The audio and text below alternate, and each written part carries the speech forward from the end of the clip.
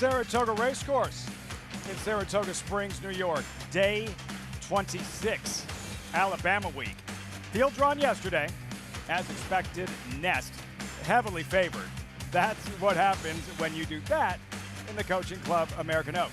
That's on Saturday. First things first. Today, you're going to meet the Kantamasi Brothers. You know the name, you know they train horses, but this is about their story, their journey, a long way from home and making it work together. And finally, the Thursday feature, busy morning. That's the name of the horse, 2-1 morning line favorite in the Statue of Liberty as the New York Stallion Series continues. So glad you could join us on Saratoga Live, as always, brought to you in part by America's Best Racing. For the love of the race, visit americasbestracing.net today. Live look at Saratoga Racecourse. A little overcast on this Thursday afternoon, very comfortable. One of the oldest active sporting venues in North America, and the first is just moments away. Just outside the paddock. Welcome, everyone. I'm Lafitte Pinkai. We have so much to get to this afternoon, and we'll do so. The march towards the Grade 1 Alabama, the Statue of Liberty, today's feature, and we'll get to all of it. But again, the horses are on the track for the first race, so let's go ahead and set the table. Today's race is the menu, brought to you by Claiborne Farm. Race 1, start of the early pick 5 in moments. Race 5, start of the early pick 6. Statue of Liberty is the 9th. Main track is fast, turf course is firm, temperature in the high 70s. So I welcome in my co-host, champion jockey Richie Migliori, New York Racing Association analyst Andy Serling. You guys know the drill. When the horses are on the track, we get right to the handicapping. Andy, who'd you come up with in race number 1? Well, I mean, my premise in this race was I was going to try to bet against the 6, who I actually think would have been favored in this race. Now, maybe I'll be wrong, but we'll never know. So I end up on a horse who is favored at 6-5 in Uncle Waterflow, and I feel like I'm already wrong because I thought this horse could be some value because of the low-profile connections. Thought this was the horse to beat. Public seems to agree, and the connections are not scaring them away. Uncle Waterflow at 6-5. See how they looked moments ago. New York bred, $25,000 maiden claimers. Out of the Wilson Chute, and there is Sensible Conclusion up there at 9-5. Obviously a logical horse as well, and given the quality of this field, this horse's races make as much sense as anybody coming back in 7 days. Lucky Mucho Man, Patricia Generazio, homebred. Third, albeit beaten almost 17 lengths last time in the same level. Javier Castellano, lots to smile about. More on Uncle Waterflow in a moment. Here's Uncle Bruce. The unrelated uncles will break side by side in the gate. Yeah, ran once on dirt, albeit in the slop, and that wasn't a very good run. Reunion Tour, 16-race maiden. Yeah, this horse has had plenty of chances. Now, there are races that are fast enough, but the reality is the only one at the Naira tracks was the benefit of a very strong bias. And a big scratch, as Andy mentioned. Olympic Dreams is out. Start of the early pick 5. You can play that pick 5 with your brand new Naira Bets account. Get involved, and when you do so, use that promo code TOGA200, and you're going to get that $200 deposit match. Get involved, sign up, NairaBets.com. As we say hello to Maggie Wolfendale, standing by in the winner's circle, I'm guessing. Maggie, a little will go a long way in this one. What can you tell us? Isn't that the truth? As it typically is in these maiden claimers, Lafitte. Sensible Conclusion, yeah, he comes back off of the week rest in here, and weight is good and energy's okay. You know, he didn't really, he wasn't that enthusiastic in the warm-ups, but I feel like he could win here, just given the competition. I like the mile for him as he stretches back out a bit in distance here. I've always thought that that makes a lot of sense for him. As we'll check in with the other favorite, actually your current even money favorite, Uncle Waterflow. I love his energy levels. He's been bouncing on his toes since he got the saddle on back in the paddock. But Javier Castellano opted just to keep him at a jog in the post spray. Would have loved to see this horse kind of go on and gallop a little bit. I did not get that, but otherwise he looks fantastic. For me, he is the horse to beat based upon appearances here. And one that I've always thought the mile is ideal. I wasn't thrilled with his chances going the 7 furlongs last time out, as he was checked back early in that race, and he was the only horse to really make up any kind of ground going back to that July 10th effort at Belmont. But I'm going to take a stab here with one that's a big price. I know they've thrown a lot against the wall with number 4, Uncle Bruce, and it hasn't stuck, but he tried the dry track once, I should say. the main track once. It was a sloppy track, and it was a maiden special weight field. And I just, looking at him, he doesn't look turf meant at all. He is by Lauban, which he does produce more dirt horses. And the dam was best on the turf, and so were the siblings, but they handled the dirt A-okay. This guy's very upright in his pasterns. Nothing really about his leg or foot conformation suggests turf to me. And he's a big, good-looking sort where I think the mile should suit him well, getting back to the main track, and a fast one at that. So, like I said, Lafitte taking a little bit of a shot against the favorites in here, though I can't really fault them. Just looking for a better price. Little value in the first. Maggie, thanks so much. Maybe you're just joining us. Want to play the races, don't have past performances? Equibase has you covered. You can get all the stats on the horses, jockeys, trainers in today's races. Visit NYRA.com/TV schedule to download your free PPs on all the races on today's show. Andy, how surprised are you about the discrepancy? Are you surprised in terms of price with Sensible Conclusion, #1 at Uncle Waterflow? Yeah, I really thought, and I'm not saying this is a criticism of the trainer, Eddie Persaud, but he doesn't win races and he doesn't have any sort of name recognition. This horse would be a bigger price than Sensible Conclusion, but obviously I'm wrong, and the public doesn't care in this field. We got to root for Uncle Bruce, though. Your neighbor and my good friend Tony McCarthy owns this horse. Your Saratoga neighbor. That's interesting. What a neighbor you are. I keep to myself. I mind my own business. Clearly. Yeah. Keep my head down. Mig, a man who keeps to himself.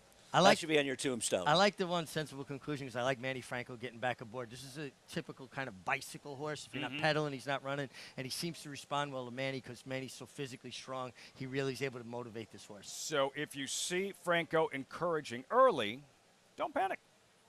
That's just Sensible Don't Conclusion. panic until the 8th pole when it's 5 Then behind. you can panic. Manny Franco, the only jockey with multiple wins on the Wednesday card at Saratoga. As we say hello to Frank Miramati back with us for the Thursday card. Standing by with the remainder of the load and call, race 1 of 10 from the Spa. They're in the gate. And they're off. Sensible Conclusion is hustled right out of the gate to take the lead. Uncle Bruce going with him in the opening furlong, and Uncle Bruce is even quicker and is able to open up 2 lengths in a hurry. Sensible Conclusion second by the same margin, and then it's Lucky Macho Man clearly third. Uncle Waterflow is fourth, and at the back of the field is Reunion Tour. The pace setter will be Uncle Bruce by a length over Sensible Conclusion second. The opening quarter went in 25 1/5 seconds. Uncle Bruce in control. A length and a half in front. Sensible Conclusion racing in second. Then it's Lucky Macho Man, a closer third. Racing on the outside of Reunion Tour, and Uncle Waterflow has 4.5 lengths to make up. Uncle Bruce has been there every step of the way. Sensible Conclusion is asked to get after him now.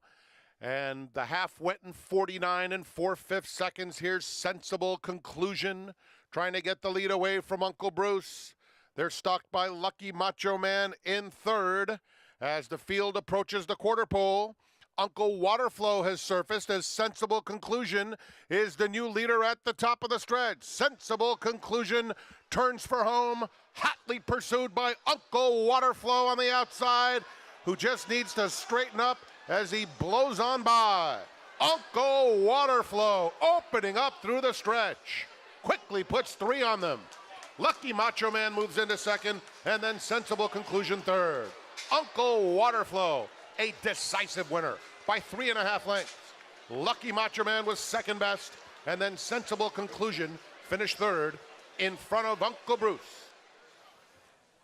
Hall of Famer Javier Castellano strikes early on the Thursday program. Uncle Waterflow rolls in the opener, graduating in his 9th career start. This horse is much the best. The pace was honest for these horses with the no run-up or little run-up. 25-1 is actually kind of moving for this quality of horse.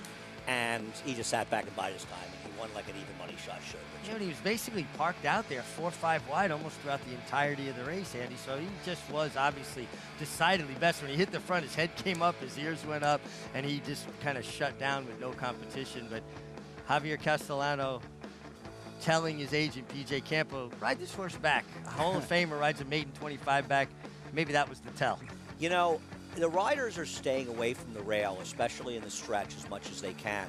Even the horses we've seen wire in the fields, and we've seen speed be pretty good over the last several days of racing at least, And horses in front are not on the rail in the stretch. They are drifting off. The riders now would be inside. Now, I'm not sure there's anything wrong with the rail, but the riders don't want to take that chance. And I imagine when you rode, there were times when you felt like if there might be something wrong, I'll err on the side of caution if I don't have to lose that much ground. Yeah, but you're always paying attention. You're even warming up. You're kind of testing out parts of the track. You're watching in the morning how horses feel underneath you. So if you're not doing your homework, someone else is, and they're going to have an edge. Maggie, she does her homework, told you the energy he was displaying, Uncle Waterflow, and performs accordingly. 3-2-1-4 in the first at Saratoga. We'll have those results in a moment. Yesterday, we watched Dakota Gold dominate in the New York Stallion Series, the boys division, Cab Calloway. Today, it's the girls' turn. Statue of Liberty division, 3-year-old fillies, mile on grass, much deeper than yesterday's Cab Calloway, number 6. Busy Morning, 2-1 morning line favorite. This was her maiden win, late June. Belmont, state-bred company, Andy, and you talk about an absolutely drawn up on the chalkboard, picture-perfect trip. Right, but she also overlaid that field that day. Now, she did have an outside post. In fact, she drew in from the also eligible. I think she was the 14 horse this day, and she ran very well. The problem I have with her is she's stretching out now to a mile around 2 turns.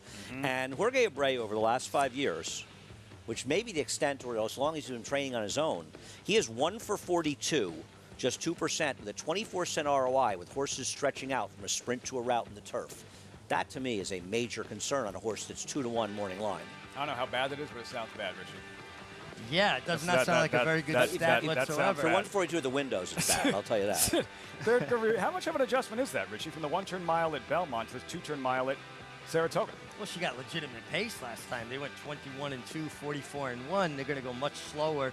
Is she going to settle as well? I mean, just because a horse finishes that strong sprinting does not always translate to them finishing strong going further. It was a very firm course. I mean, they went 107-3. Turf sprints just live in some sort of island where other races don't exist from a timing perspective. That race, with its fingerprints all over the Statue of Liberty, this was the Kupakoi's Joy, Andy, and Dream Central, like a struggling maiden then, and somehow winning this race and popping it 39-1. And listen, she showed it's legitimate with her win last time out. But I'm going to say a couple of things, and I'm not knocking her. I'll say a few things. First of all, the horse that ran the best race in here was Royal Dancer, who ran 3rd, who's inside of her today and is the controlling speed in today's race, because she set the pace that everybody else collapsed that was on top of. And then when Dream Center won last time, that course and that race was a very outside, flowy race for closers. The other problem is she's paid $81 and $21. Today, if she wins, she's going to pay $7. To me, you missed the wedding You had twice. Your chance. You had your chance. According to Daily Racing Form, Richie, jockey Jose Lascano, who's riding very well, had his choice. Busy Morning, Dream Central. He went with Busy Morning. Castellano takes over on Dream Central, and it's that couldn't have been an easy call for this one. It couldn't have. You win 2 big races on a horse, it's hard to jump off them. But I also think connections play a factor in that as well. You know, how much business he has coming up with Jorge Abreu, maybe as opposed to how much business he has coming up with Gary Siaka. I agree completely. I don't necessarily think, and you don't know, we're only guessing, but I agree with Richie. My guess is he has more horses he rides for Jorge Abreu than he does for Gary Siaka. No knock on either horse, and it probably just made a tough decision easier. Yep. That's the Thursday feature. New York Stallion Series continues with the Statue of Liberty. Javier Castellano entering the winner's circle. Uncle Waterflow in a convincing, decisive performance. 4:10 here. Uncle Waterflow. Speaking of that 6-time Travers winning jockey, Javier Castellano, is with Maggie in the winner's circle. It's not bad. Yeah, it's always nice to catch up with Javier Castellano. And Javi, you have come out and said in the last few years, I don't care what level they're at, I just want to ride. And here you are winning a lower level maiden claimer, but a horse that you rode last time. What did you think about him going from the 7 furlongs to the mile today, Uncle Waterflow? I really like it. I think it's kind of short last time, 7 furlong a little bit. I'm glad we stretched him up a little bit. It was in good field with competitive level, and I like the way he did come from behind, and I like the way he finished, because you can see the first quarter it was a little slow, and he catch up with good speed, and I like the way he finished. Javi, we see you just having a phenomenal meet, kind of a renaissance for you here up in Saratoga, and you have credited your current agent, PJ Campo. Talk a little bit about the relationship that you two have formed in these past 2 years. Absolutely, satisfied there, everything going well, thank God. PJ, he does a good job with the horses and try to pick the right horses to ride. A lot of people, they give me a little more opportunity. I feel like they trust me, they believe a little bit in me, and I think I'm glad everything going well. I would say you know this oval quite well, and too, Javi, we see you picking up Dream Central, who Jose Lezcano opting to ride Jorge Abreu's busy morning. She has won these New York Stallion Series stakes, the last two of them. When you pick up a horse for the first time, how much homework do you have to do? I'm being, right against the horses sometimes, and you learn it through every race that they go for. But you refresh your mind a little bit. I watch a replay, I focus a little bit more, and see the horse, what kind of detail I can make improve. I can make it improve the horse a little bit.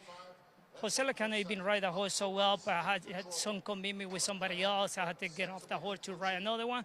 And the opportunity came, and I'm able to jump it and ride the horse. And I think everything, he gave me the opportunity, and Gary Siaka, he gave me the opportunity, and we picking the horse in the right time, the right place. I believe we have a lot of chance today to win the race. Javi, wishing you the best of luck and continued success. Congrats here in the first. Thank you, Maggie. Javier Castellano, always doing his homework, not afraid to ride any race, and it shows here with Uncle Waterflow, Lafitte. Very insightful, very thoughtful, Javier Castellano. Andy, now it's narrative, how well he's riding, and you see it in the results and the wins here at Saratoga. What did you first notice when you started seeing Castellano at Belmont that you said, all right, that's the Javier Castellano I know? As he just started making his moves, his timing was probably better. He just seemed like he was making smart decisions in his riding, and he was getting results at Belmont. I think what people are missing is if Belmont had been Saratoga, they wouldn't be talking about this as a new phenomenon over the last month to 6 weeks. They'd have talked about it 3 months ago like we were in the show, and we talked about it quite a bit. It's just because the microscope is on Saratoga. If you stink at Saratoga, everybody notices it much more than when you're at Belmont, and if you ride well, everybody notices it more. And I just don't think people saw it. He's riding as well now as he was riding at Belmont. He's obviously, whether it was an issue with him, he had some physical issues, whatever it was, he's getting better mounts, but he's also riding much better. And it showed at Belmont. This is just an extension of what he was doing around down there. And we talked about it quite a bit on the show. Yeah, and there's just so many moving parts here. If you're not right physically, it throws your mental game off. You're more preoccupied with what you're nursing or what's hurting you, right? Then your confidence suffers because you're not riding as well. Therefore, you're not winning as much. You're not getting mounts. And you're not getting the same mounts. And it just sends you in the spiral. You feel better physically, you ride better mentally, make better decisions, your confidence comes back, the mounts come back. It's such a vicious cycle that riders go through, and you've got to be strong enough to stay the course and keep working your way through it. And his agent, BJ Campo, has done a terrific job with Eric Cancel. I mean, won a riding title with Eric Cancel at Belmont, at Aqueduct. And he's done a great job with Javier. And Javier going to PJ, they've worked very well together. Could be the start of a very productive afternoon for Javier Castellano. Carragate, the favorite in race number 2, and a serious contender in the Statue of Liberty. Speaking of which, more New York breds, more Wilson Shoot. Fillies and Mares allowance optional claimer, $100,000 purse. Carragate with Javier Castellano, 8-5, with about 20 minutes to post.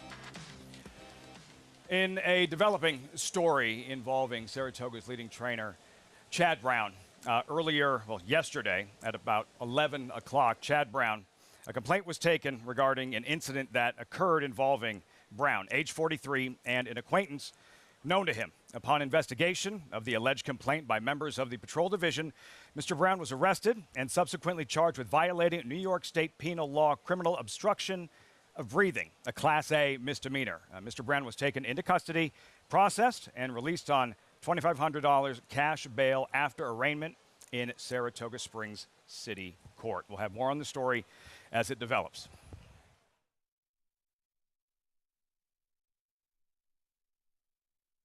This proven son of Giants Causeway has sired 7 millionaires. With over 10% stakes performers, his recent top runners include Tarabi, placed in the Grade 1 Spinaway and Breeders' Cup Juvenile Fillies, Grade 2 winner Plum Ali, multi-millionaire Shivaji, plus these standout performers. Now his biggest book in the past decade will be 3-year-olds in 2022. A proven value sire, First Samurai, standing at Claiborne Farm. BloodHorse Plus, available through BloodHorse.com, provides exclusive, timely, and unmatched content to subscribers, including Fox Sports, BloodHorse branded weekly programs, a detailed stakes winners section, behind-the-scenes videos from BloodHorse staff, on-demand access to deeper horse statistics, and a $5 monthly credit to equineline.com. Upgrade to BloodHorse Plus today.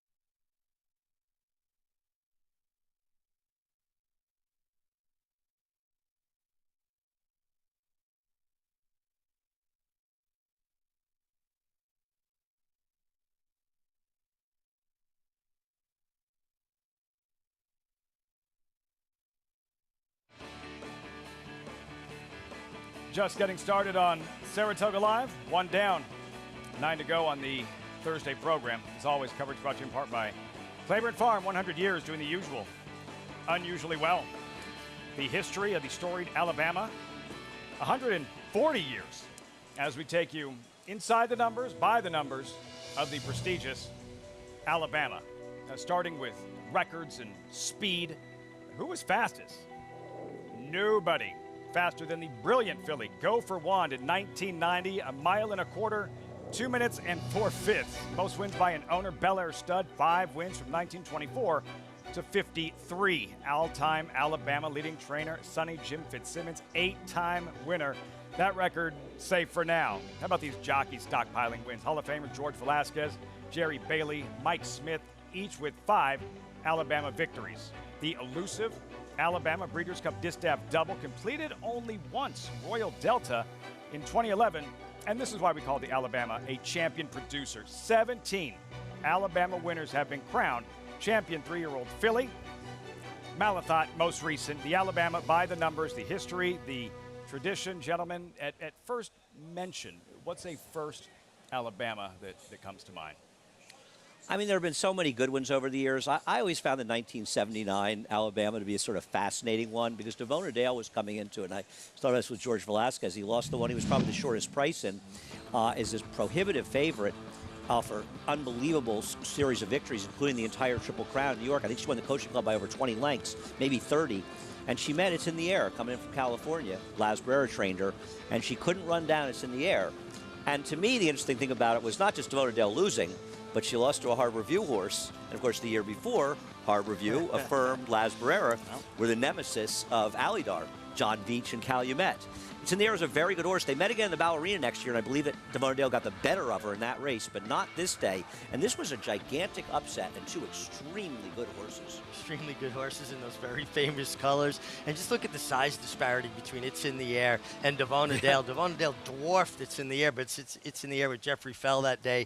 Got the jump on her, ran all the way through the wire, and Devona Dale, your champion 3-year-old filly, could not reel her in. And the next week, she went off as the favorite in the Travers, where General Assembly set that track record that Arrogate beat, actually. She finished 4th that day. She was the 2-to-1 favorite. If we never talk about the 1978 Travers again, that'd be just fine by me. Anybody, Travers next anybody do anything week, bad this in week, that the race? Alabama, the America's Best Racing's Race of the Week. 142nd edition. Field drawn yesterday and looks like this. 3-year-old fillies, 1.25 miles, $600,000 purse, 7 deep. Nest, 1 to 2. Morning line favorite. Our team did a little barnstorming. Let's meet the field in post position order. Number 1, Scratch Cat, trained by Phil Bauer, owned by Rigney Racing. Yeah, this starts improving, actually. Won a race. The third-place finisher came back to win here for Todd Pletcher. And trainer Phil Bauer doing a great job at this meet, but she needs to step forward in a big way. Tough spot to make a graded stakes debut. The Grade 1 Alabama. Number 2, Goddess of Fire. Second in the opening day Wilton Stakes. This is not the Wilton Stakes. Yeah, this is a big step up in class, and she's going to have to find a race that she hasn't been capable of yet. But Todd Pletcher must think the mile and a quarter is in her wheelhouse. Just like Malathot last year, Pletcher, and to be ridden by Johnny Velasquez. Number 3 is Gerrymander, Mother Goose winner at Belmont late June, Powerhouse Connections. I think she's the biggest threat, the favorite in this race, coming off of her excellent effort in the Mother Goose, and she seems to be improving in leaps and bounds and is training well, and unlike Secret Oath, she's coming in this race off a very good effort. 7-2 on the morning line, Gerrymander. Number 4 is Nest, the division leader, 2-time Grade 1 winner, strictly the one to beat. Really, I mean, just put all her game together. Incredible run in the Belmont Stakes.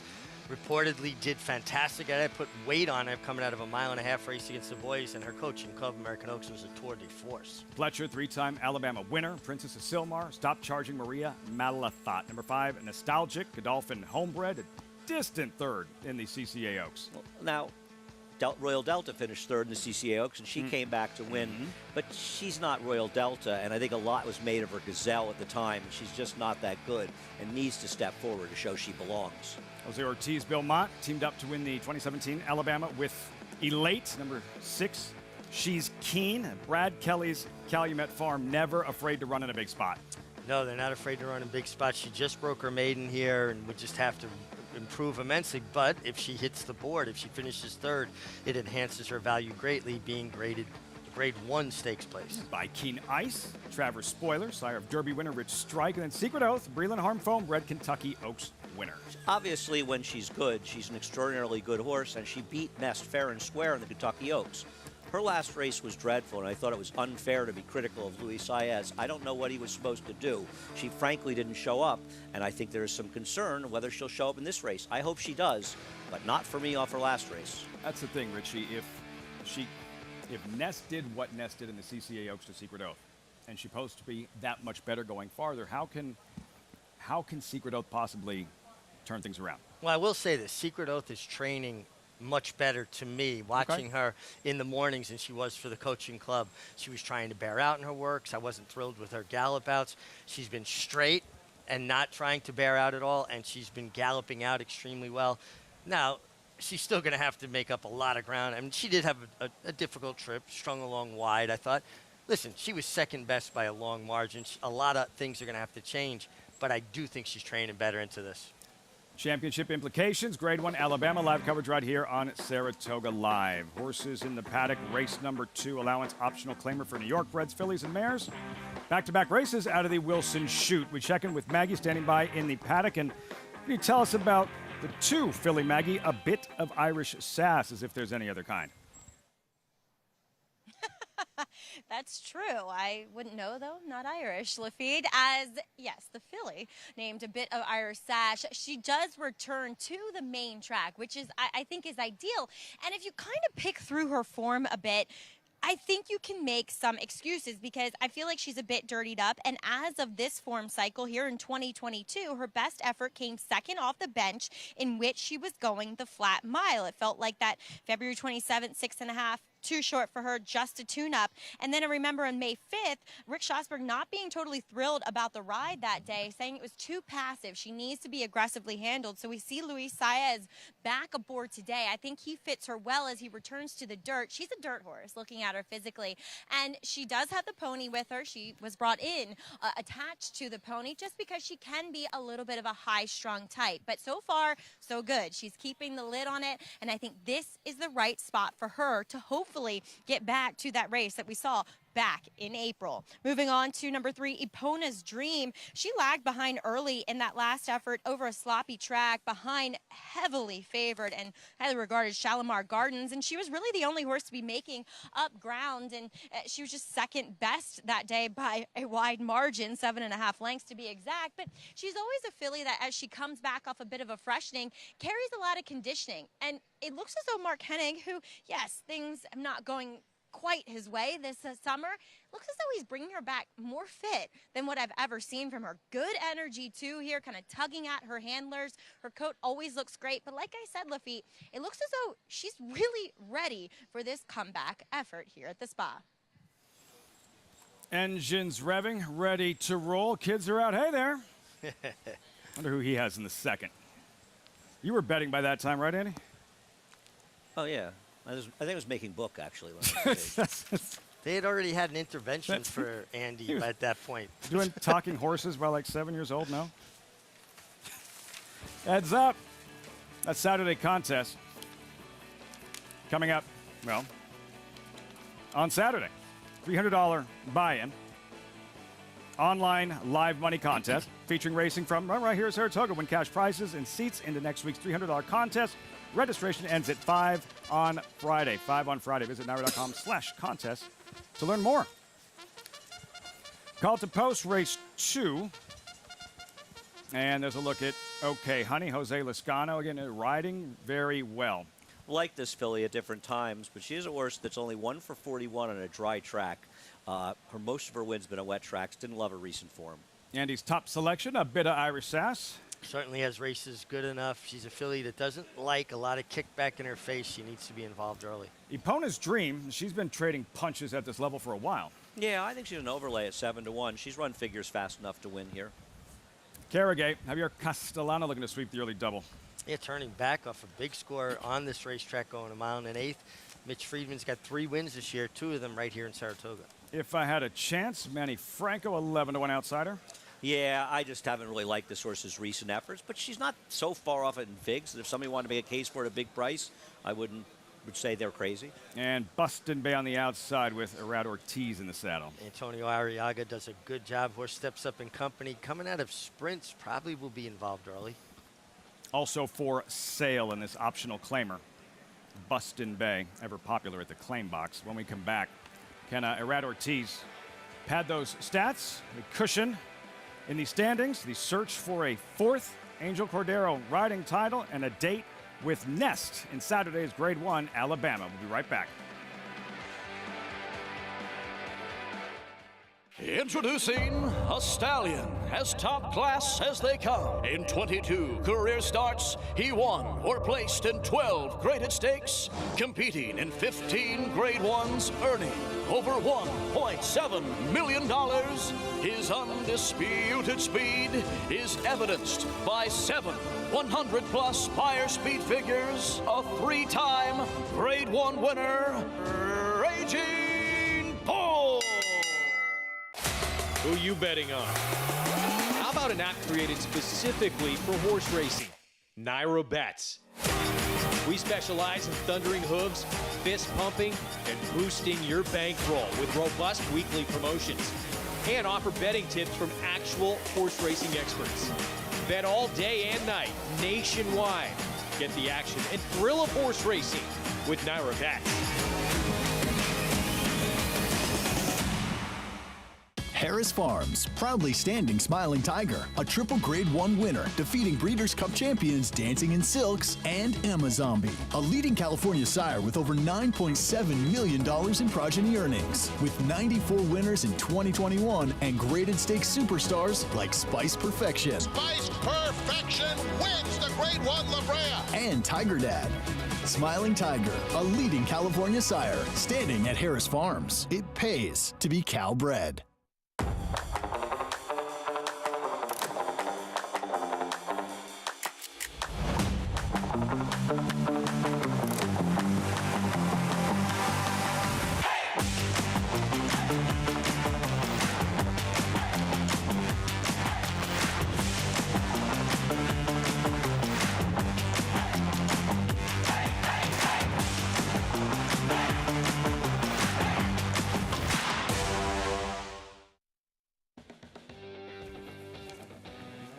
Gearing up for the second at Saratoga, 4 minutes out.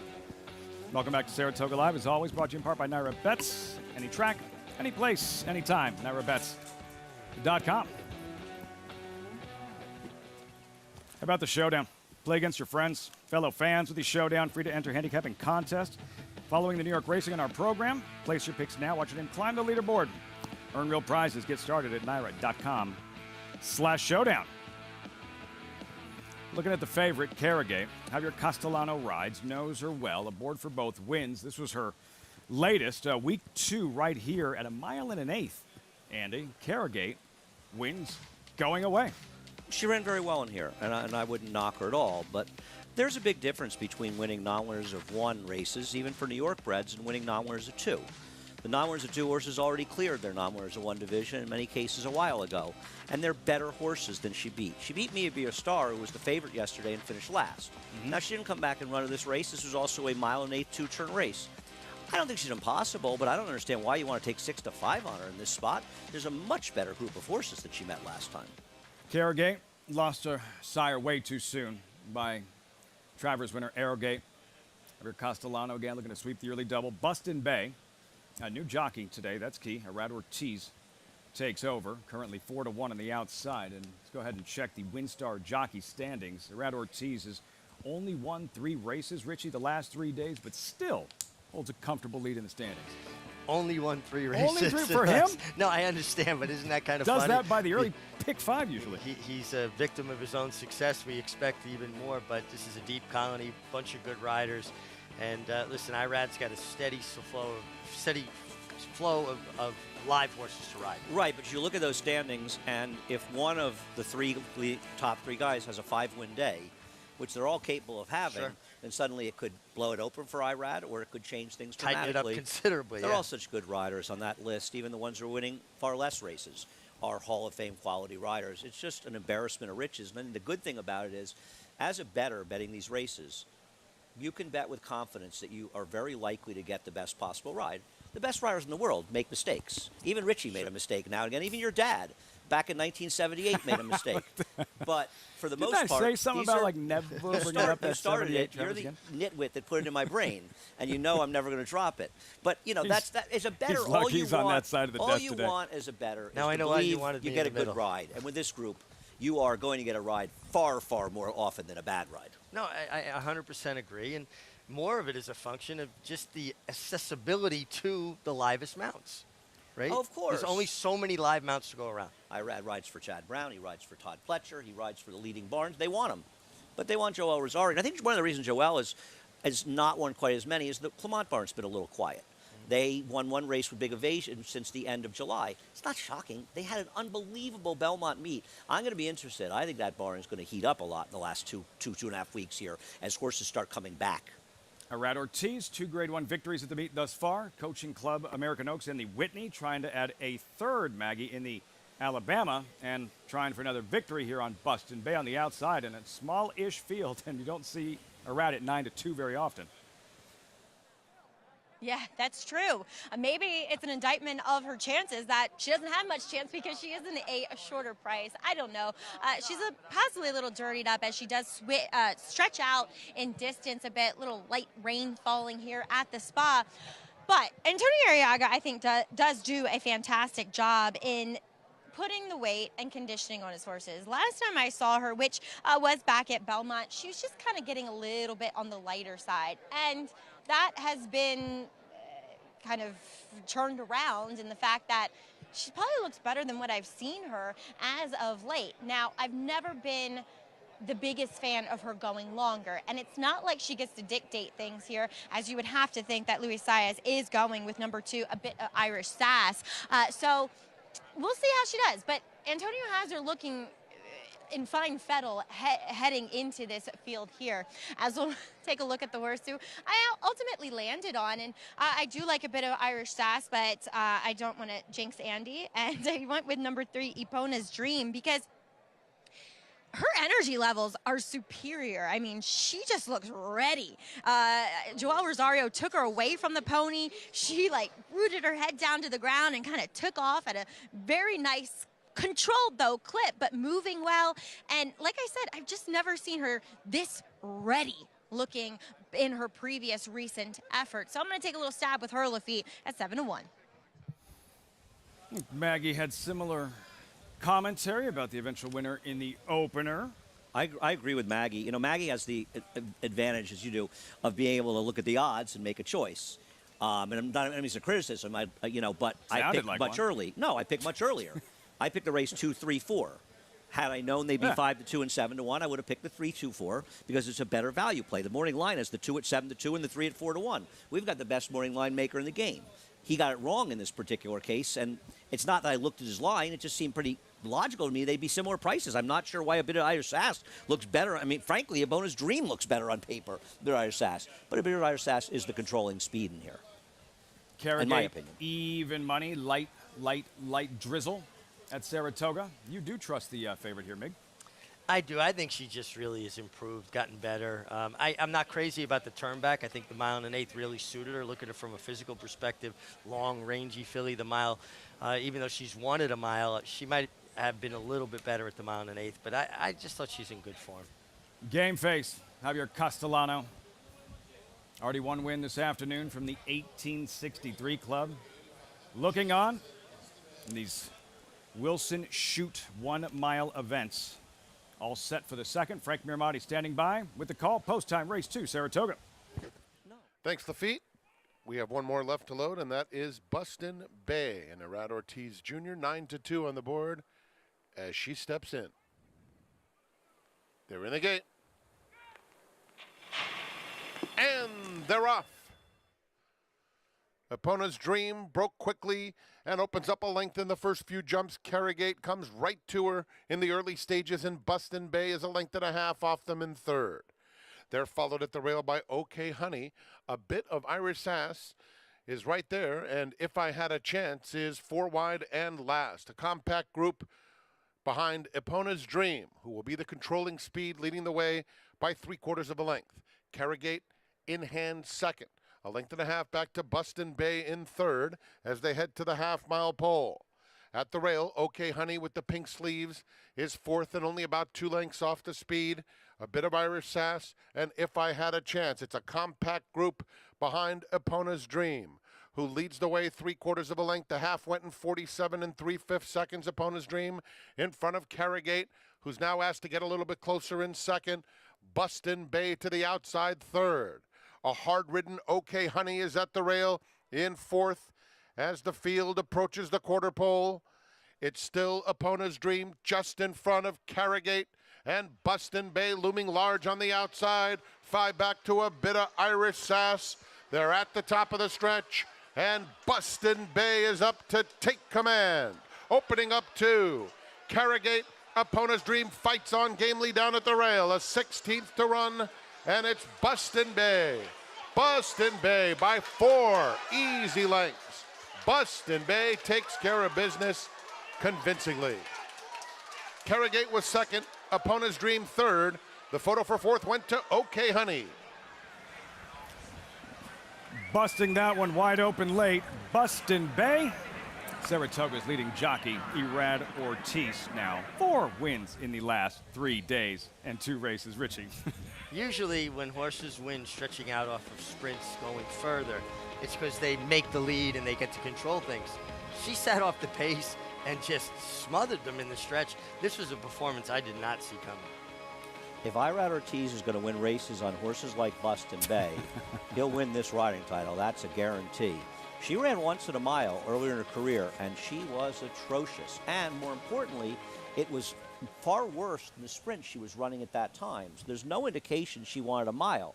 She's a Bustin Stones, who was a very, very good sprinter, a Grade 1 winner.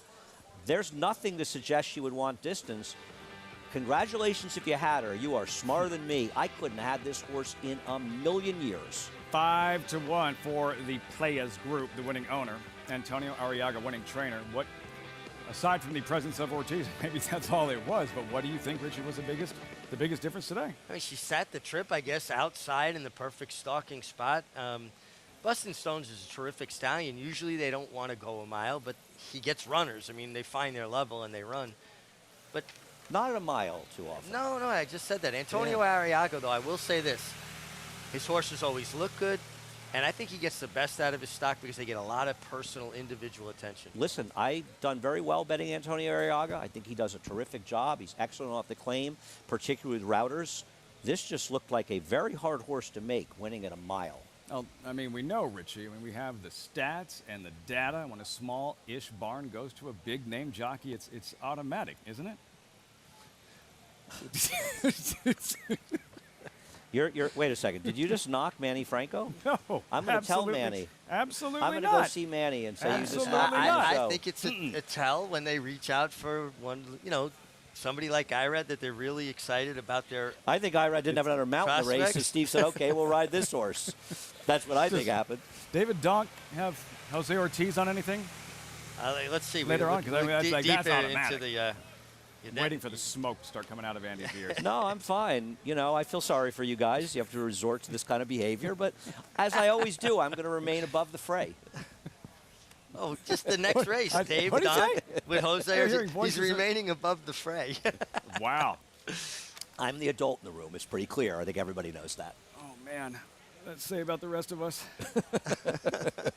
Boston Bay, 5-1. Leading rider, Irad Ortiz, 6-4-3-1. Another look. Boston Bay here.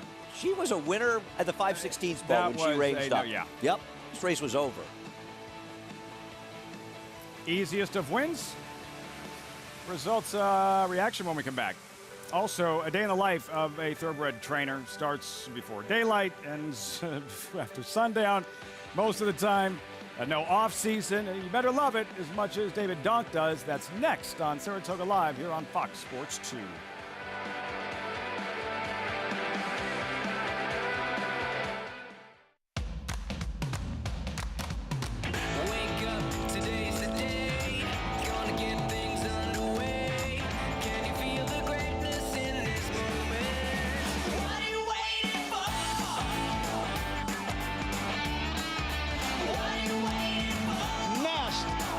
The best.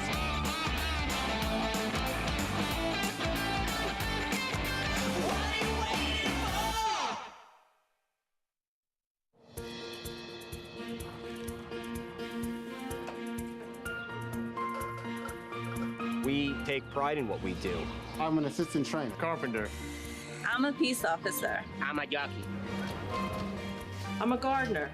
I'm a groom. I love what I do. We are New York Racing. New York Racing helps support my small business. It's extremely important to the New York economy. This is like a big family. We are New York Horse Racing.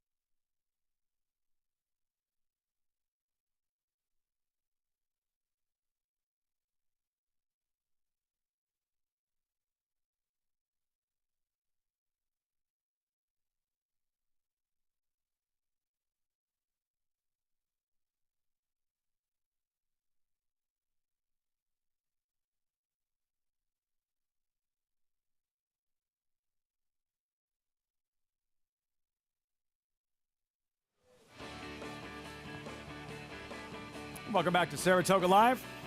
It's always brought to you in part by America's Best Racing. For the love of the race, visit americasbestracing.net today. Look at that view. Brand new Post bar, Paddock suite. Might be even cooler, like actually inside than what it looks like on your television monitors. Gotta figure out how to finagle an invite up in there so I could check out the view and like watch a few races from up there. You're a big mocker, Richie. You can just walk up there. I can walk up there. They're gonna let me in. You can just get Jose Ortiz and Tell them David no Donk to make the call for you, because whenever they do anything together, it's automatic. It's gold. Yeah, absolutely. It is very nice up there.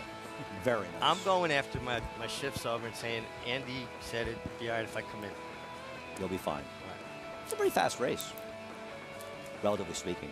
And again, I'll follow-up question right after we hear from Maggie standing by in the winner's circle. Pleased to be joined by Steve Schauer of the Players Group. And Steve, you and trainer Antonio Arriaga have enjoyed quite a summer up here, going, what, 3 for 5 now with this win with Buston Bay? Yeah, it's awesome. I mean, you can't complain. When you win up here, it's the best ever. So it's to go 3 for 5 was great. A few years ago, we went 3 for 3, which was awesome. So, and Antonio does a phenomenal job. I mean, from Antonio all the way down, if you want to look at all the way up, everybody does a phenomenal job. So, and it's all teamwork. And teamwork, I like the way you said it. It's a small team, and I see you out in the mornings. You're very involved with your horses and the horses that you claim. How much individualized attention do the horses get, and how much does that lead to success? I believe it's a major part of our success. I mean, everybody knows their job. Everybody knows what to do. If we have disagreements, we talk it out, and it just works. It just works. So I'm just happy the way things have turned out. I mean, unfortunately, my wife couldn't be here today. Hello. She's always with you. Always, always. It's killing her right now that she's not here. So, but hold on, next time. We'll see. She's in a lot of the win photos, I'm sure. But Buston Bay, as we were talking about, Antonio had her looking spectacular, but a little skeptical about her getting the mile. Did she surprise you, or were you expecting this? She surprised me a little bit, but Antonio said that she's been taking off on her a little bit and training real hard, and she wants to go longer. So I was a little skeptical about it, but I said, okay, she's putting on weight. You noticed it. And we said, let's try it. So we did, and it worked out. It worked out in a big way. Steve, congratulations with her and all the success you've had this year. Great. Thank you so much. I appreciate it. Steve Schauer of the Players Group. They make some good claims with Antonio Arriaga and Lafitte. Antonio, while he's a trainer himself, he also gets on some nice horses for trainer Todd Pletcher. So he's been around some nice ones in his life and knows how to manage them. That Pletcher magic rubbing off Antonio Arriaga, and a big win there, Buston Bay. And with this Wilson shoot that we continue to study and learn the more races that are run, Andy, and you pointed out about the run-up and how important that's going to be moving forward for handicappers in terms of looking at those races the next time those horses circle back. Right, well, just looking at the fractions, I think it's also, and I mentioned this yesterday, I was remiss in saying it earlier, the fact that they're running right into the turn as well, you could almost argue that there's a very strong similarity on a flat, on a dirt, between these races and the mile and a 16th races on the inner turf at Belmont Park, which have extremely slow paces because they take a sharp left turn hitting the backstretch. And that's kind of what's going on here, and I think it's a combination of those things, but I think it's also hitting the turn. The configuration of the races is going to lead to slower first quarters. Would you agree? Well, I agree definitely about the run-up as well. They're just not in full stride. You know, the longer the run-up, the faster the first fraction naturally is going to be. And the fact you get that short run-up, and like Andy says, boom, right into the turn. Everybody's kind of jumping out, trying to get their spot, and moderating quickly. Something to keep in mind moving forward with the Wilson shoot, the first year reconstructed here at Saratoga. 2 down, 8 to go on the Thursday program. Race number 3. Turn the page. First look at grass racing. More New York Reds Turf Sprint Allowance optional claimer. Number 6, 2-1. Jill's a hot mess. Take a look at the entry for trainer David Donk. She's a wild joker with Jose Ortiz in the saddle. So it's 2 o'clock in the east. What time does your day typically start? For me, I got up around 8:30 this morning in horse racing circles. That's like sleeping till noon. Not proud of it. But this is important because for those young aspiring trainer, like this is what it takes. Case in point, trainer David Donk, who's been doing this for a long, long time, and his day started many hours ago.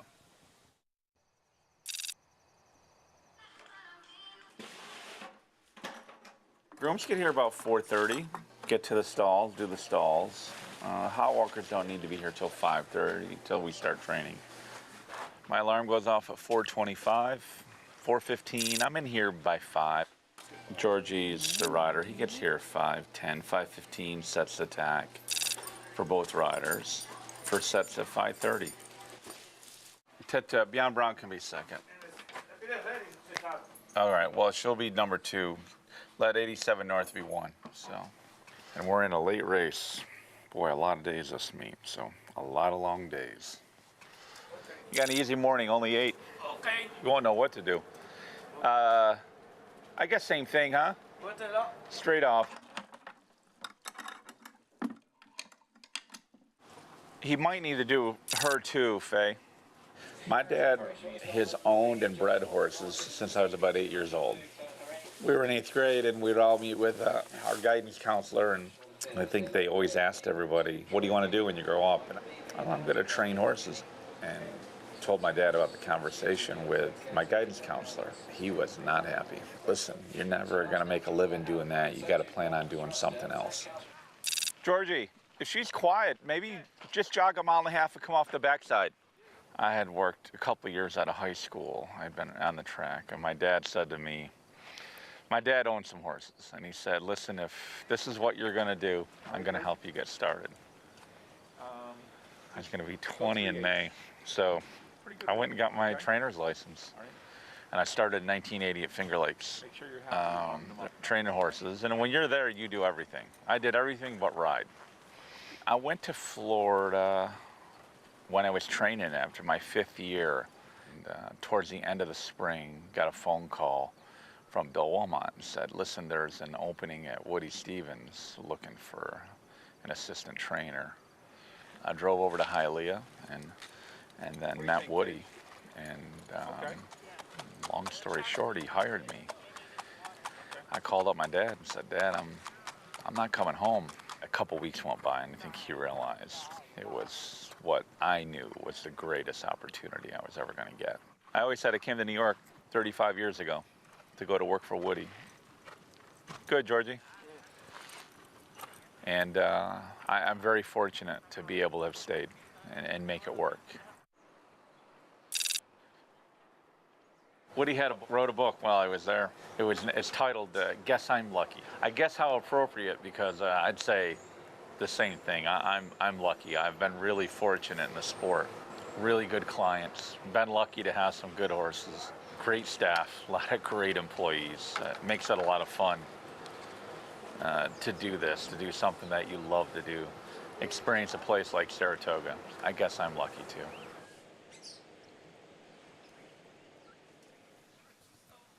Lucky, works hard, and he's good. David Donk. Richie, I can't imagine that year-round there are many positions in sports more demanding than training thoroughbreds.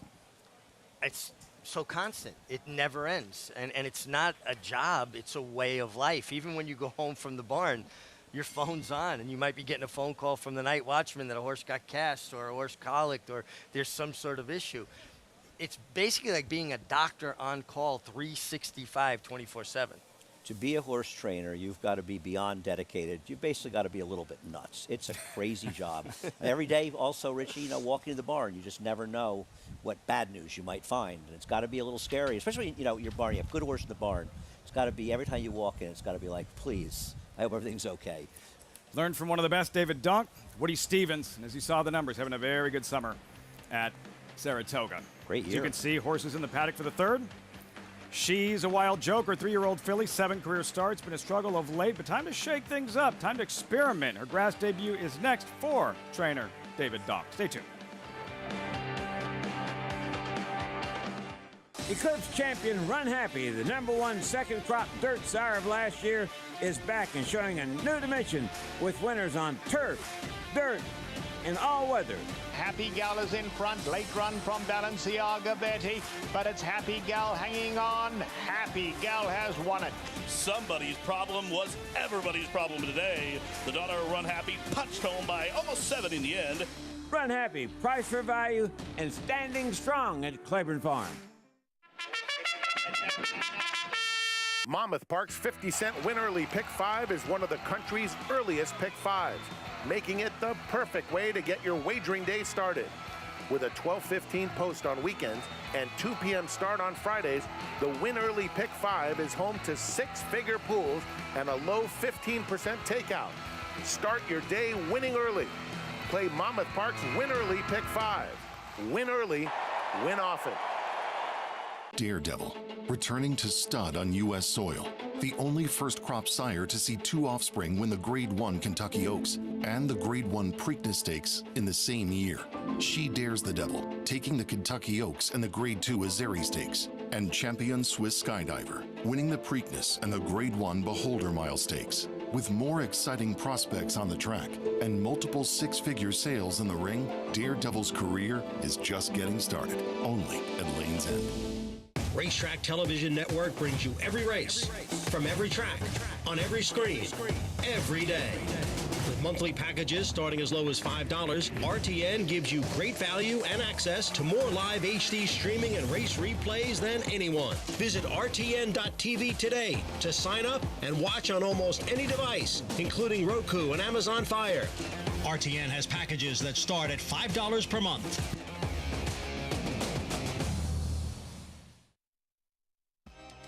Good crowd on hand. What else is new? This is Saratoga Live. Third race in about 14 minutes. Horses in the paddock. Updated odds. New York breds, $40,000, $45,000 allowance optional claimer. First look at grass racing. Turf sprint. Fillies and mares, 3-year-olds and older. She's a Wild Joker. There she is, Maggie. What are you noticing from her for trainer David Donk? Well, he does send out a potential likely win candidate and in Sassy Melissa, but she's a Wild Joker. She's a wild card here. She tries the turf for the first time. This daughter of Practical Joke. He hasn't seen that much success with his progeny on the turf, but they are better in sprint, so that's one thing going for her. And catching up with our good friend Dave Donk, as we showed the feature on him prior to the break, he said that Jose Ortiz, after she didn't break that well last time, she just didn't run a step, and that Jose got off and said, why don't you try the turf with her? And it's something that kind of caught Dave a little off guard, in that he doesn't usually say that. And furthermore, he said, why not? Because she's been training well, and it hasn't been reflective in the way that she's running, so why not try something different? And observing her here in the paddock, does have a bit of a turf hoof to her. I know there isn't an abundance of pedigree to suggest, yeah, she's going to love it, but there is some physicality, and two, one of her best efforts did come on a sloppy sealed track at Finger Lakes, and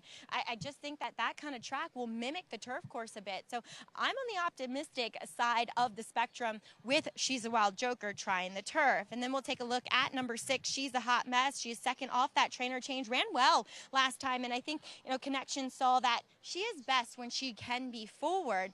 She looks good in here from the physical perspective. She's a little bit more on the quiet side. Wish there was a little bit more energy. Not to say that it's not out of character for her, but her weight looks good. She looks strong and fit, and I hope that they ride her the same way that they did last time, just to be forward. And I think that's when you see Jill's a Hot Mess show up with some of her better efforts, Lafitte. She's a hot mess. Jill's a hot mess. He's not. Saratoga's all-time leading jockey, holds just about every record, closing in on 1,000 wins at Saratoga. Johnny Velasquez. So riders up in a moment. The post-parade, we touched on one stakes race for 3-year-old fillies on Saturday. Here's another. Lake Placid, 8 deep, mile and a 16th, inner turf course, $200,000 purse on the quick comeback with the Moonlight. Morning line favorite 9-5. But let's start with last month's Lake George. And the top 3 are back, including stablemates Dolce Zell and Eminent Victor. This is a thrilling finish in the Lake George. Third place finisher as well comes back, Wallow Princess, who didn't run that badly off the layoff. I still continue to believe that Dolce Zell, coming through tight inside, was a fortunate winner, and I bet her in this race, and probably Eminent Victor ran the better race. The problem these 2 or 3 horses face, if they take a look at the PPs of this race and they can handicap, they're going to go, uh-oh, this just got a lot tougher, because there are a number of new players in this race that are probably better than they are and are better than the horses they faced in the Lake George. Glad you brought that up about Eminent Victor. Stumbled significantly, lost by a nose. Can't say it didn't cost her. And yeah, just 13 days ago, Richie Godolphins with the Moonlight, avenging her loss to McCulloch in the Saratoga Oaks. A terrific terrific ride from William Buick. Yeah, I mean, she was always forwardly placed, a bit on the keen side. I actually think turning back to a mile on the 16th might make it easier for her. You see, she's a filly that gets very washy, but that's just her, and she just kept finding it. It is a quick turnaround, but they feel like she wouldn't want any part of the Jockey Club Oaks going 1.5 miles, so they chose to give her a try here. 11 furlongs, actually, for the mile fillies. 3/8, okay. Yeah, I'm on the fence with this filly. I don't know. Why? Because I think there's other players in here. Consumer spending. She's coming back. She ran well behind her when they met in the Belmont Oaks. And I think Haughty is a horse that will run a much better race going 1 mile and a 16th than she did 1.25 miles. Haughty is a horse that, and I think you'd agree, Richie, she probably ran the very best race of anybody in the Breeders' Cup Juvenile Fillies, a race that's been strong. And maybe she just had a real fair chance to show what she could do as a 3-year-old. She ran a bog at Penn National, and then she tried 1.25 miles and couldn't get the distance. She may be the sort of interesting, pricey wild card in there. Doesn't it feel like she's one of those horses that kind of falls into that category where people say, well, she closes so well going 1 mile. 1.25 miles will be fine. But really, they're just, it intensifies their turn of foot going shorter. Closing doesn't mean they want to go longer, as we all well know. And speed sometimes is the ones that want to go longer, like in the Moonlight. Good race. Very strong race. Really good edition of the Lake Placid. And it's not like with the Moonlight has spent the last 2 weeks in globe-trotting. She's been here since the Saratoga Oaks. William Buick, since the Belmont Oaks. William Buick will not return to ride. Louis Saez takes the call. Success with Godolphin in the past. Essential Quality last year. Belmont Travers. And I'm interested to see what she looks like, having adapted and been here a little bit longer. And I know she'd been here since the Belmont Oaks, but so profusely sweating in that Saratoga. It was really hot here and very, very humid. Just something to keep an eye on. Not that it mattered. She still handled a very good field and racked up another win. Well, something that's not out of character for her. I think that's important to know what is normal for any particular horse. Yeah. That's the Grade 2 Lake Placid. Post-parade. She's a wild joker. Look out. Jose Ortiz, David Donk. First half of the entry. The worst thing that could happen to you is you actually like this horse, and you're right. Because she's part of an entry, you're getting a ridiculously low price on a very unlikely winner, and a horse that would be double-digit odds if she were running on her own. You saw Sassy Melissa. It's a keeper. Yeah, it's a keeper. Last time she won was up here last year, August 12th, going 5.5. She'd have to find that race again. One of your favorites. Andy, Dancing with Daffodils. I am a big fan of Dancing with Daffodils. I like her today. She faced better last time. She can close into sprints, and I think she makes a lot of sense at a nice price. Get the candy, Louis Saez. I think the main speed here, she's quick, and she should be in front. Fontana Freda, owned and trained by James Bond. Maybe we can show her last race at some point, because if she runs back to that race, even moving up in company, she's likely to win. She looked like a wildebeest the way she was running with a super wide trip last time. Jill's a hot mess. Current favorite, 2-1, 7 minutes out. Well, she seems to be very well placed outside the other speed, which is get the candy. She should be in a good stalking spot. She's 2 for 3 at Saratoga with a second. She makes a lot of sense. Johnny Velasquez in the saddle. Jill's a hot mess. Field for the third race, third straight race, New York Breds, 5.5 furlong turf sprint, post time in 7 minutes. On Sundays, we hand out the Dunkin Dash of the week. The horse or human, it's like a player of the week. For more, we check in with Maggie. So pleased to be joined here by Tom Burke, the Capital Region Dunkin' Donuts franchisee owner, as well as our Dunkin' Donuts on track. And Tom, we're approaching fall. It's hard to believe, but that means it's the most exciting time of the year. It's pumpkin at Dunkin'. Yes, it is. Here we are at the Saratoga Racetrack again. Dunkin' Donuts and the Saratoga Racetrack paired up again for another great race season, which we're very excited for. And we have the launch and additional products here at Dunkin' Donuts. For our fall lineup here, we have our traditional Dunkin' pumpkin glazed donuts, as well as our munchkins and our muffins as well. Also, participating for this month, we have our pumpkin swirl iced coffee, hot or iced, as well as our signature latte and our new pumpkin cold brew with the cold foam that goes on top. Is that new? It's new. It's new for this window, which is fantastic. It's a fan favorite. Everybody really enjoys that. So we're able to have something additional to the fall lineup, if you will. Participating all Dunkin' Donuts in the area. From as of yesterday to September 13th, we invite all of our valued Dunkin' Donuts customers to come on down to any of the stores and partake in our medium cold brew or medium signature latte for only $3. So it's a great way to go ahead and kick off the fall season, and no better way to kick it off than at Dunkin' Donuts. It's a great way, too, to kick off a day at the races as well. Now, which one's your favorite here? And I'm going to try it. I love the streusel muffin, and it's the best. It really is. It truly is. And so that's going to be the one that we're going to have to cheers to, obviously. And Tom. We have our pumpkin iced coffee as well. Tom, cheers to Dunkin'. It's fall season. That means it's pumpkin time. Thank you so much. Best time of year. Thank you again. I appreciate it greatly.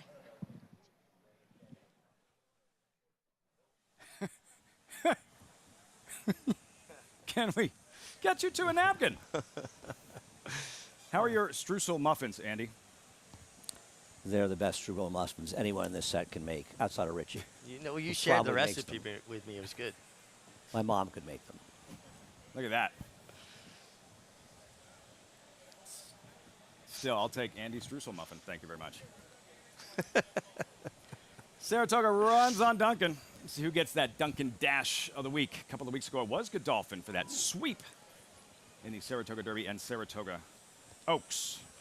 Have a chance to see with the moonlight again this weekend in the Grade 2 Lake Placid. What are you seeing here, Richie? Dancing with Daffodils making a nice impression, Andy. I think she's going to run well. She's an overlay at 7-1. I have no idea why she doesn't seem to the betters to be fit in this race. She doesn't have sexy connections at all. Maybe that's it, but I think she's a huge player in here. And Jill's Hot Mess did run well last time, but I don't think she ran a lot better than Get the Candy. She's a little wide, but I think Get the Candy can control in this race, and I think she's very dangerous to wire her. Jill's Hot Mess might be sort of perception that she's a horse that loves Saratoga, and maybe that's the case, but this is not a barn that is winning too many races over the last few months. Alaska's aboard on that afternoon. That was on the 22nd of July. Yeah, key races. You saw 3 of them coming back, and a tough loss here for Jill's a Hot Mess run down late. Yeah, but she ran well, and I think Yeah, she's just well she ran placed. well. She's well placed outside, Andy. I think doesn't she get like the first look and the first run at the 4 Get the Candy? Probably, but I prefer Get the Candy. Frankly, is the speed. I don't know if we have time and can show that Fontana Fred replay, but I mean, she ran a remarkable race last time. Now, they were much weaker horses, no doubt. Not nearly as good as these, but that's a race where she got a 69 buyer. And when you look at her trip, obviously she ran much better than buyer. So she didn't even break in this race. And she was literally caught 4 to 5 wide the whole way around the turn and made this incredible run. She's throwing her head. Javier to try to fight her to keep her straight. And, I mean, this was visually an incredible performance. Not nearly as good a field as she's running against, but her performance was exceptional. And I think if she sort of found herself and can run back to this race, she could absolutely beat these horses. Rails out. Look how much ground she loses. And like a big field. I mean, yes, this is a tougher race, but it's a smaller field. She should be able to handle. Erratic in the stretch. Trying to lug in, and you see Javier having to correct her. And she wins. And when you're correcting, you're slowing a horse down. You're not. You can't let them run forward because she wanted to get over on top of horses. No, this is an amazing performance by her, and I mean, I think she's extraordinarily dangerous. I know a track announcer, Michael Rona, would have said, covering more ground than Lewis and Clark. How often, Richie, do you see a horse make that many? If you're new to the sport, what she did in the stretch, and it's like a fumble, that's an interception, that's a turnover, that's a mistake. How rare is it to see a horse run that erratic in the stretch and still win? Particularly in a big competitive field like you get in Saratoga, it's very difficult. You're making mistakes and you're giving up ground and forward momentum. She should be easier to handle in a smaller field and work out a better trip than she did there. Now, she's going to need to because it is a tougher race, but that race was a lot more impressive than the margin of victory would lead you to believe. No, that was an excellent effort. I don't know if she can beat better horses or run back to that race, but she was exceptional last time. Maggie, how about the 4 here? Get the Candy with Luis Saez. Well, as our good friend Jonathan Kinchin likes to say, with regards to these 5.5 turf sprints, it often is the speed that takes them gate to wire. Although number 4, Get the Candy, was unable to do so last time, I'm going to give her another chance and roll the dice with her. I know Jill's a Hot Mess, who is your favorite, did get the better of her in their last meeting. But Get the Candy, I've always had a little bit of a soft spot for her just because she's your quintessential turf sprinter. I, too, like the fact that Mike Maker picked her up 2 starts back, and she just looks great.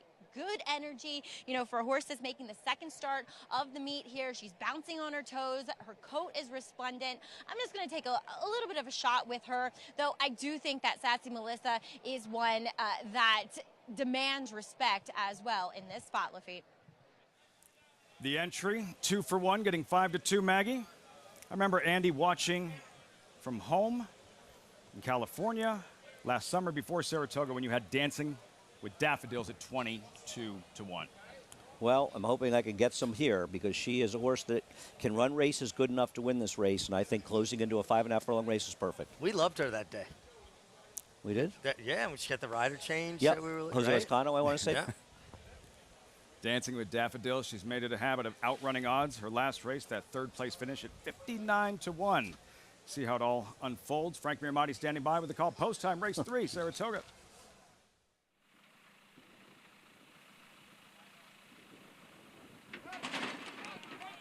A little bit of restlessness from It's a Keeper.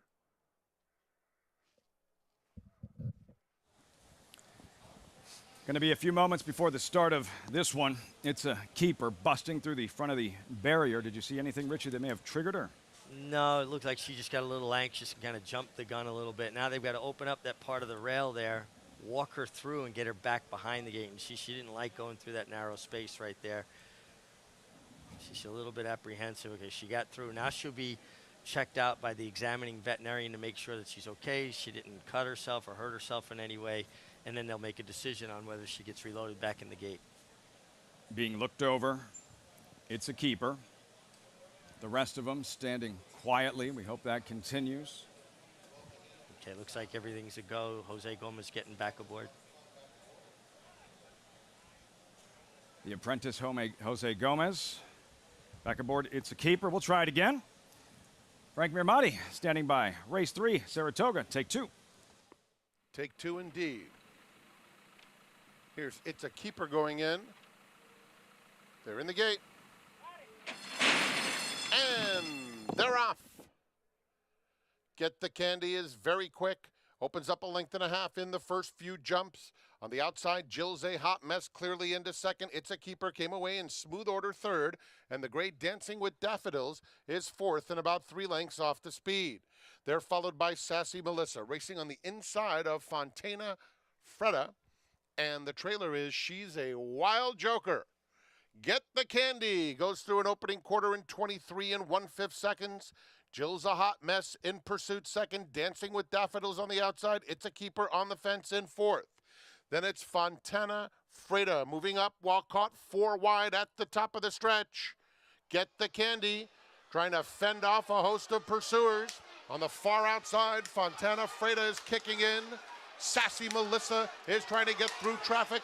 And Jill's a hot mess is still right up to Get the Candy. Get the Candy, Jill's a hot mess. Sassy Melissa stymied in traffic, gets out for a final crack.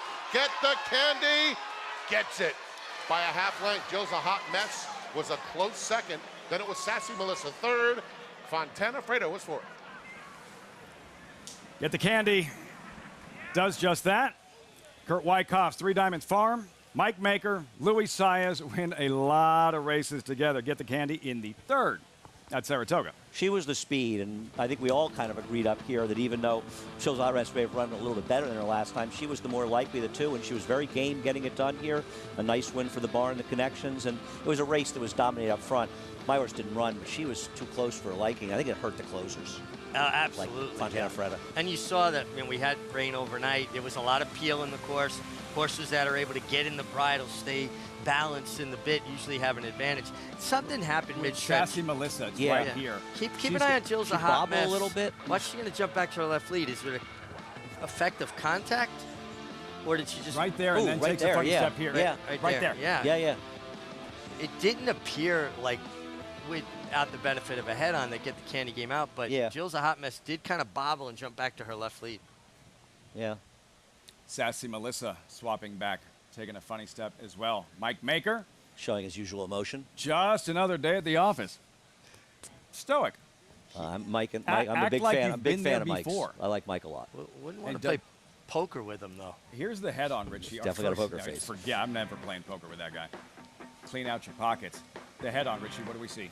All right, so we get The 1 is on the rail. One is on the rail right now. The 1, right? And the 6 is outside of it. Jill's a hot No, mess. she's in the 1A is in the white cap. white cap. Thank you. Now, they Too come high. together here, but Oh, he came out. No, he came out. I didn't see a whole lot. Who came out? You don't think Joel came out?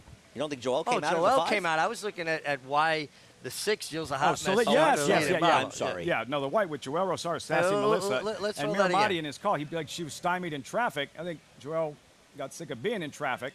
White cap. He's got the gray horse keeping him in. Yep. He's right behind the eventual second-place finisher, the 6. Javier Castellano in that 5 with her head going up. Same little bit like last time, not as bad. Now she barges her way out. Yeah, that was a, excuse me, I'm getting in the clear right yeah, now. there's an inquiry. An inquiry has just been posted, and I love Joel Rosario, but this horse should come down. It was a bit abrupt. Yeah. Let me put it this way. If they run 1-2, you'd say they should come down, wouldn't you? Yeah, 100%. So, I mean, and it applies for the placing here as well. And also, I think the point, and I know you're sort of making it too, is people should know is the contact was what it was. Javier had her kept in. Javier was riding legally and well. Right. And Joel said, I want to get out. He pushed her out of the way to get out. And you She's don't not have allowed out. ownership of that. You No. don't have the right to Javier did just have the ownership, choose right? Absolutely. He had established his path, his line, and he had her basically essentially boxed in. And that's just good race riding. That's what your job is. And by the way, and so again, does not involve the winner. You saw Mike Maker, Kurt Wyckoff, Luis Saez. Excellent performance. Get the candy. By the way, that's not the run-of-the-mill. When we talk about herding that's often allowed here in New York, that's not herding. That was an absolute, like that, she slammed into the horse to her outside. That's not herding. Physical herding. And let me say something else. Joel Rosario rarely rides like that. I can't remember. It honestly seeing him do looked that. like he just got frustrated being stuck behind horses and said enough of this. Might be the kind of one where he's apologizing to Javi and saying, I got a little upset. They all do. Yeah. It happens to the best of them. We'll have the results when we come back. Also, terrific story about the Kantamasi Brothers. You know the name, but what about their story? Madkin and Ilkay. They're far from home. How did they wind up in racing? How did they wind up in New York? That story's next.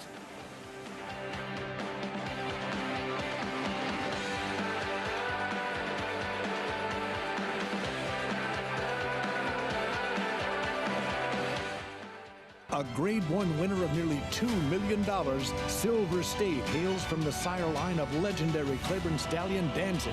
And his second dam is full sister to Kentucky Derby winner Monarchos. After winning the Oaklawn Handicap, Silver State defeated Knicks Go in the Grade 1 Metropolitan Handicap. On the board in 12 of 14 starts from ages 2 to 4, his career included a 6-race winning streak. Grade 1 winner Silver State, standing at Claiborne Farm.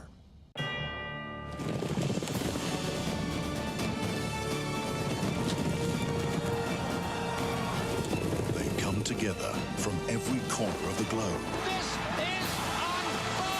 in pursuit of the one reward that sets the special few apart. The title of World Champion. Don't miss racing's ultimate coronation. The Breeders' Cup World Championships at Keeneland. Tickets on sale now.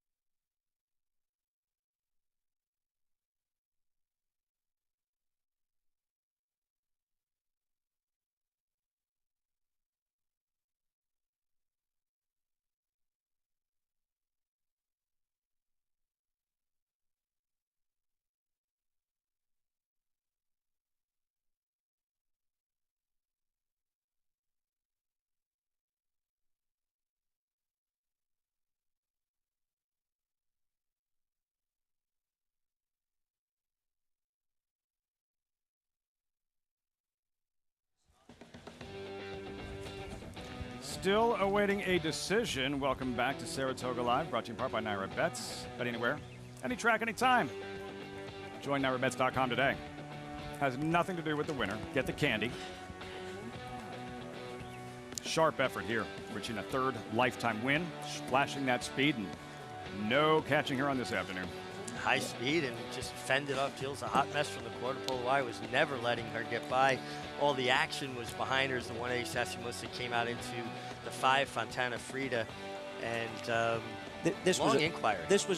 It should have been down by now. This was a very slow pace. We'll follow that up. Down to Maggie in the winner's circle, standing by with winning owner Kurt Wyckoff.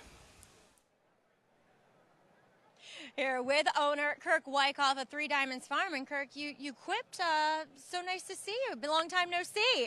But get the candy. She used her speed to her advantage. Yeah, we claimed her for that reason. When we got her out of her 7-furlong race, she obviously, even without blinkers, is very fast.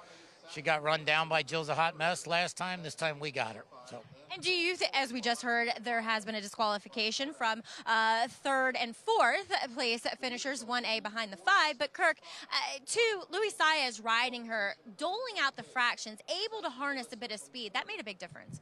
Well, it does. Louis great on the front end. Everybody here says go to the front. It hasn't been that way this year, especially on the grass courses. So we were glad she got home. I thought it was a little fast, 22-1, but that's what Louis does best. So we like him for that. You also have a very nice dirt routing filly by the name of Army Wife, as she will be participating in the Summer Colony Stakes. She has given you many thrills. How, are you looking for her to kind of rebound in this race here? So we thought she should have been second at Monmouth behind Search Results. Search Results, obviously a very talented filly. She ran here last year in the Alabama. This was an easier spot than the Personal Ensign, and it kind of sets her up for the 400,000 at Churchill the end of September. Post 1 a little tough because the track's been a little deep inside, but enough speed, and it's a fair race. We think we got a big shot. Well, Kirk, she's always been one of my favorites. Wishing you the best of luck with her, but congrats. Get the candy. What do you get for celebrations tonight? Well, we get the candy from my wife's candy store in Media, Pennsylvania. So we were happy to claim her with that name because we always go there to get the candy. Nothing like shameless plugs, Kirk. Congratulations. Kirk Wyckoff, Three Diamonds Farm with Get the Candy, as she took him gate to wire in this one here, guys. Nothing wrong with it whatsoever, Maggie.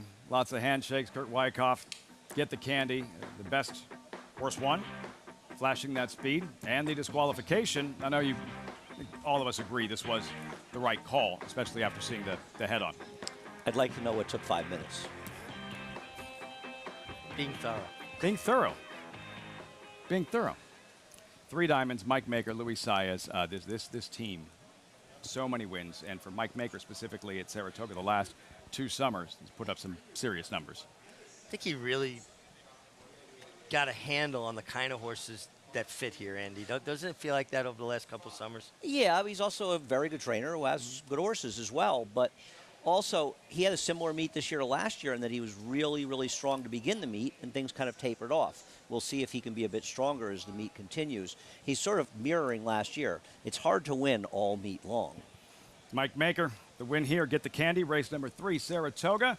March forward towards the 4th handicap, 3/4 of a mile dash. Lots of horses in new stables. And while Mexican Wonder Boy is the favorite at 2-1, take a look at number 4 stage left, trained by Matkin, Kantamasi. Turns out I've been saying his name wrong for a long time, not the first time. If you've watched the show long enough, you've heard the name Kantamasi. You know that they train horses here in New York. But what else? What about their story in a long journey from Istanbul to Saratoga? The Kantamasi Brothers, stronger together.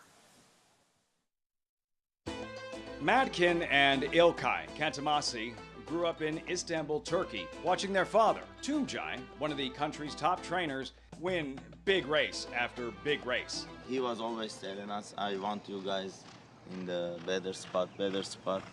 So he made United States his goal for our future. Oh, you know what? Gallop. Same, back up to wire, same.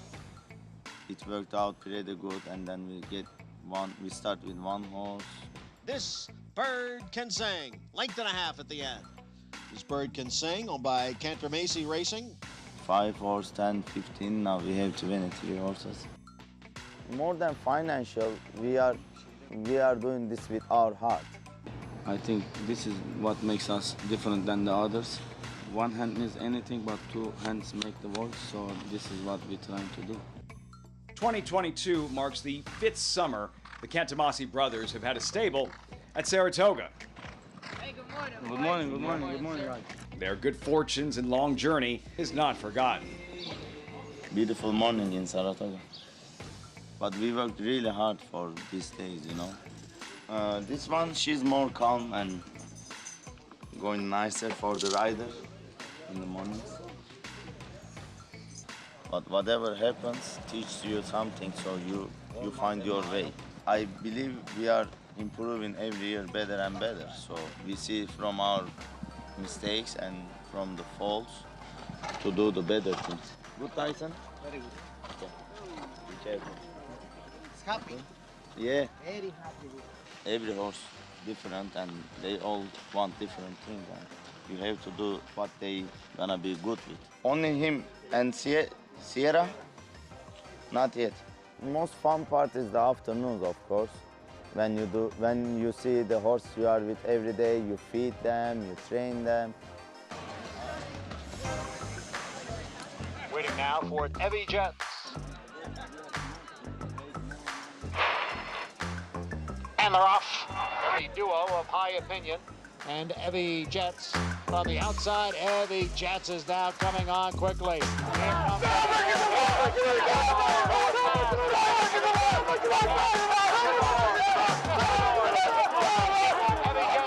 and Messidor to take over in deep stretch and win it.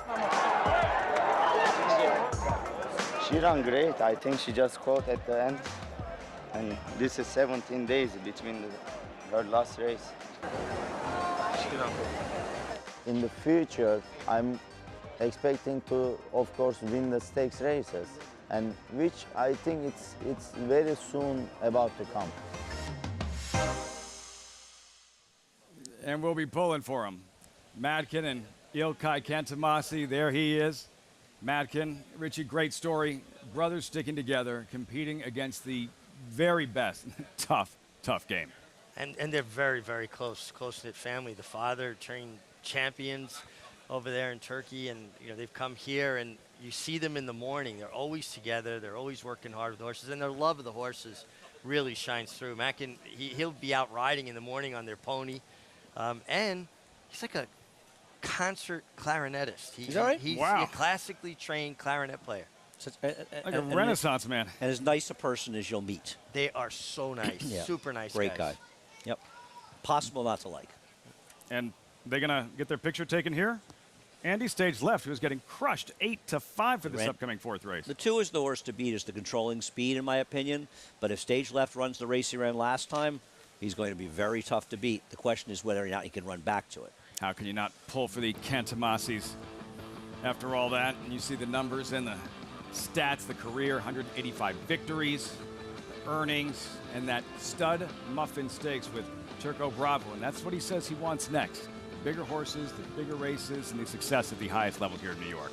Well, if his work ethic goes anywhere, it's certainly going to take him there, and his personality. And they just do a really good job. Their horses look good, and they usually run to their looks. Nothing but good things to say about them. Great story. The Kantamasi Brothers. And they have stage left coming up. 8-5 favorite. As our coverage continues here on Saratoga Live, 19 minutes out. There he is, stage left. Trying for an 8th lifetime victory for the Kantamasis. 3 of those wins here at the Spa. Stay tuned.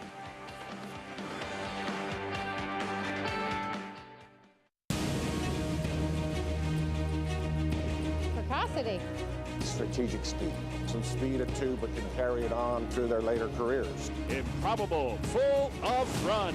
Improbable, now a Grade 1 winner. It is a complete runaway, an authoritative run. It's Improbable to win the Whitney.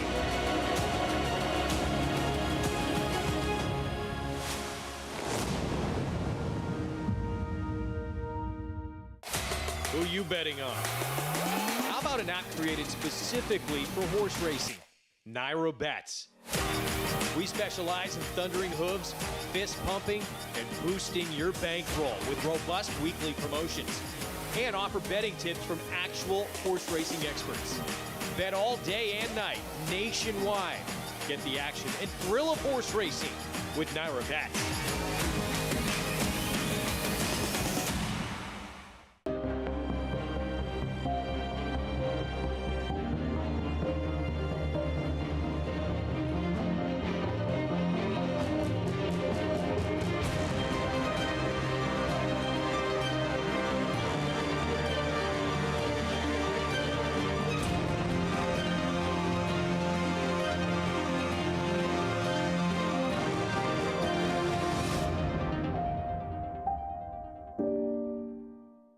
It's America's original sport, and no one covers it better than America'sBestRacing.net.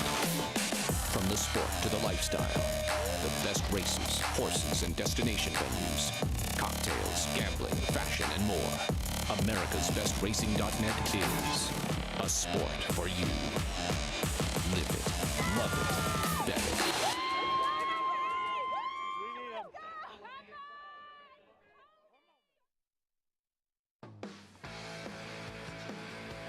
Welcome back to Saratoga Live. Riders up in a moment. 16 minutes out, race 4. As always, coverage brought to you in part by Run Happy. Champion sprinter, record-breaking speed. Now the sire of winners on all surfaces and distances from 7/8 of a mile to 1.25 miles. Perfect segue. 1.25 miles. Run Happy Travers on Fox. Every summer, the highlight of this Saratoga meet.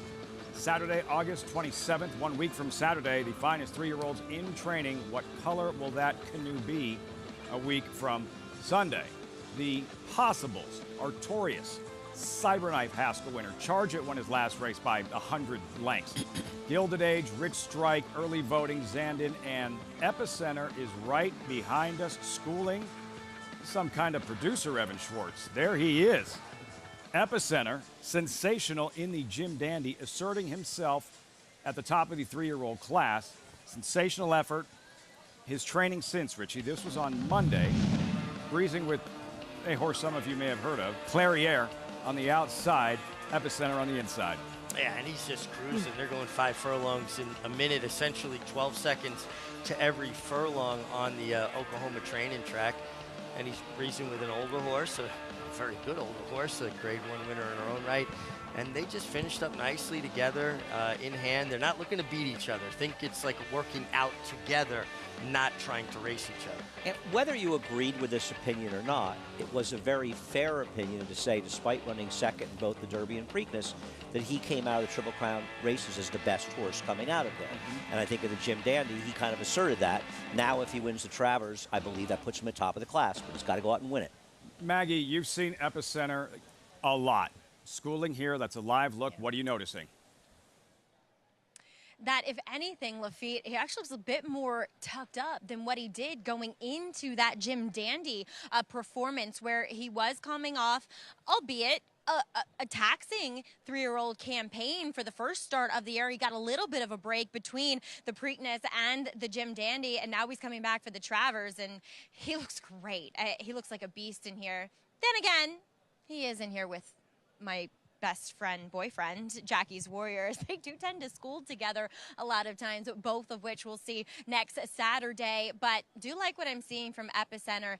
He just has a bright disposition here in the paddock. All things you want to see for a horse that is going to maybe get the sternest test, other than that Kentucky Derby, of his career so far. But taking a look at the horses here in the paddock for this 4th race, it is that starter allowance that we see going the 6 furlongs. And do want to talk about some horses that are coming in off the claim, beginning with the inside runner. That's number 1, All Cools, who will go first off the claim for Jeremiah Englehart. And last time he kind of was pressing that pace, going the 7 furlongs, and Flamingo Hawk just sat the ideal kind of trip he'll also meet again here. And Al Coles, he did finish in front of the horse that he battled with for the majority of that affair, but did get a bit leg weary late, kind of started lugging in a bit, just all indications of a horse that was softened and a bit tired from that effort. He'll come in here for Jeremiah, and he looked good last time, but he just looks... he just has the right demeanor today. He's kind of brighter, just a little bit more alive in the way that he's acting as they got the tack on him. So I like what I'm seeing from him. Again, not in love with that inside post. The pressure's kind of on him to attain a position going forward from there. But do like the fact that he gets to go 6 furlongs here. As number 2, Mexican Wonder Boy, we just saw him a week ago, and he's first off the claim for Dangerous Connections in Jose Camejo. He broke really well. He was just second best to Sibelius in what was arguably a tough spot, maybe somewhat tougher than what he faces here. That day, he was so sharp for his first start or second start for the Safi Joseph Jr. barn, bouncing on his toes, ripping the arms out of his handlers. And today, he's a lot more quiet. And like I always say, when you're dealing with horses coming back off short rest, you check for 2 things: their weight, does it look good? And it looks fine with him. Also, their energy levels. And he's just a couple notches below in the energy spectrum than what he was last week. So we'll see. Does the short comeback have ill effects today, Lafitte? How will he respond, Maggie? We'll find out in about 11 minutes. Zay Liscano riding very well at Saratoga. Mexican Wonder Boy, 5-2 second choice. Riders up shortly. Post parade for this 4th race at Saratoga for Epicenter. There he is. Showtime approaching for him. The Jim Dandy winner. 1 week from Saturday. Championship implications for a 3-year-old title. Anticipated favorite. Epicenter schooling here at Saratoga. We'll see him in the Travers next weekend.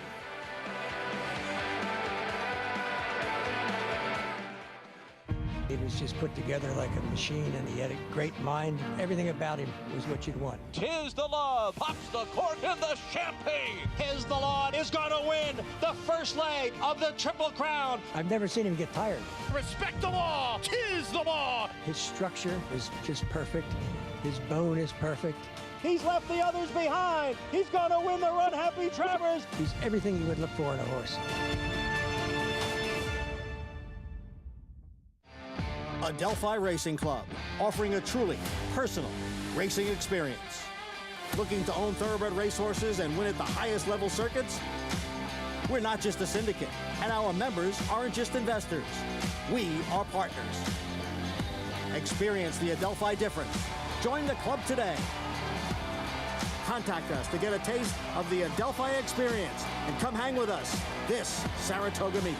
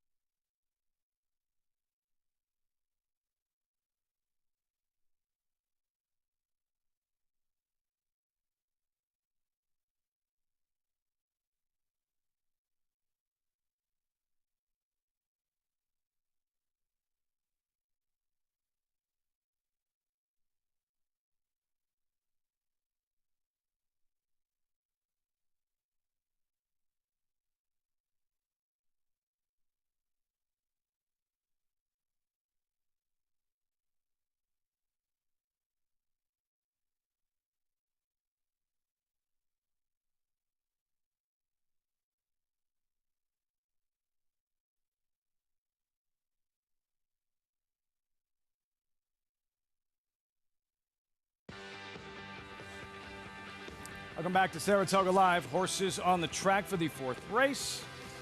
Post-parade slightly delayed. Starting with Al Cools, a productive gelding. First after the claim, Maya Engelhart. The problem is that he's not as fast as Mexican Wonder Boy, so how does he deal with his speed and end up being effective in here? Inside of Mexican Wonder Boy, right on cue. There he is, that quick turnaround. He's the main speed here. He feels like he's pretty loose on the lead, and he's a horse that's tough when he makes the lead. Long-term thinking out, stage left in for the Kantamasis. Big run last time, got out in the clear, really finished strong after being kind of unlucky in his start before, and he was beaten ahead. Flamingo Hawk, first half of the claim, Robert Falcone. This horse ran very, very well last time for Safi Joseph, is moving up, and we'll see how if he can perform that well for Robert Falcone, but kind of like stage left. His last race makes him a big player.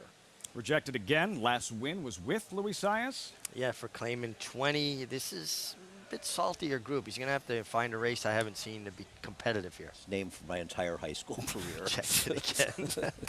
Absentee on the outside. First half of the claim, Savinio Ramirez. Will have to improve off the claim. That's the field for this upcoming 4th race. Andy, we have a lot of viewers watching, more familiar with MLB, NBA, NFL, right around the corner, college football, and how the odds equate when you look at the money line. I don't like how you skipped over the jockey when we got to math. I think that was really unfair on your part. I mean, it's 9 to 5. It's plus 180. It's like if you betting a baseball game, and a lot of people betting sports, and you're taking 9 to 5. You get $1.80 back for every 100 you bet. The straight odds are pretty much, they're pretty much speak for themselves. But 9 to 5, I'm sure everybody out there is betting sports. They've taken or laid 9 to 5 in some games. The thing with me and horse racing and why I love the intellectual game. When Richie and I are on I kid a lot, but Richie would be me if he wasn't a jockey. He would be hanging out at the racetrack handicapping. He just happened to have a skill that I never could have. But one thing about racing that you won't have in sports, you can put together a play in some triples or superfectas or pick 4s or pick 5s and bet a couple $100 and win $10,000. The value. Not easy. Not saying it happens every day, but the opportunities are there. Here at 9 to 5, stage left. Go ahead, Vic. And to be clear, I asked Lafitte to skip over me that segment. Well, it got over. Math's not my thing. There were a couple double digits up there, and I know. Did you have something to add?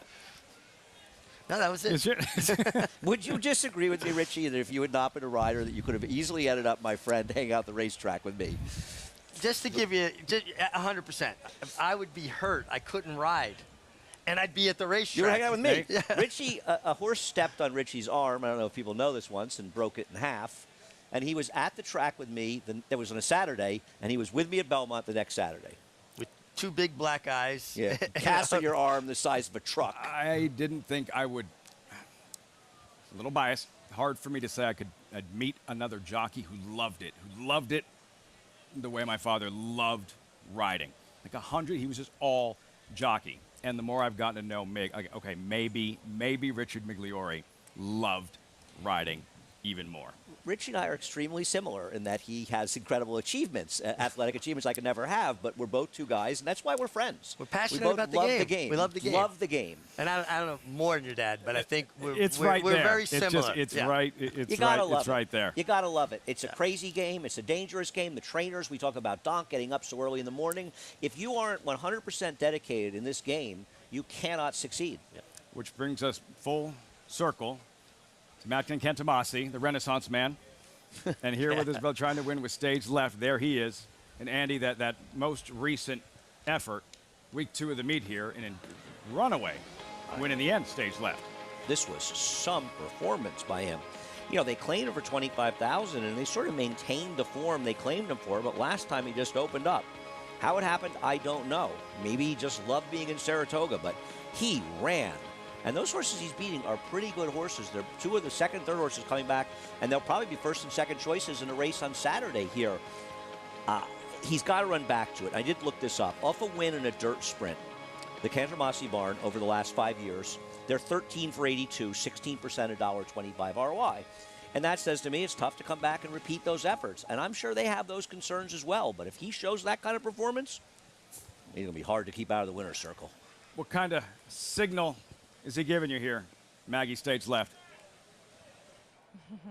Well, as you guys were mentioning, the Kantamasis do such a fantastic job, and each horse is the same as far as how they appear prior to their efforts, in that they just look the picture of health. So it's actually quite difficult for me to discern between their runners and how they're going to perform, to be quite honest, because, you know, if I didn't really split hairs and get down to it, then I would think all of their horses were going to win every single race, but obviously that's not going to happen. I do want to, you know, the race that he won, there were short price horses that seemed like they didn't show up. I mean, the horse that was a part of the pace that ended up finishing second was 12 or 14 to 1, and he was a big price himself, stage left. He easily put them away. He got ideal circumstances. Look, I like what I'm seeing from him. The warm-up was okay. There were ones I preferred more out on the racetrack, and that does include number 5 in here, Flamingo Hawk. I know probably not the strongest field that he faced last time, but he did it the right way. He was chasing down on the rail after breaking well. Then he got 2 horses to go out in front of him, switched, tipped out, and ran past them. He is moving so well here, much like he was last time. I liked him last time. I like him here once again. First off the claim, 4 trainer Rob Falcone. Barnes going to have to heat up a little bit here, but they are capable of doing so. The 2 horses, Lafitte, that looked best out in track were him as well as All Cools. All Cools drawn inside. Flamingo Hawk pictured, Andy. What needs to happen for him to be effective? And Flamingo Hawk or All the Cools? 5. Flamingo Hawk, and for Red Ortiz to get a second win this afternoon. He's got to run his last race and hope stage left doesn't quite run his. I mean, I think they're both very close. And their last race is a huge figure, a 99 buyer for this horse. With him, he's coming off the claim, and in no way do I make this as a knock to Robbie Falcone, but he claimed from a guy who's tough to claim from in Saffie Joseph. And that's not a criticism of Rob as much as it is talking about how it is tough to claim from Saffie Joseph. And the favorite, you both went with Mexican Wonder Boy. Second choice. This is a horse you want to ride, Richie, right? I just think he's loose on the lead, and he's a very tough customer when he gets loose. Listen, Al Cools is fast, but he's not Mexican Wonder Boy fast. No. Now, to be fair, this horse is also claimed from Saffie Joseph. So the same thing that applied to Rob Falcone has to apply to Jose Cameo, to be honest. But he is the controlling speed. Do you worry at all with him coming back in 8 days from his last race? Well, that's always a big question. But I've seen it work where a horse comes back on a quick turnaround, then they need time to back off. Well, it's sometimes we call it training, running off the previous trainer's training. And it's not an insult to the trainer. It's smart. He says, this guy's tough. I want to run back in his training. Jose Cameo was a rider. I rode with him in Florida. He started at Calder, went out on his own as a trainer after retiring from riding, and he's kind of really forged a nice little training niche for himself. He's been successful, and his horses run well here. Oh, yeah. Manny Franco, there he is. He rode him in his last start 8 days ago. Does he know can you sense, does he know if the same horse is underneath him? Oh, you know if a horse got energy level underneath you, if they're the way they're warming up, if they're kind of almost limp like a dish rag, or they're really kind of in the bridle. In my opinion, Manny Franco, one of the reasons he's been doing as well as he has, and it's riding obviously a lot of horse for Chad Brown, but also his aggression. He's gotten clearly more aggressive. Yeah. Should see more of that in just a moment. The very quick Mexican Wonder Boy and Manny Franco. Rejected again, steps forward. Something about Andy Serling's high school. Frank Mirmati standing by. It is post time, race 4 live, Saratoga. Absentee will be the last one to load. They're in the gate. And they're off to a picture-perfect beginning. Mexican Wonder Boy is going straight to the front. Al Cools along the inside, flashing speed. And Flamingo Hawk not far behind, 2 off the pace in third. Rejected again is fourth. Moving up now boldly in the clear to take second. At the back of the field are Stage Left and Absentee. It's Mexican Wonder Boy to the half-mile pole, leading the way by a length and a half, Flamingo Hawk, and Rejected again, head and head, second and third. The opening quarter zipped in 22 and 1/5 seconds. Al Cools is fourth.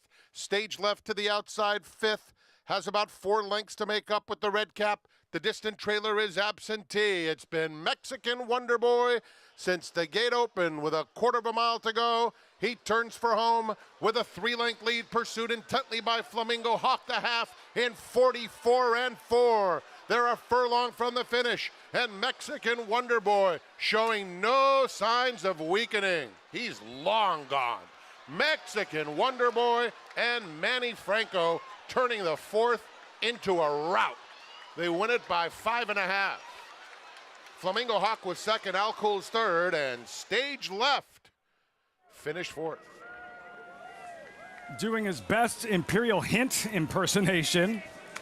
A little rocket out there. Mexican Wonder Boy dishing out the heat, re-braking, and wins going away. That was one of the best performances of the meet in a sprint. I mean, I'm not sure the 4 and 5 ran as badly as it looks on the racetrack compared to their last race. So they may not have run them, but wow. That was some effort.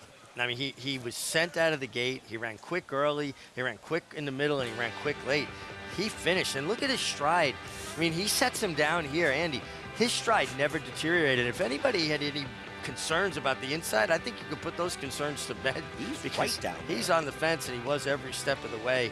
This was a very impressive performance. Wow. I mean, I want to see if he can run back to that, because that's I mean, I don't want to go.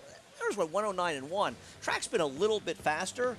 That's stakes quality performance. Yeah. That's an impressive performance. Wow. Just visually, rounding the far turn, you could, as well as he was traveling, and the others chasing, trying to keep up, they couldn't. And for Jose Conejo, Maggie, he had him ready off that quick turnaround as he absolutely smokes this field. The last 8th. He came home in 12:57. Yeah, he was running. Woo, that was fast. Well, expecting, running good, but not that great, because we just claimed it from last week, and you know how hard it is, running horse, like, 7 days before the claim, but he did it good for us. What do you do with a horse when you're bringing him back off a short layup? Just kind of keep him happy? Well, we try, we walk him for a couple of days. We just jogging like maybe twice in the track, and that was it. That's all you got to do with those sprinters. Keep them happy, make them fast. Congratulations, Jose. Thank you, appreciate it. Huge performance today from Mexican Wonder Boy. Really impressed his trainer, Jose Cameo. Lafitte? Whatever he did, it worked. Mexican Wonder Boy, unbelievable performance. Last 8th of a mile in 12.57 seconds after going 44.92 to the half. This was some performance. I can't wait to see what kind of numbers this horse gets. He's still bouncing out there, Richie. I just keep on seeing the natural Wonder Boy on the bat there. This was some performance, man. Oh my gosh. Like a vapor trail rounding the far turn, and the others you could tell, like, okay, he's gone. Manny Franco had a couple of wins yesterday, and here with a hand ride to the wire, his intentions known right from the gate. Richie, he broke sharp, established the lead, lights out. Well, and you can see he just wanted to take it away from Al Cool's right away. Establish position. Don't encourage anybody to engage you. Just be decisive and take it away from them. That's a winning move, all right. For the winning move stable, Jose Conejo. Manny Franco, Mexican Wonder Boy. Just too fast to catch in the 4th at Saratoga. Will reset, take a deep breath, and welcome in new viewers on Saratoga Live.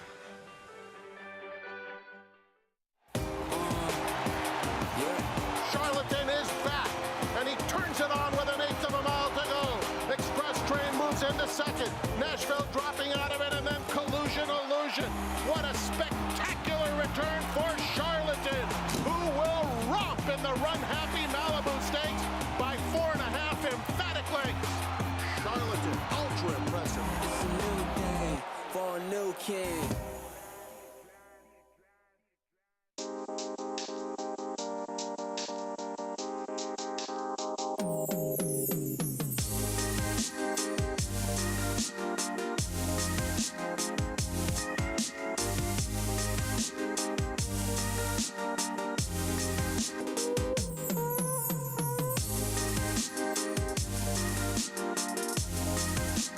Stay fabulous. Resorts World. Irish Hill and Duchess View Stallions, proudly standing the ultra-fast, multiple stakes winning son of Uncle Mo, King for a Day, the only horse to defeat 2019 3-year-old champion Maximum Security. Well, King for a Day was basically a clone of Uncle Mo. I mean, good speed, the ability to carry it over distance of ground, real professional horse and a really cool horse to train. Sire maker extraordinaire Uncle Mo, represented in New York by King for a Day.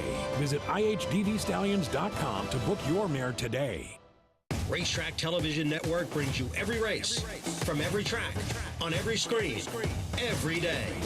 With monthly packages starting as low as $5, RTN gives you great value and access to more live HD streaming and race replays than anyone. Visit RTN.tv today to sign up and watch on almost any device, including Roku and Amazon Fire. RTN has packages that start at $5 per month.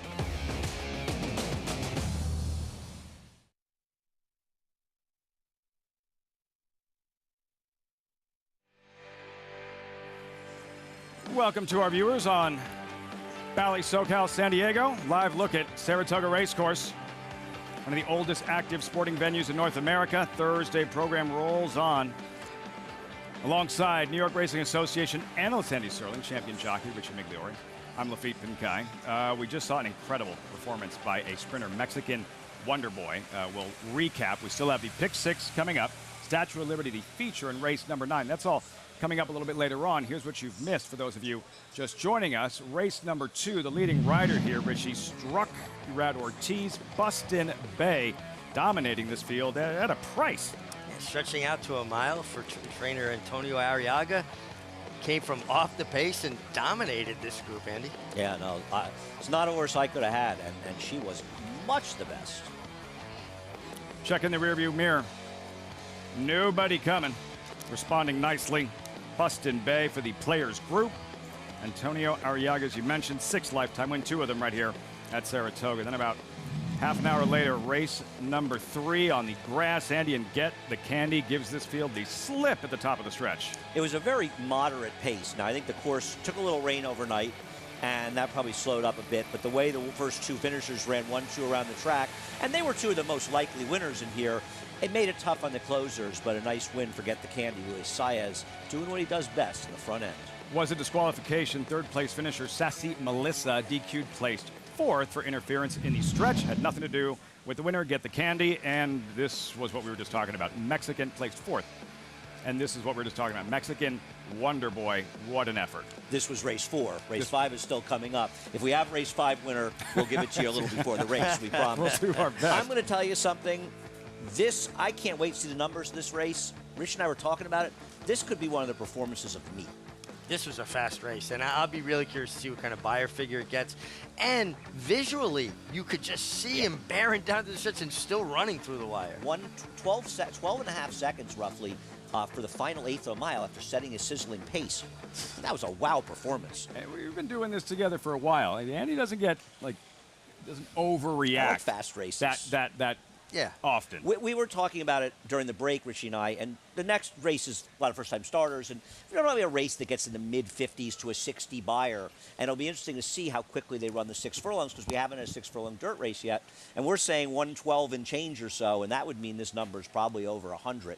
It'll be interesting to see what the final time is the 5th race, and see the races on the dirt as the day goes on. Some serious heat. Mexican Wonder Boy moments ago. A little bit later on in race number 9, it is the Thursday feature, all part of the New York Stallion Series. And the Statue of Liberty saw the boys yesterday. Today, the girls' turn. 3-year-old fillies running a mile on grass, much deeper than yesterday's. Cab Calloway, number 6, Busy Morning, 2-1 morning line favorite. This was her maiden win, late June, Belmont, against New York breds Andy. And again, that takes advantage of that perfect trip, does Busy Morning. No, but she was on top of a fair pace in there. She ran. I mean, this was a very impressive performance. And if she can stretch this out to 2 turns in a mile, she's going to be tough to beat in this race. But she's 2-1, and Jorge Abreu, her trainer, who does a fabulous job, he's 1 for 42, stretching horses out from sprints to routes to the turf. I am not bucking that trend with a 2-1 shot. Now, just her 3rd career start, Richie, from the 1-turn mile Belmont to the 2-turn mile here. How much of an adjustment for this lightly raced filly? Well, her first start. Now, it was her first start, so maybe she needed it, although Jorge Abreu is very proficient with first-time starters and getting horses ready to win first time. She had every opportunity, and she flattened out. And then the turn back, she finished so strongly. So was it a function of she just doesn't really want to go that far? Just because a horse finishes that well sprinting doesn't mean they're going to finish that well going long. And for people who are saying, well, Jorge knows that, now why is he stretching out? This is a Stallion Series race. Yeah. He's a word dancer. This is the race that she belongs in. I don't care if she runs dead last. When you're 2-to-1 morning line for $150,000, you're in the right race. And Jose Lezcano opting to stay with Busy Morning. He could have ridden this filly, Dream Central, back when she was a struggling maiden, Andy, in 39-1 in the Coupe Coy's Joy, several of them exiting this heat to run in the Statue of Liberty. Great job by Gary Siaka. This horse comes out of the maiden ranks, upsets a race and pays $81. Comes back and upsets a race and pays $21. She ran well in both races. She did get very good trips. She was very much with the flow of the race, the paces, the way the race were run. And she's the horse to beat in a lot of ways, near, because of her recent accomplishments. The problem for me is she's going to be a fraction of that price, and you kind of missed not one, but two weddings on this filly.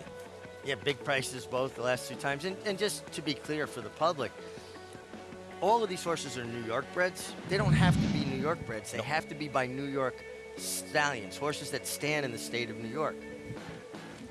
No, and War Dancer, obviously a huge effect on this. Freud is in here as well as a central banker, one of my favorite sires. Who'd you wind up with here, reaching the Statue of Liberty? You know, it's funny. I've been going back and forth. I thought Robin and Eli ran a fantastic race, two back. Last time she was tracking, I didn't see a lot of excuse, and that kind of throws me off a little bit. I might even just go ahead and go back to Busy Morning, even though I'm not sure she wants to go quite that far. Andy? I like Royal Dancer in here. I'm hoping she can wire the field under Irad Ortiz. I think she's a controlling speed. The inside's been very good on the inner turf. I thought her last race, even though she's a maiden, she's been running very, very well. So I like her. We'll see what happens. Statue of Liberty Stakes, the Thursday feature at Saratoga, where up next we have 2-year-olds in the Spendthrift 2-year-old race of the day. Home of North America's 3-time reigning champion General Sire, Into Mischief. There's the field. Maiden special weight with a restriction. All of them sold for $50,000 or less, or did not meet the reserve in their most recent sale. That's coming up with Forbidden Secret, number 6, 2-to-1 with about 17 minutes to post. Trainer Todd Pletcher, already a couple of Grade 1 wins at the meet, trying for a third on Saturday, and a 4th overall win in the Alabama with that filly. Nest, top-ranked 3-year-old filly in the country, sensational in the Coaching Club American Oaks, odds-on favorite in Saturday's Alabama. Eclipse champion Run Happy, the #1 second crop dirt sire of last year, is back and showing a new dimension with winners on turf, dirt, and all weather. Happy Gal is in front, late run from Balenciaga Betty, but it's Happy Gal hanging on. Happy Gal has won it. Somebody's problem was everybody's problem today. The daughter of Run Happy punched home by almost 7 in the end. Run Happy, price for value, and standing strong at Claiborne Farm. Who you betting on? How about an app created specifically for horse racing? Naira Bets. We specialize in thundering hooves, fist pumping, and boosting your bankroll with robust weekly promotions. And offer betting tips from actual horse racing experts. Bet all day and night, nationwide. Get the action and thrill of horse racing with Naira Bets.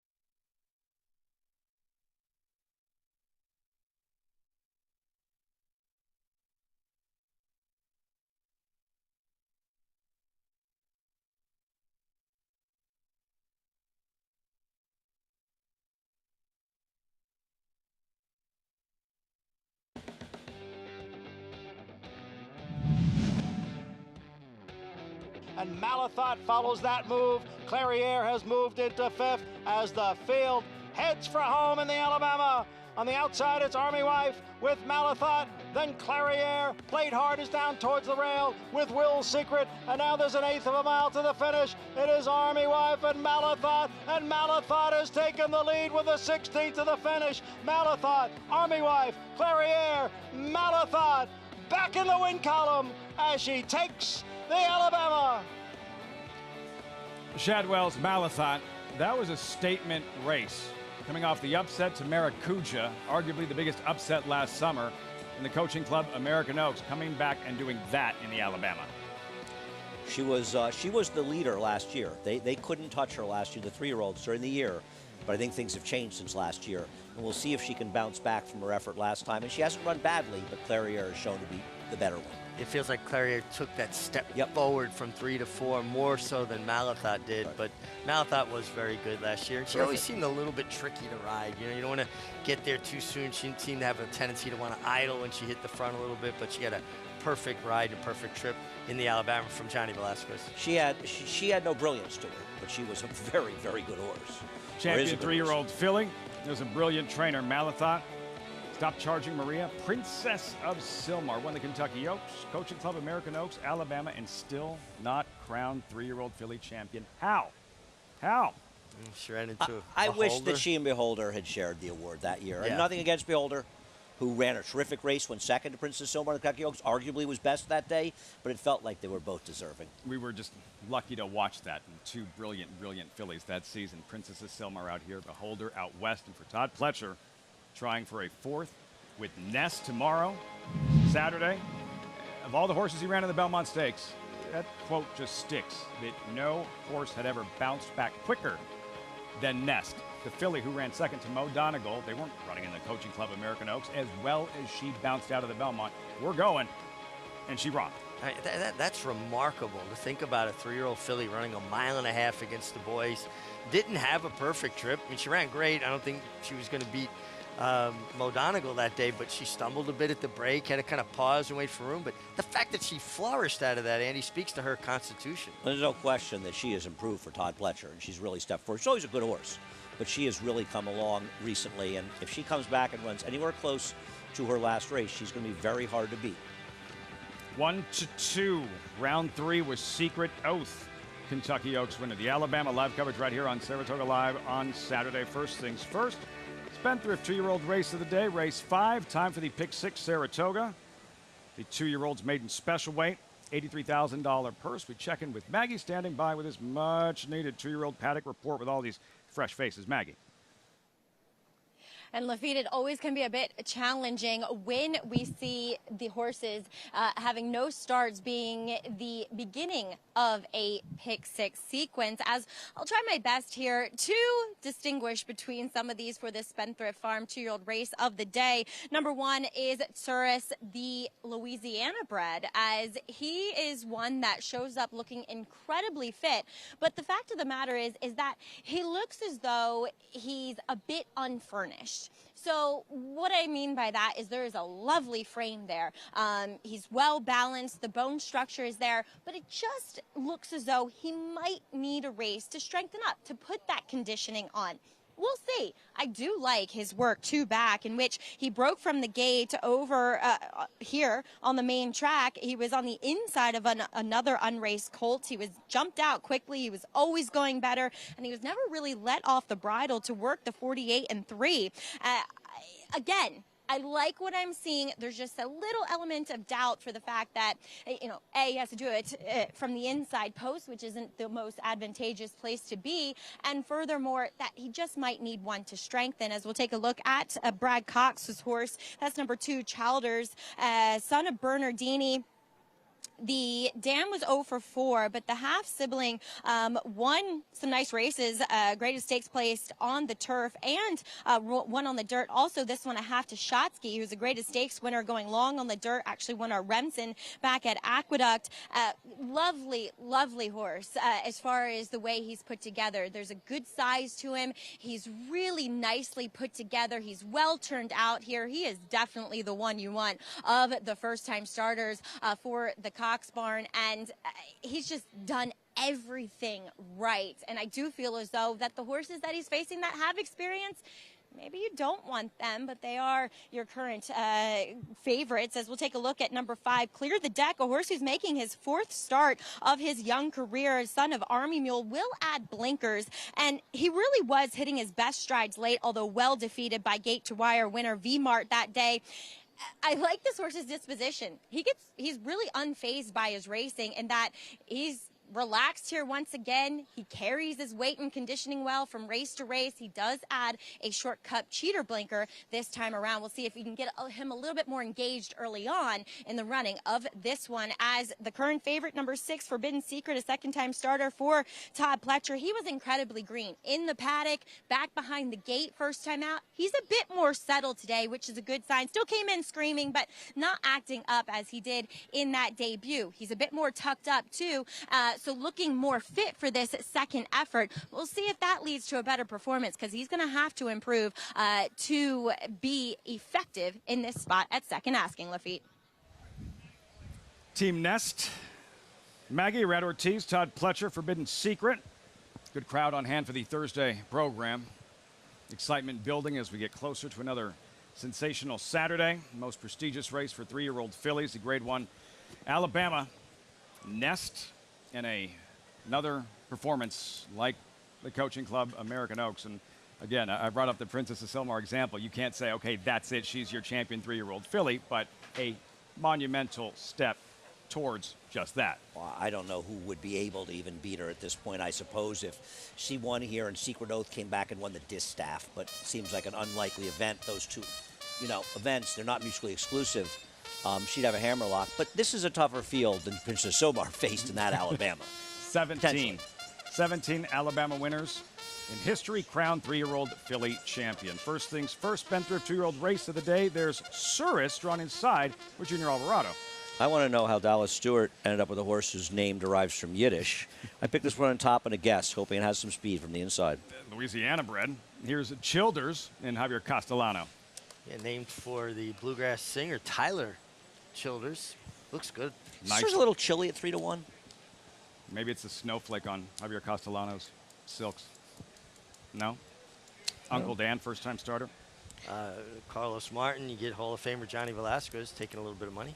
Clear the Deck, 3-race maiden, Julien Leperoux. You would think this would be the one that'd be the shortest price of the horses with experience, but they're betting on the 6. I don't know why. Ortiz, Pletcher, there he is, Yeah. Forbidden Secret. Well, I think the connections right there was the answer. You answered it. Yeah, even though this horse did have a bit of trouble, I don't think it was enough to cost him how far he got beat. Take any money first time. Yeah. That's what bothers me about him. Reka Cruz, first-time starter on the outside, first-time starter by Dialed In. Lennon Cruz, am I correct? This is Orlando Noda's father-in-law? Is there some connection between them? To who, I'm sorry? Orlando Noda, his father-in-law. I've seen him with some horses. I could got be me. wrong. I could be wrong. Could have the wrong person. Research. It is. It is. Research is quick. Turf, second dam is very good turf. Cold on the board, currently 11-1.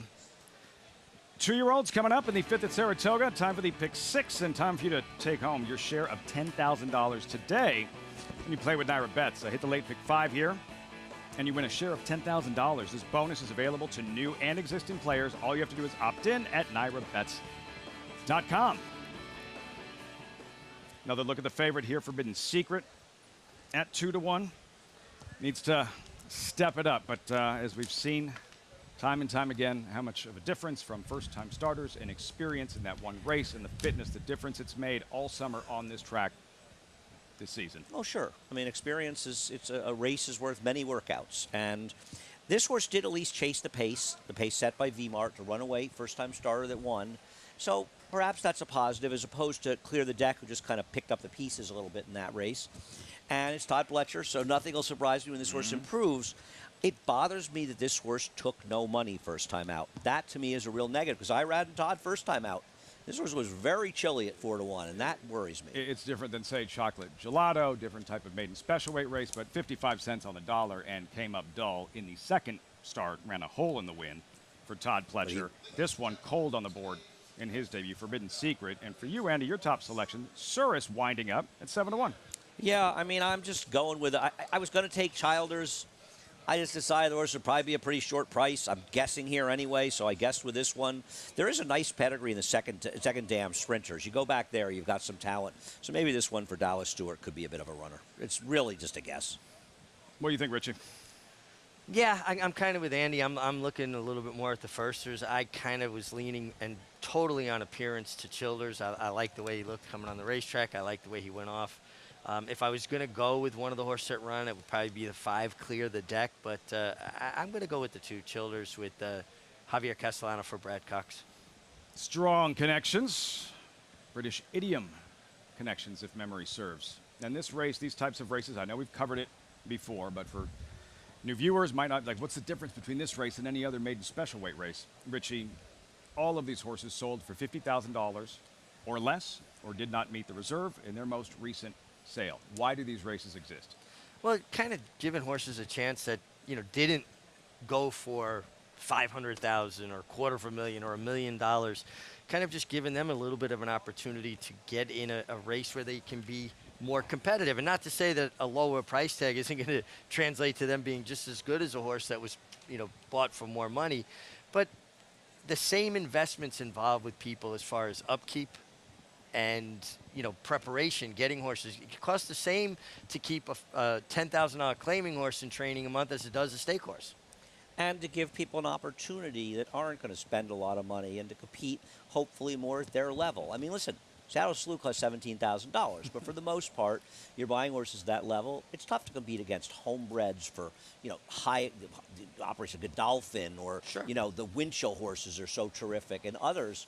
And horses that cost a lot of money, so it gives people at different levels of game. I think it's a great idea. We're seeing it in different places in the country, and it's an innovative. Came from Martin Panzo, who was our racing director here, and I think it's a great idea. And again, very good prospects emerge from these races and do big things on big stages. Mentioned British Idiom, won the Darley Alcibiades, won the Breeders' Cup Juvenile Fillies, and crowned a champion for Brad Cox.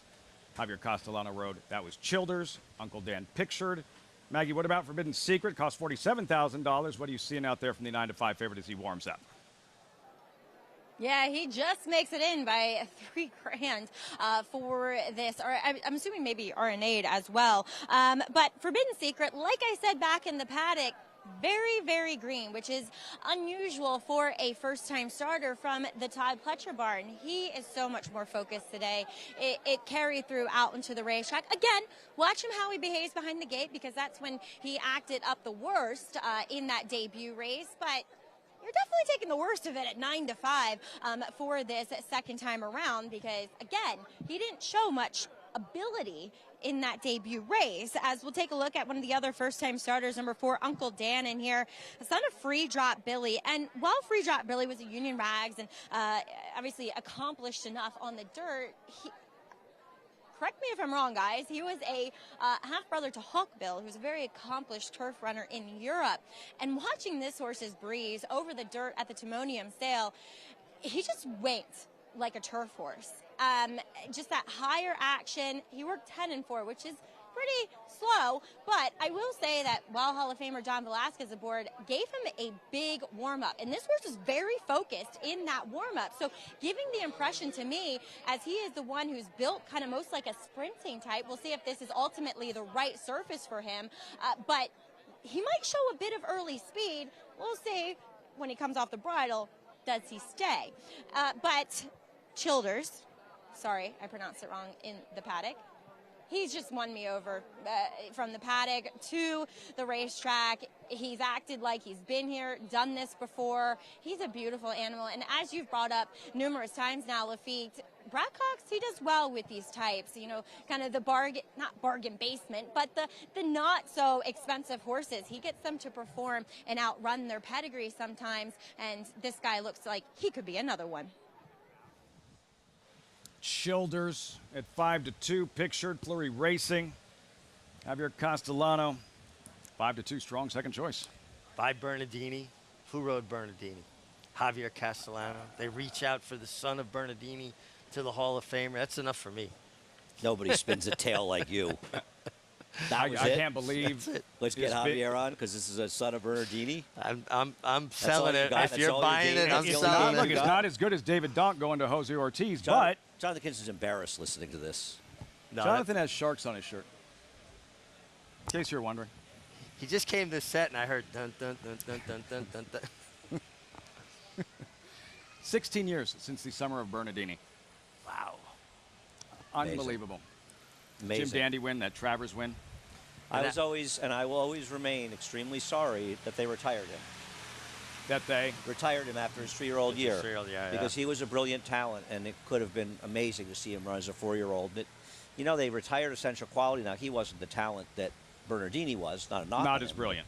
Bernardini was a brilliant racehorse. And Bernardini was unlucky to lose the Breeders' Cup Classic. And I benefited from it because I made a lot of money with Invasor. But I think Javier moved too soon. You know, if you remember, Javier came off a fall in the distaff, a race or two before. And sometimes, you know, you're just a little bit rattled, and it felt like maybe he was a little bit overconfident in Bernardini. He was worried a little bit that he wasn't running as well as he normally does in the middle of the race. And he kind of asked him, and like a good horse, he took off, and the winner made the last move. And by the way, Invasor was pretty good too. Invasor? Very good. Yeah. And Kieran McLaughlin did an incredible job with Invasor from Uruguay. Yeah, I believe. Bred in Uruguay. I had no idea who he was when he showed up. He changed that. Well, he had won in Dubai. He had a big win in Dubai, right? He won the his first win was UAE Derby. But he won the UAE Derby against some good horses, or he won it, I believe, as a 4-year-old, South American 4-year-old. Right. Yeah, because I think his first win in the States was Pimlico Special. Pimlico, when it wasn't the Pimlico Special. No, I think it was Pimlico called Special. something else, wasn't it? So a few years it didn't exist. I know it was the Pimlico Special. Who rode him that day? Who was second? Wandering Boy. I'll ask the questions around here, all right? Ramon Dominguez. Yeah. Did he really? Yeah. And then he had to ride Bowman's Band, and that's how Fernando Yarro picked up the mount. We can go off on a tangent very quickly. Anytime. Trying to get reeled back in. What's going on here with the favorite Forbidden Secret and Irad Ortiz jumping off? He was a bit reluctant last time. Oh, here we go, the 4. And 4 just acted up. And you could see Johnny Velazquez kind of landed on his tailbone on the tailgate there. This horse was reluctant last time. This is where he was difficult. So the gate crew asked Irad Ortiz to get off. Now they'll load him in, and then he'll climb back on. But you see Johnny kind of landed awkward. Not a lot of padding where he landed. What's Ortiz waving his arms about? I guess he's trying to help the gate crew, but I think if anything, he should just let them do his job, stay out of the way, and get back on when it's his time to get back on. Continuing to encourage and try to coax. He backed out. Forbidden Secret forward. They got him all the way in, and they needed another inch to close the doors, and that horse was not going to give them that other inch.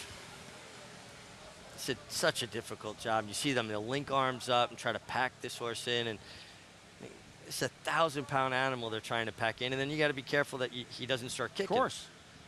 And the rest of them now standing still.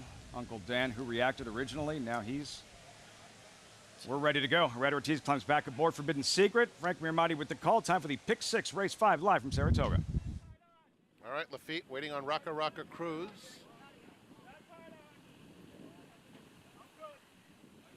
Going in. And they're off and clear the deck.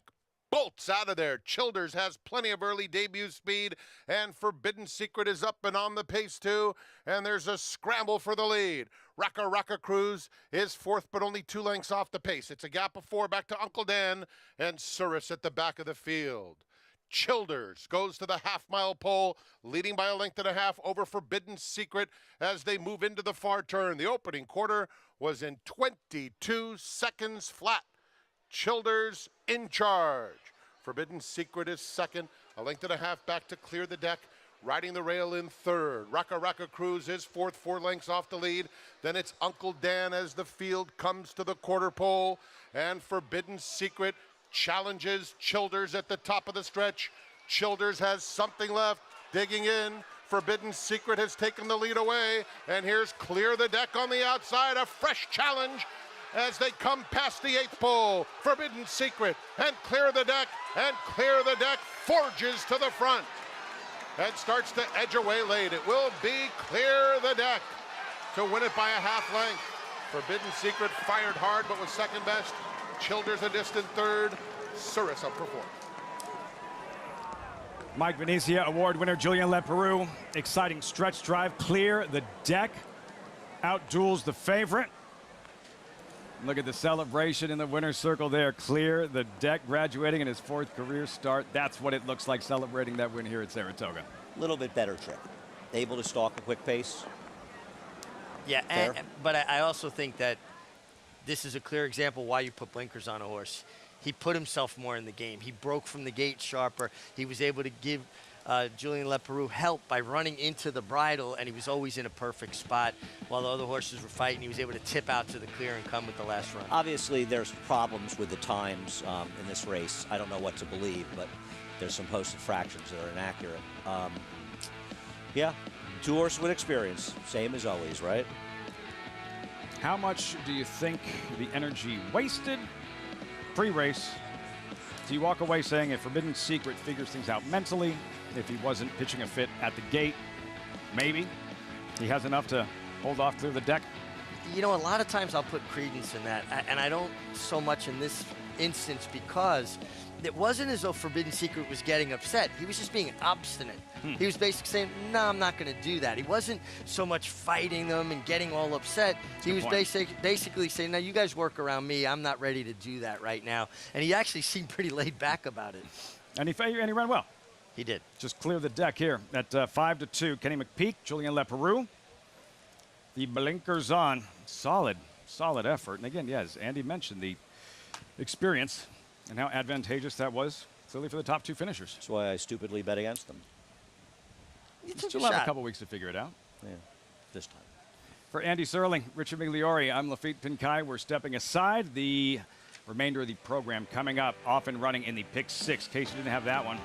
Pick 5 looms. Greg Wolf and the rest of the crew with the remainder of the program. Busy morning. Light and experience. Has some ability. 2-1 morning line favorite in the Statue of Liberty, the feature on this Thursday at Saratoga. A Grade 1 winner on both dirt and turf, War of Will became a classic winner with this victory in the Preakness Stakes and added a Grade 1 with turf credentials in the Maker's Mark Mile. From ages 2 to 4, this versatile son of Warfront proved his class at the highest levels. Now his first foals have arrived.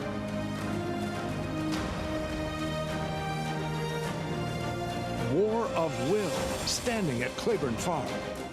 If you're looking into racing partnerships, you should know they're not all the same. When you partner with Bond Racing Stables, you become a member of a growing family of racing enthusiasts, all guided by 3 generations of experience in thoroughbred breeding, training, and racing. Share in the excitement at Saratoga and Belmont Park, where we've graced a winner's circle with winners like Giacosa, who was bred, born, and raised here at our Song Hill Farm. Get more than just a partnership. Become a member of the Bond Racing family. 3 generations of thoroughbred excellence. Spun to Run. In the Breeders' Cup Dirt Mile, he defeated a loaded field that included multiple Grade 1 winners Omaha Beach and Improbable. His brilliant speed figures were among the fastest of any 3-year-old at a mile or more. And he hails from the legendary Danzig sire line. Multiple graded stakes winner, millionaire, Breeders' Cup champion, Spun to Run, standing at Gainesway. Now more than ever, it's time to get with the program. When shopping for your next race prospect, consider that New York breds start with an advantage. Our New York breds run for serious green. At Saratoga Race Meet, New York bred maidens run for up to $88,000. New York bred allowance horses run for up to $100,000. And New York bred owners can collect awards of up to $20,000 per horse per race. So get back with the program. Seriously.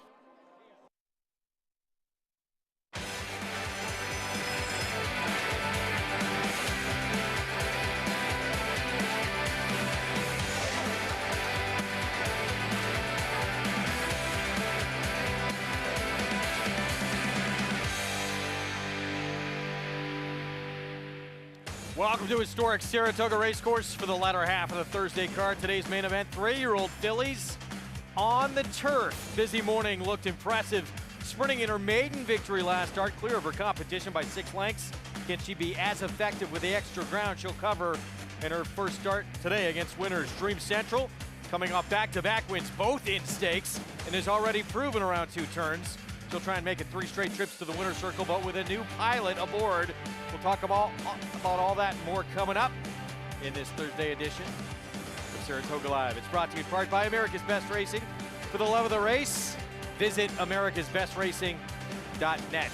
Today, good to have you with us on this Thursday card here from the summer place to be in the Adirondacks here at Saratoga Springs, New York. Feature race, that is the Statue of Liberty division for this New York Stallion Series. And Dream Central, busy morning. Those two expected to take most of the attention in this race. Rest of the field, you have 3 maidens yet to win. Another one trying the turf for the first time. Those two look like they stand out in here. And for busy morning, win a mile in the debut. They shortened her up.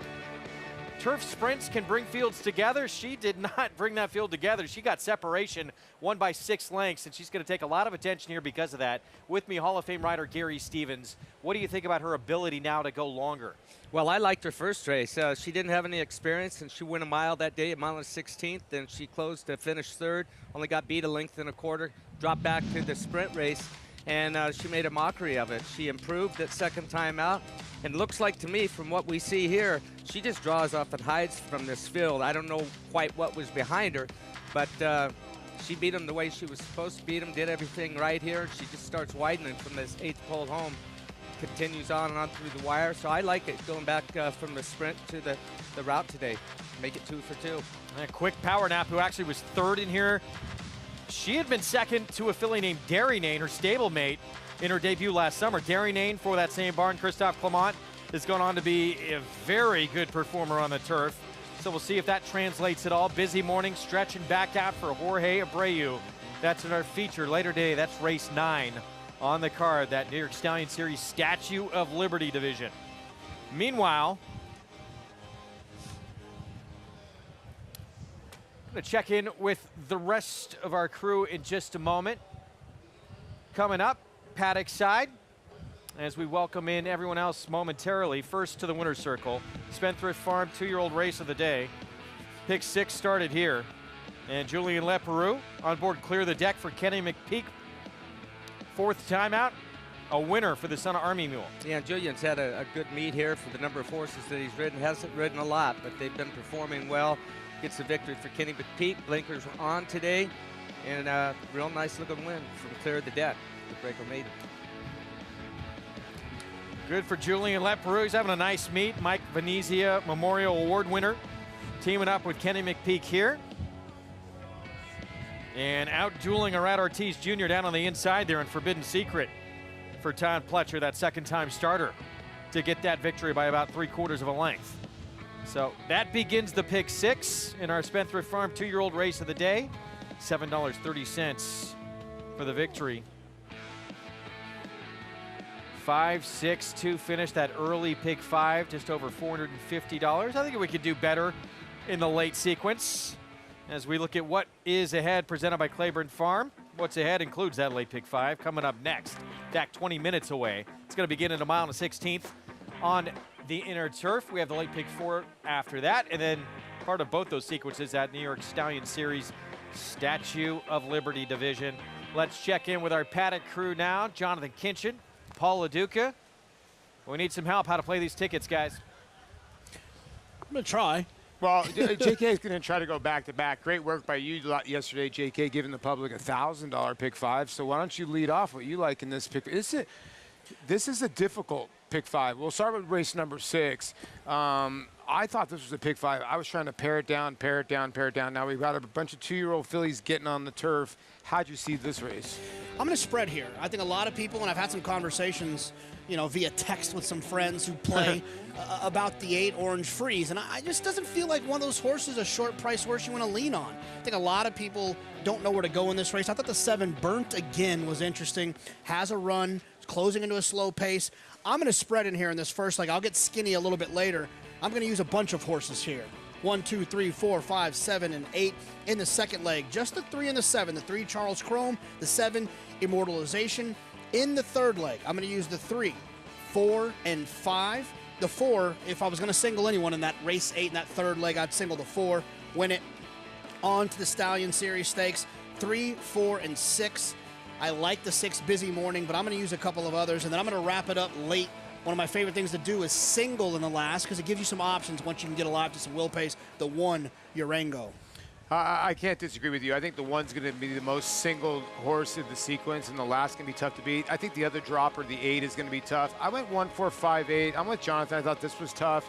I added the 2 with the 3 and the 7. I actually singled in race number 8 and took a shot. Jonathan's dead right. The 4, Win It, is the horse to beat in there. I think the 2, Complete Agenda, with the race over the racetrack, second time off the layoff for Todd Pletcher, might be very dangerous in there. I'm going to go deep in race number 9. Race number 10, I only added the 8. The 1's probably going to be, Uragano's going to be really tough in the last on the drop. The only other horse really dropping in there is the 8, Lowe's for George Weaver, whose horses have been firing. So that's my ticket for $60, Greg, and hopefully JK can go back-to-back, or maybe the team down here can go back-to-back with the pick 5s. Wolfie, you know how it goes. You know, you hit a pick 5 one day, you start feeling a little gun-shy the next is maybe, so we'll see. We'll see. You should feel hot. You're on a roll. Okay, I'm hot then. Let's go. Okay. Good luck to both you guys, to everybody playing the pick 5. It is coming up. See if we can narrow things down a little bit when we look at the field. Coming up in race 6, we're going to take a look at some of the most impressive youngsters we've seen this meet so far. We'll hear from Maggie Wolfendale, get her thoughts. Prank, chocolate gelato, a couple of special fillies for Pletcher. We'll be back right after this.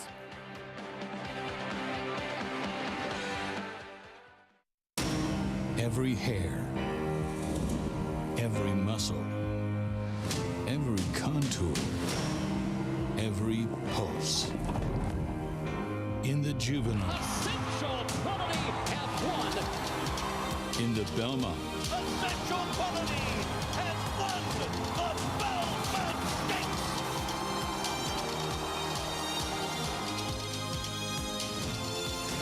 well named.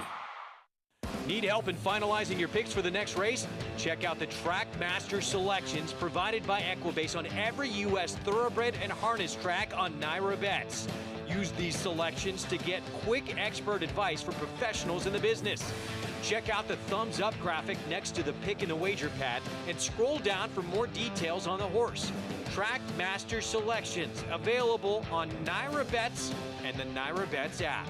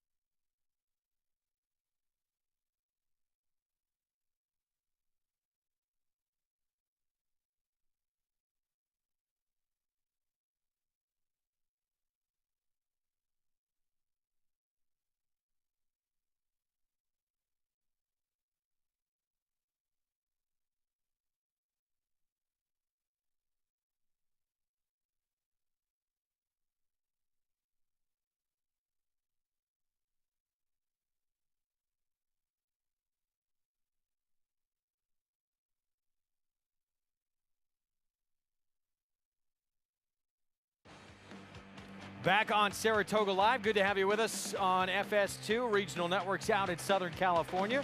Program brought to you in part by legendary Claiborne Farm. 100 years of doing the usual, unusually well. Race 6, start of the late pick 5.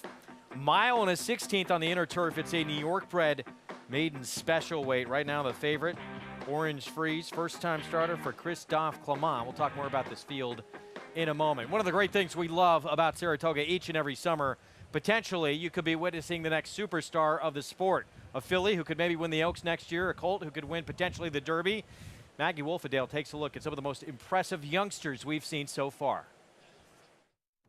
Year after year, Saratoga is the proving grounds for young, unbridled talent. So, who has impressed us in 2022? Here are your top 5 2-year-old maiden-breaking performances so far. Number 5, I'm Very Busy. Despite not having an abundance of turf pedigree, I'm Very Busy rated comfortably under Flavia Pratt, then split horses in the lane to win under wraps by 3 3/4 lengths, going a mile and 1/16 on the turf. Number 4, Chocolate Gelato. She was bet down to 1-2 in her debut and ended up 3rd. But in her second start, she did what she was meant to and decimated a field of mostly unraced rivals, winning by over 8 lengths and earning the fastest buyer for a 2-year-old maiden at the meet so far with a 92. Number 3, Blazing Sevens. By a champion 2-year-old, this colt had connections thinking he could be a lot like his sire, Good Magic. Chasing wide the whole way, Blazing Sevens drew away from next time out winner Bourbon Bash with the utmost ease, hinting that the further he gets to run, the better. Number 2, Disarm.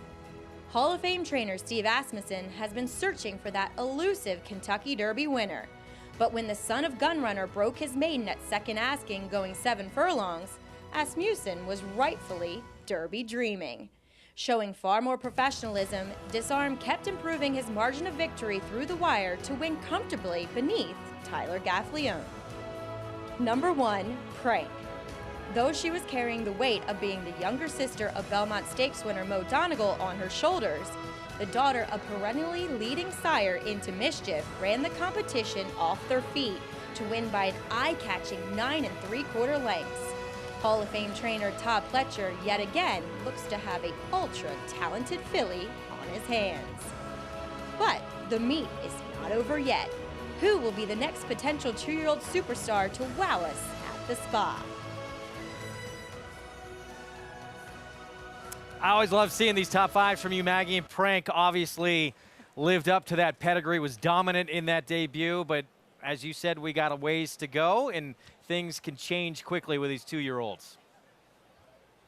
And too, Greg, we can't wait to see what they might do in their next starts. As you mentioned, Prank, I mean, if she's going to run that fast again in, let's say, the spin away, then we might be in for a show once again here at the Spa for closing weekend. But it's always fun as it gives us a glimmering glimpse into what the future may hold for us up here at Saratoga. But we have some potentially New York bred stars here in the paddock for this race as they travel the mile and 16th on the turf course. And Christophe Clement is sending out number 8, Orange Freeze, your current favorite. And let's give a little love to Freud. I mean, year after year, Freud just produces hard-knocking New York breds. And I must say that I often prefer his fillies to the colts, and this one, as typical for Christophe Clement, is incredibly professional, really well turned out from the fitness perspective of things, and is fairly athletic. Lands in a spot where she just looks well suited to the conditions. The dam did win on the turf, but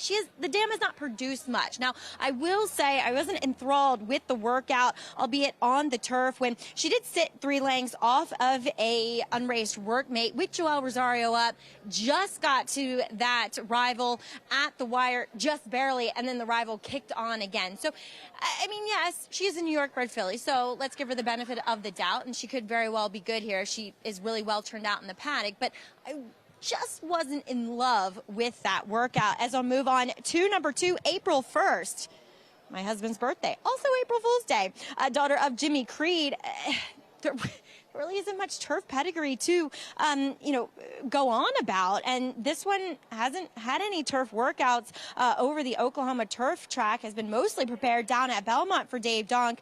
But at least looking at her physically, I think he's pegged her in the right spot here. She's a bit tall, leggier, angular hind end, bit of more slack, flatter foot as well, slacker pasterns, I should say, has been the utmost professional here. I don't know, it's a little bit of a guessing game with her if this is the right surface. Is taking some nibbles on the board, which is often a good sign. Number 5, Sarah's dialed in. She sold for $50,000 after working 10-2 at the OBS April sale.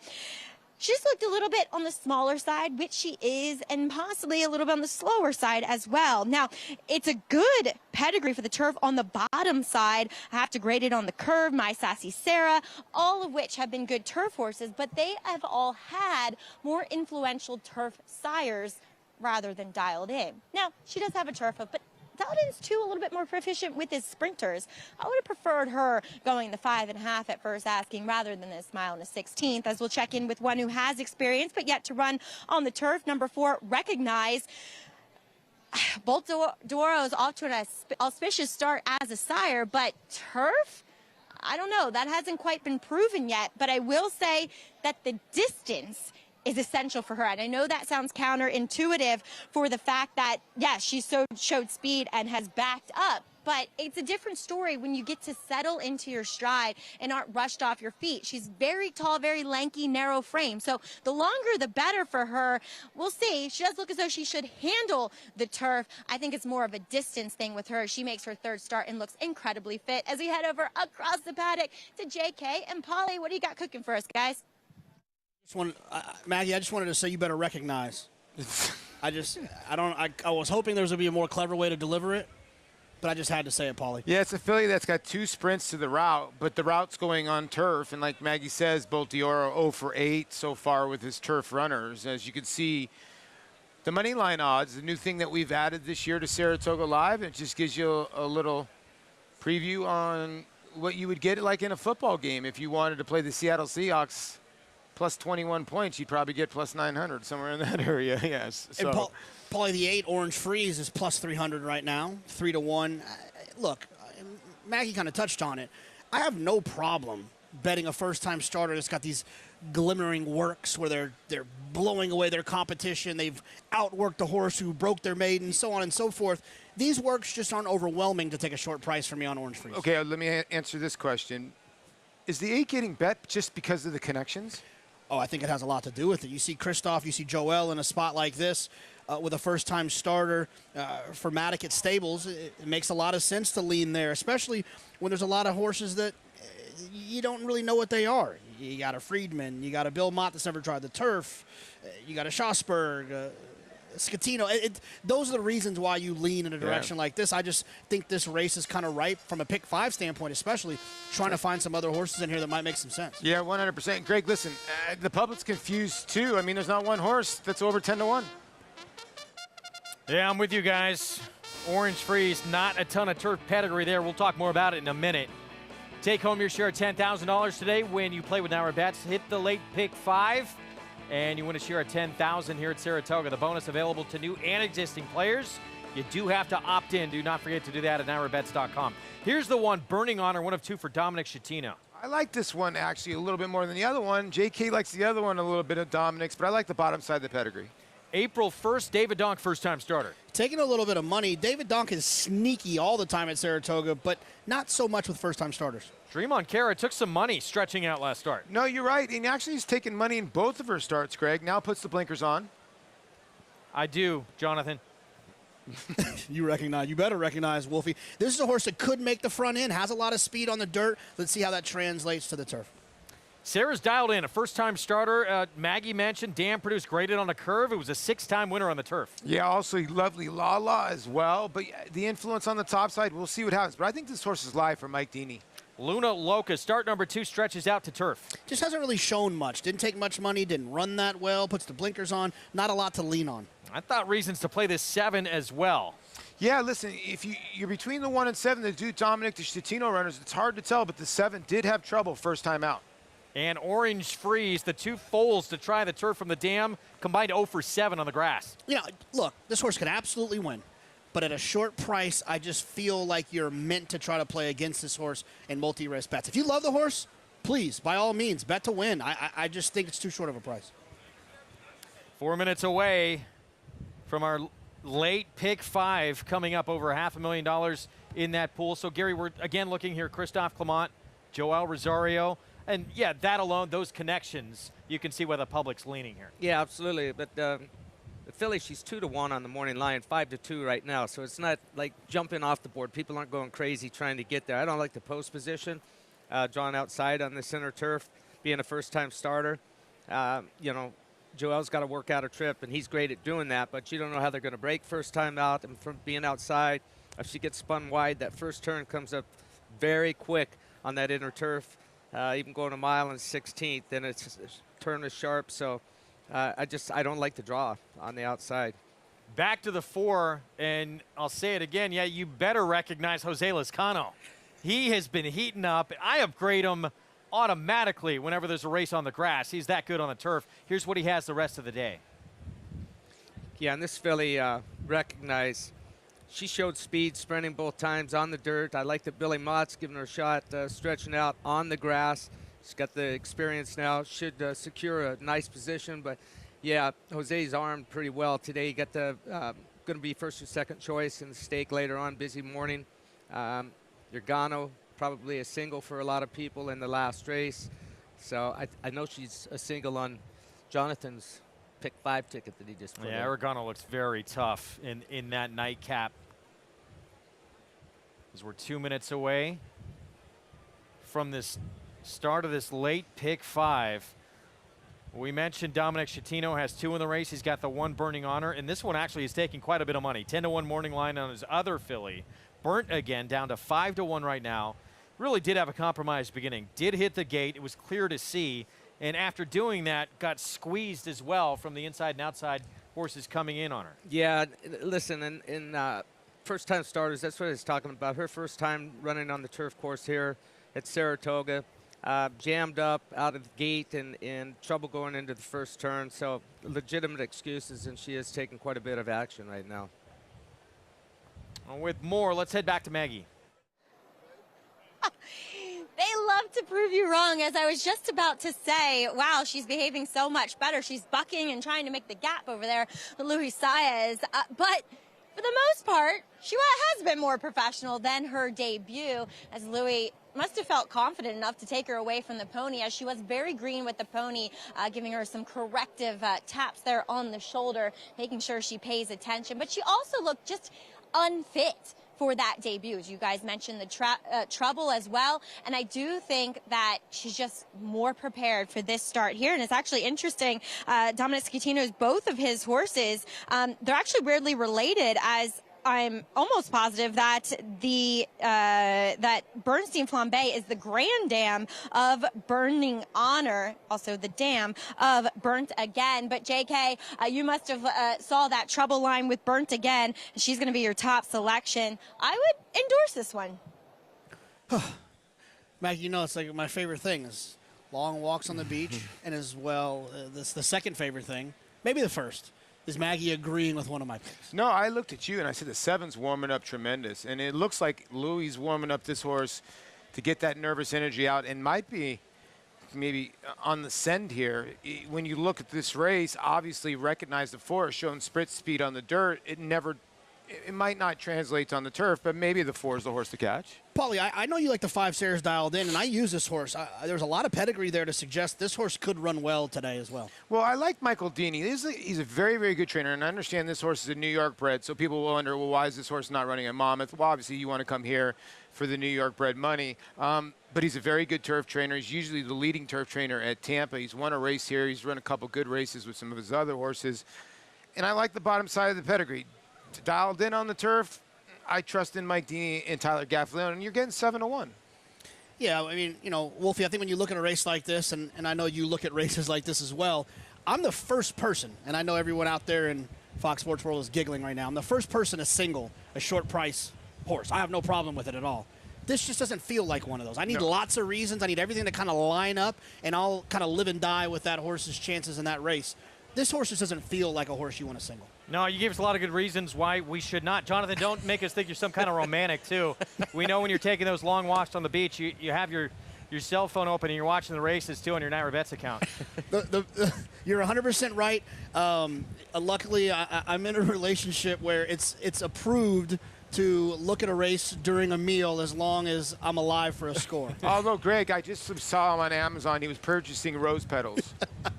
Oh, okay, so he is a romantic. My bad. Yeah, look, this is not the favorite now. So the 4 has become the favorite. And, Gary, let me ask you about this. We don't always see dirt speed translate into turf speed. but the 4 has shown the ability to be quick on dirt those first 2 starts. Yeah, and I like that Billy, since that last start, has gone ahead and worked this filly on the turf training track, Oklahoma side. Nothing fancy, just let her stretch her legs, and he must have liked what he saw to enter up in this spot today. Really the only one we have to go on in here that looks like this one could be forward, and Jose Lezcano never afraid to take advantage and be on the front end if possible. So now he's on the favorite for Bill Mott. The Bolt Doro first crop sire just has been sensational. Number 3 overall in earnings as a first crop sire, second with number of winners, 10 winners from 41 starters. And recognize figures to get a good trip as long as he gets away from, or she gets away from there cleanly today. Speed on the fence has been pretty tough here the last couple of days that we've run, especially yesterday on this Widener course. Late pick 5 begins here, mile and a 16th on the Inner Turf New York Threads.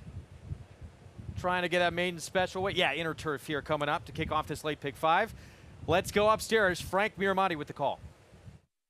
Thank you very much, Greg. We are waiting on one of the first-time starters, Orange Freeze, well backed for her debut, taking up her spot. They're in the gate.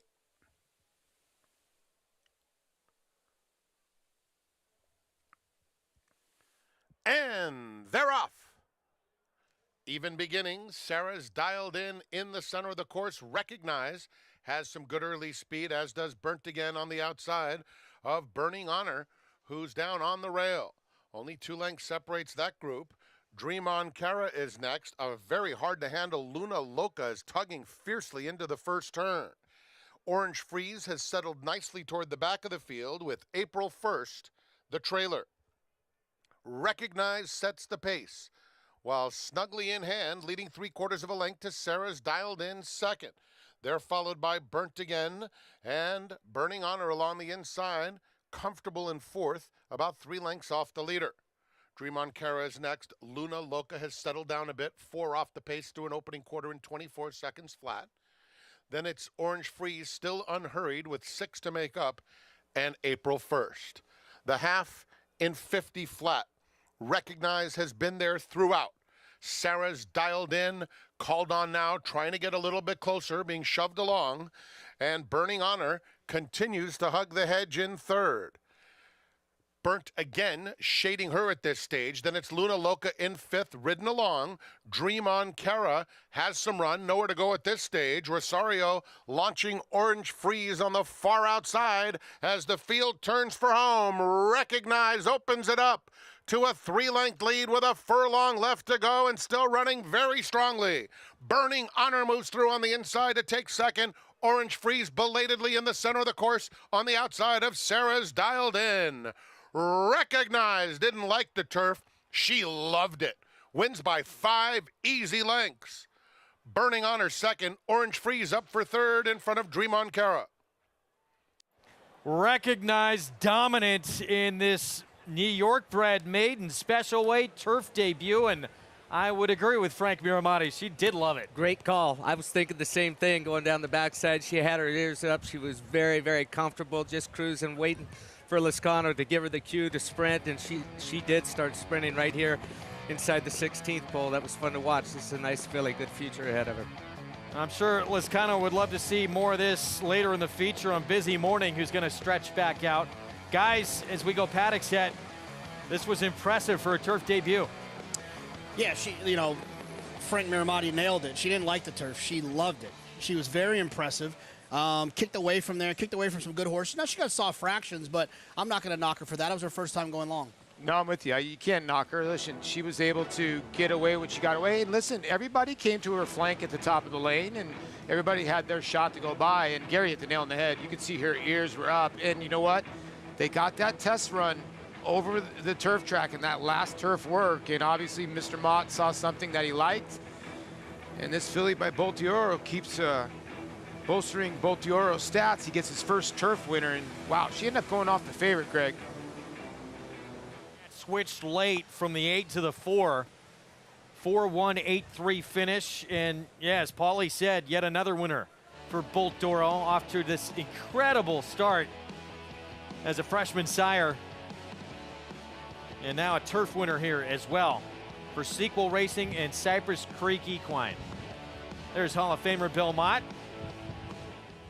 making the sharp move to switch surfaces with this filly, and Jose Lezcano continues his streak. He's been on a roll this last week or so at the meet. Pick 5 underway with a favorite to begin the sequence. We're going to take a timeout, still ahead. Round 3. Coaching Club American Oaks winner Ness for Todd Pletcher. Kentucky Oaks winner, Secret Oath for the coach, D. Wayne Lucas. Student and teacher together again in a showdown in the Alabama coming up. It's difficult to get a sire that can upgrade your mares like this stallion can. This horse does produce runners, very talented runners, 3-year-old runners, Derby contending runners. This horse is priced where anybody can afford to breed to him, and if you're trying to improve your mare, he's a horse that's shown he can do it. There is no younger AP Indy that moves his mares up like he does.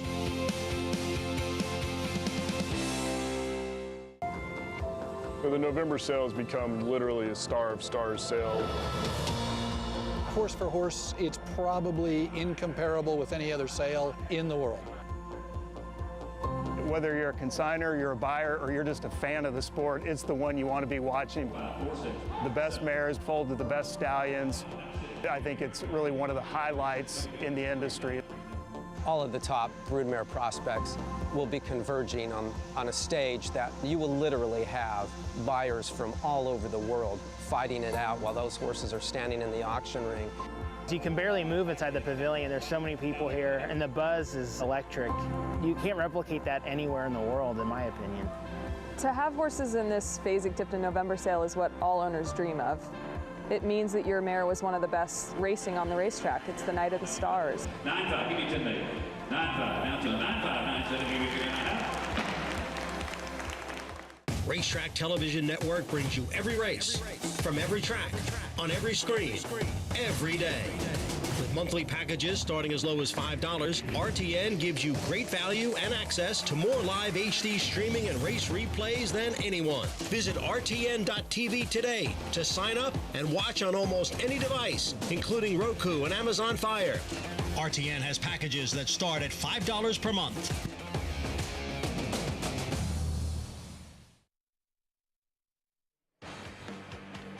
Back on Saratoga Live on FS2, regional networks out in Southern California. Great spot to catch all the action.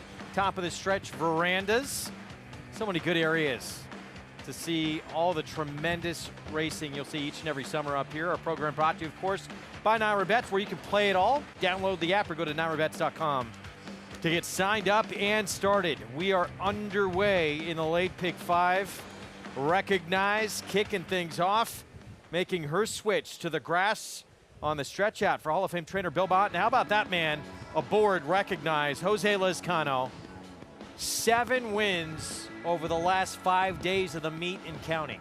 He was second in the first race today, and he's going to be busy the rest of the day, and he's on some more live ones, Greg. Indeed he is, including in our feature race coming up. Let's go to Maggie. With Hall of Famer Bill Mott, and Recognize, Bill, third start of her career.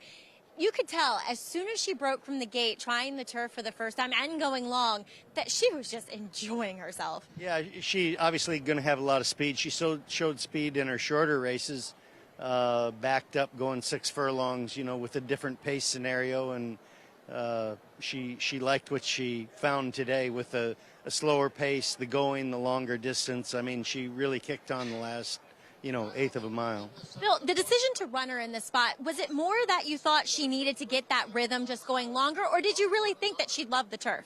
Well, we did have an opportunity to give her a short breeze on the grass, and Neil was on her, and he thought she moved well and accelerated well just when he asked her. And you know, if they back up going 6 furlongs, if they back up on the dirt and they get beat double digits, you got to try something else. That's the truth. You know, sometimes this is a process of elimination, and sometimes we get lucky and get it right. You really got it right today. Now, I do want to ask you about Nostalgic, who will be going forward in the Alabama. We saw her third in the CCA Oaks, right? Yeah. Memory's failing me. Yeah. Second in the Oaks. Yeah. Second in the Oaks, sorry. But is she really thriving up here? Because she looked tremendous prior to going in the gate that day. She's doing very well, and believe me, I have a lot of respect for the horses that beat her last time. Nest is a very good filly, and I think she's probably the best of her group, the best of her age group right now. And we're hoping to hit the board. I mean, I'd love to see her run well. I'd love to have another Grade 1 placing with her. She's a nice filly, runs hard. I think the 1 1/4 will suit her, so I think that's in her favor. So we know who the favorites are, but we're gonna take a run at it. Nothing like getting that Grade 1 black type. Bill, best of luck with her. Congrats here with this nice New York bred filly. Thank you. You best to recognize, Greg. I think we all got it in. Good one, Maggie. Yes, we all recognize this Hall of Famer right here. Bill Mott, one of the best in the history of this sport, all that he has accomplished. And as Maggie asked him about, going to take another shot against a filly who's been dominant and who beat his filly by 15 lengths in the Coaching Club of American Oaks. I love what he had to say there. Just sometimes you do things by process of elimination. Sometimes you get lucky. Bill Mott gets lucky an awful lot of the time. It's funny how that works out when you're extremely good at what you do, isn't it? You quickly saw the odds there for race 7. 5.5 furlong turf sprint, which we'll talk more about coming up. It's for non-winners of 3 lifetime. We're going to take a timeout. When we come back, we're going to hear about the ups and downs. One of the top riders in this sport, Luis Saez, led the way here at Saratoga last summer with the 4th most wins in the history of this meet. He sits down with Richard Migliore right after a short timeout.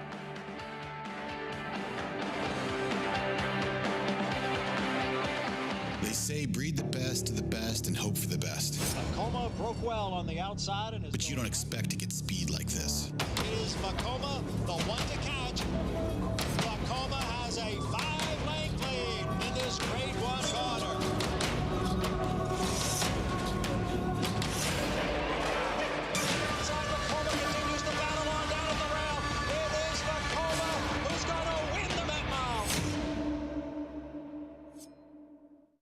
Experience the new Paddock Suite at Saratoga Racecourse. Enjoy Saratoga's newest hospitality area featuring a climate-controlled bar, lounge, and balcony overlooking the paddock.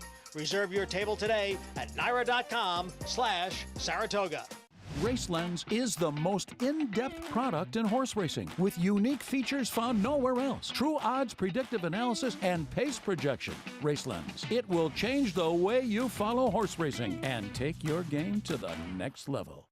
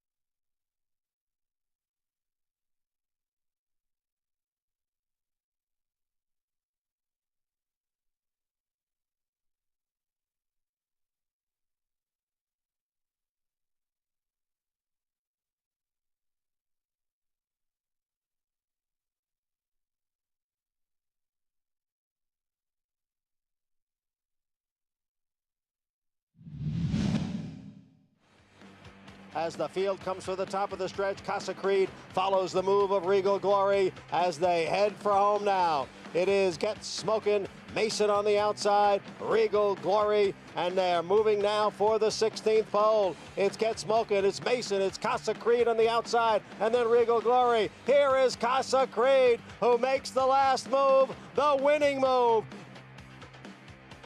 Grade 1 win in the 4-star day for Casa Creed from last to first under Luis Saez. One of the 28 winners he's collected over the course of this meet. Well, after a late start to the meet 2 seasons ago due to COVID, Luis Saez showed what he could do with a full summer here in Saratoga. His 64 wins led the way from start to finish, with the 4th most ever in the history of this racetrack. Richard Migliore caught up with Saez to talk about the highs and lows that have led him to where he is now. Louis, take me back to the beginning. You're a young kid, and you enroll in the Lafitte Pink Eye riding jockey school. When I first started, I went to the jockey school in Panama. I was 14 years old, and I left home. Living up there and go to the track, leaving the track, it was a pretty tough moment for me because, man, in the track I don't know nobody, and that play was so different. But I get through. You started riding professionally as a jockey, 16 years old. How old were you when you decided to come to the United States? When I left Panama, I was 17. That was like dream come true, just to come over here. And I came to Florida. The first day when I get there, I don't know nobody. And it was a little tough too because I had to find a place, and it was by my own because my agent just leave me there. The guy that bring me from Panama just leave me on the track. After, you know, I have a place to stay, everything started. Maximum security. Country has 1-2 down to the line. Maximum security wins the Kentucky Derby. It's maximum security. He's never lost a race, and he wins it under Luis Saez. You actually finished first in the Kentucky Derby. Unfortunately, ultimately disqualified. How do you overcome that? How, I mean, because a lot of riders, I think it would just destroy them, but you handled yourself with so much composure and strength and class. Well, in the moment was a little difficult. I recognize that. But, you know, this thing is my joy. I love horse racing. I love the sport. I love the horses. And in that time, that happened, just happened. They stay way back, and I don't really, they don't really bother me. They're coming down for the finish. It is Essential Quality and Midnight Bourbon. Essential Quality has won. Last year, lead-in rider in Saratoga. The Colony, as good as it was last year, seems even stronger this year. Is this the best Colony you ever rode with? Oh yeah, definitely. This is the best Colony. Everybody here, they're pretty tough. Trainers, horses, jockeys, everybody want to win. Winning that title last year was something so special for us. We never thought we were gonna be there, but we did it. And well, we have a good start this year. I know it's tough every year, but we just keep doing what we love, riding horses and try to win. Well, I see you out here every morning working. Is it a place that you do work more horses and you're out more mornings? You got to work here. Yeah, you got to work. And I really like it. I love it. I love to get out early, come over here, get a cup of coffee, a little coffee, and just enjoy the morning. It's beautiful here. Enjoy the moment. And I did. I really enjoyed it. Having another extremely successful Saratoga, Luis Saez, 28 wins, currently 3rd in the standings. That 2-horse Gary Veterans beats the one he is going to ride here. What stands out to you about Luis Saez? Just his quietness about him, his class, his humbleness. I think his humbleness, but he takes all of this energy and he puts it into one of the most powerful finishers in the sport of jockeys. Here at Saratoga, you see it on display day in and day out.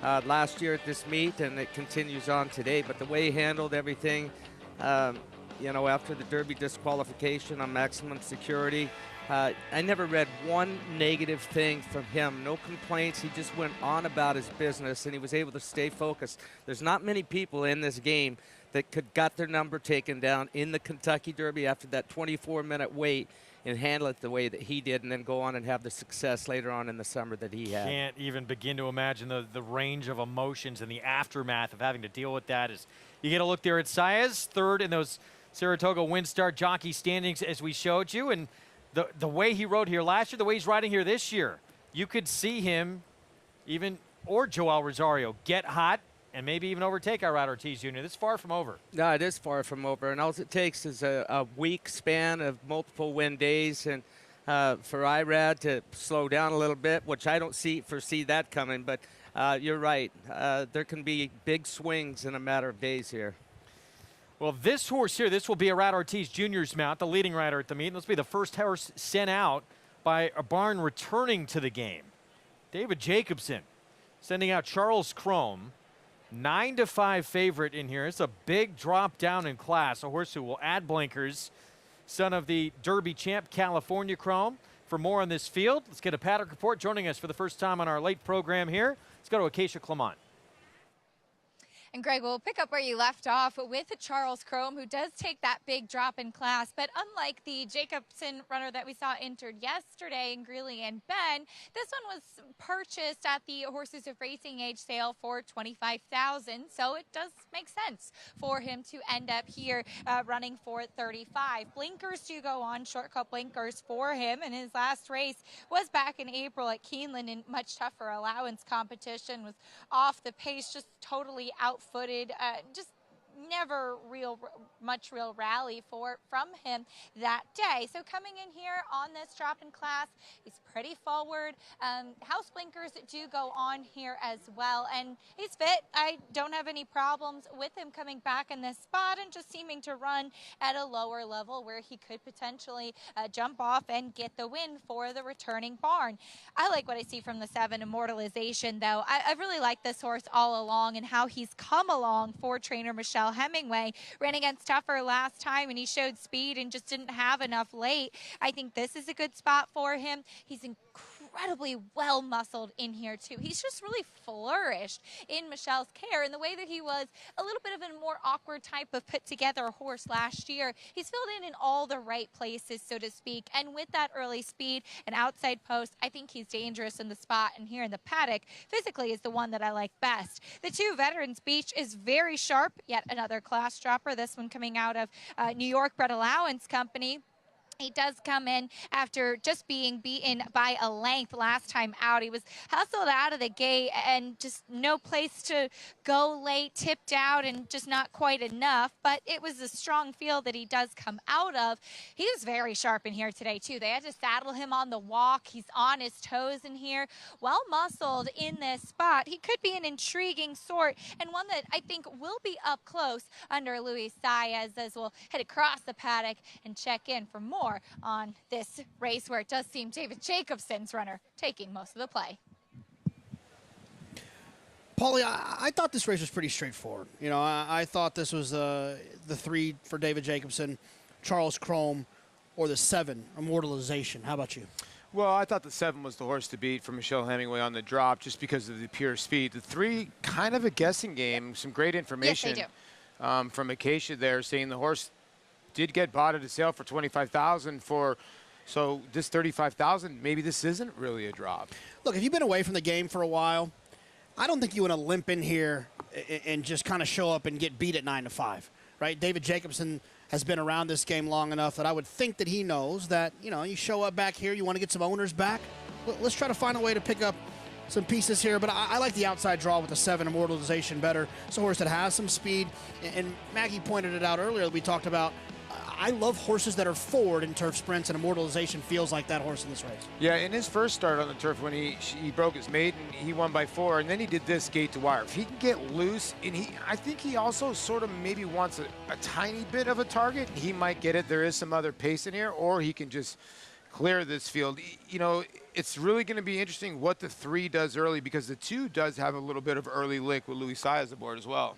Wolfie, to keep the name game going here, I like the 6, Boom Boom Kaboom, as well, just because I really want to hear Frank Miramati try to call that one home. Yeah, well, Frank gives a little pizzazz to that one. That horse went, I think, started 0 for 23 and then went back-to-back starts. Boom, boom, kaboom. I want to remind everyone you get signed up started with Naira Bets. $200 deposit match. Sign-up bonus is the offer with that code right there, Toga 200. Bet any track, anywhere, anytime at NairaBets.com. To kick things off with Steelers fan for life, Mike Leslie aboard. Yeah, this horse has competed well. Lost to Brazilian Air last time, who has come back to win, but 0 for 8 the last 2 years. Here's Saez on Veterans Beach for Mike Deeney. Yeah, ran well enough last time. Luis Saez got to get to know this one.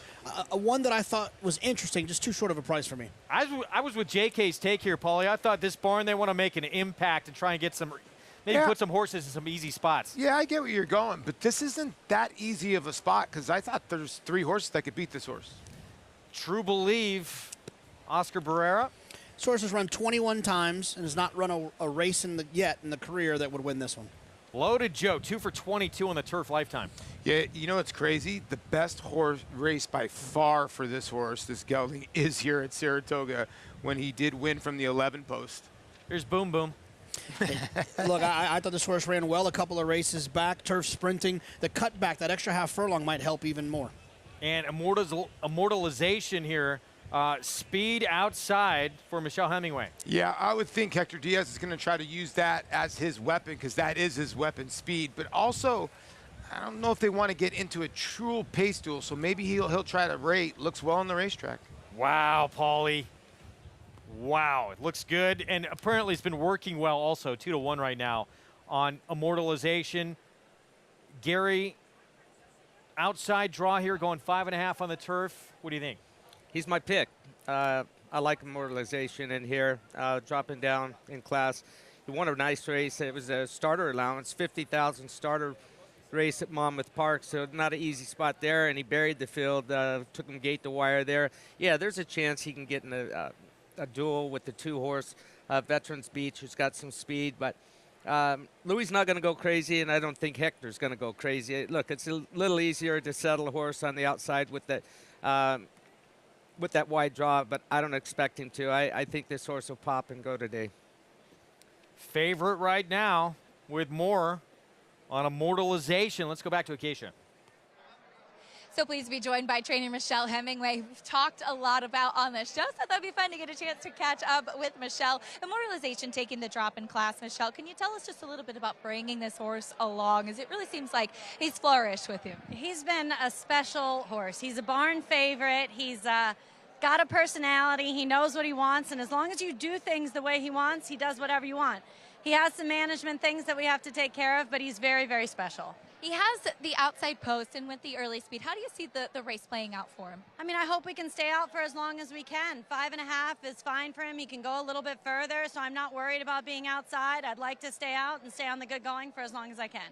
And this one for Newtown Anderstad, we've seen you taking a lot of horses for them. Tell us a little bit about that relationship and the support they've given you as a trainer. I mean, I'm so thankful to Thoroughstock and Nick Salusto and Mr. Regan and all of the clients that Thoroughstock manages. They've given me the opportunity and put a lot of faith in me to give me this chance, and I just can't be thankful enough for everything they've done for me. You're doing a terrific job. Best of luck. Thank you, Acacia. Michelle Hemingway, Greg, sending out immortalization from the outside. Well, we wish her the best with this nice opportunity here, and a horse who's now favored in this spot with, a rider who doesn't get a lot of opportunities here either at Saratoga. 9-5 favorite. Yeah, Hector Diaz, he said 57 winners this year, so he knows where the winner's circle is at every racetrack he rides at. So he's on a horse today that I think can put him in the Saratoga winner's circle. A lot of weight on the 7 with our analysts. Oh, my goodness, look at that. Had no idea. Public there as well. A lot of love for this 4-year-old who's 2 for 4 on the turf. So we get set for our pick 4 coming up. Here's Charles Chrome, and this looks like could be the main challenger, I guess, to the favorite in here. First horse for this returning barn to David Jacobson, who had a lot of wins on this circuit back when he was training. Yeah, since 2018 he's been away, and you're right. I mean, he's coming in here. I think that JK hits the nail on the head. He doesn't want to come in here and embarrass himself. He'd like to start off with a winner. And what better way to get your barn back rolling than to win with the first one you lead over.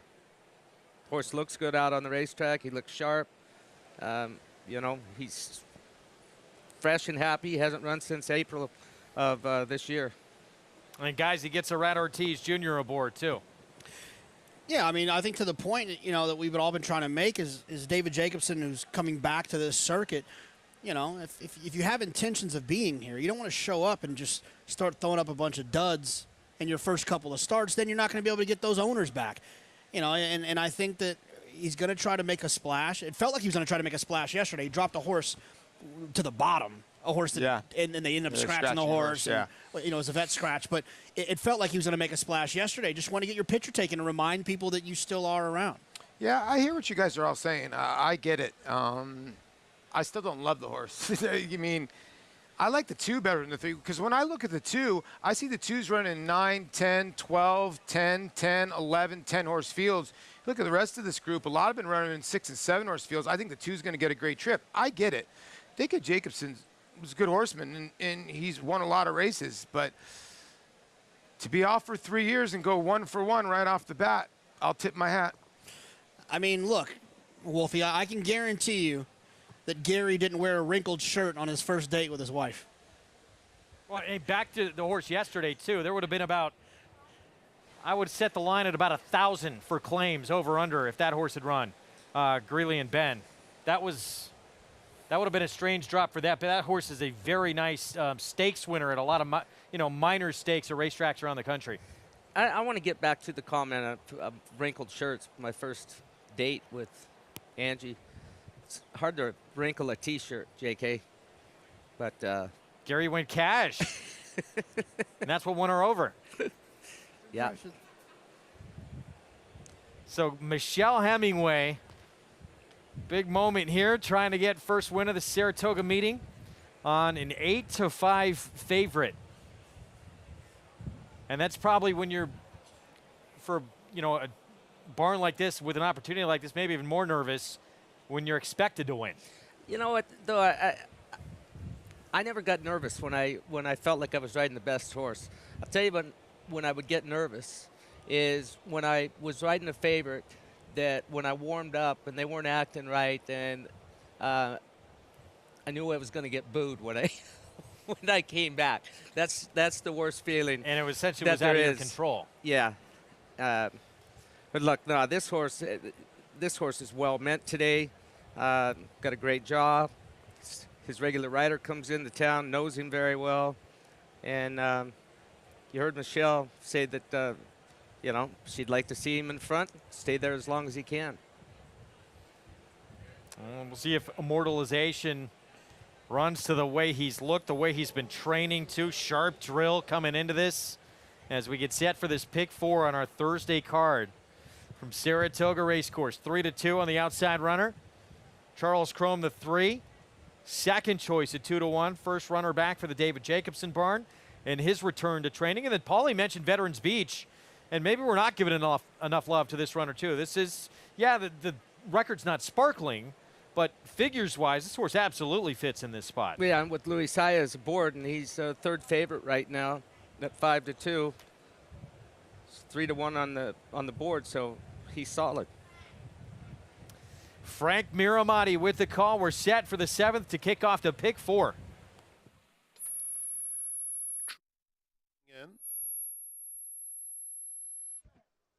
Loaded Joe. Boom, boom, kaboom. And Immortalization will be the last one to load. He goes in. They're in the gate.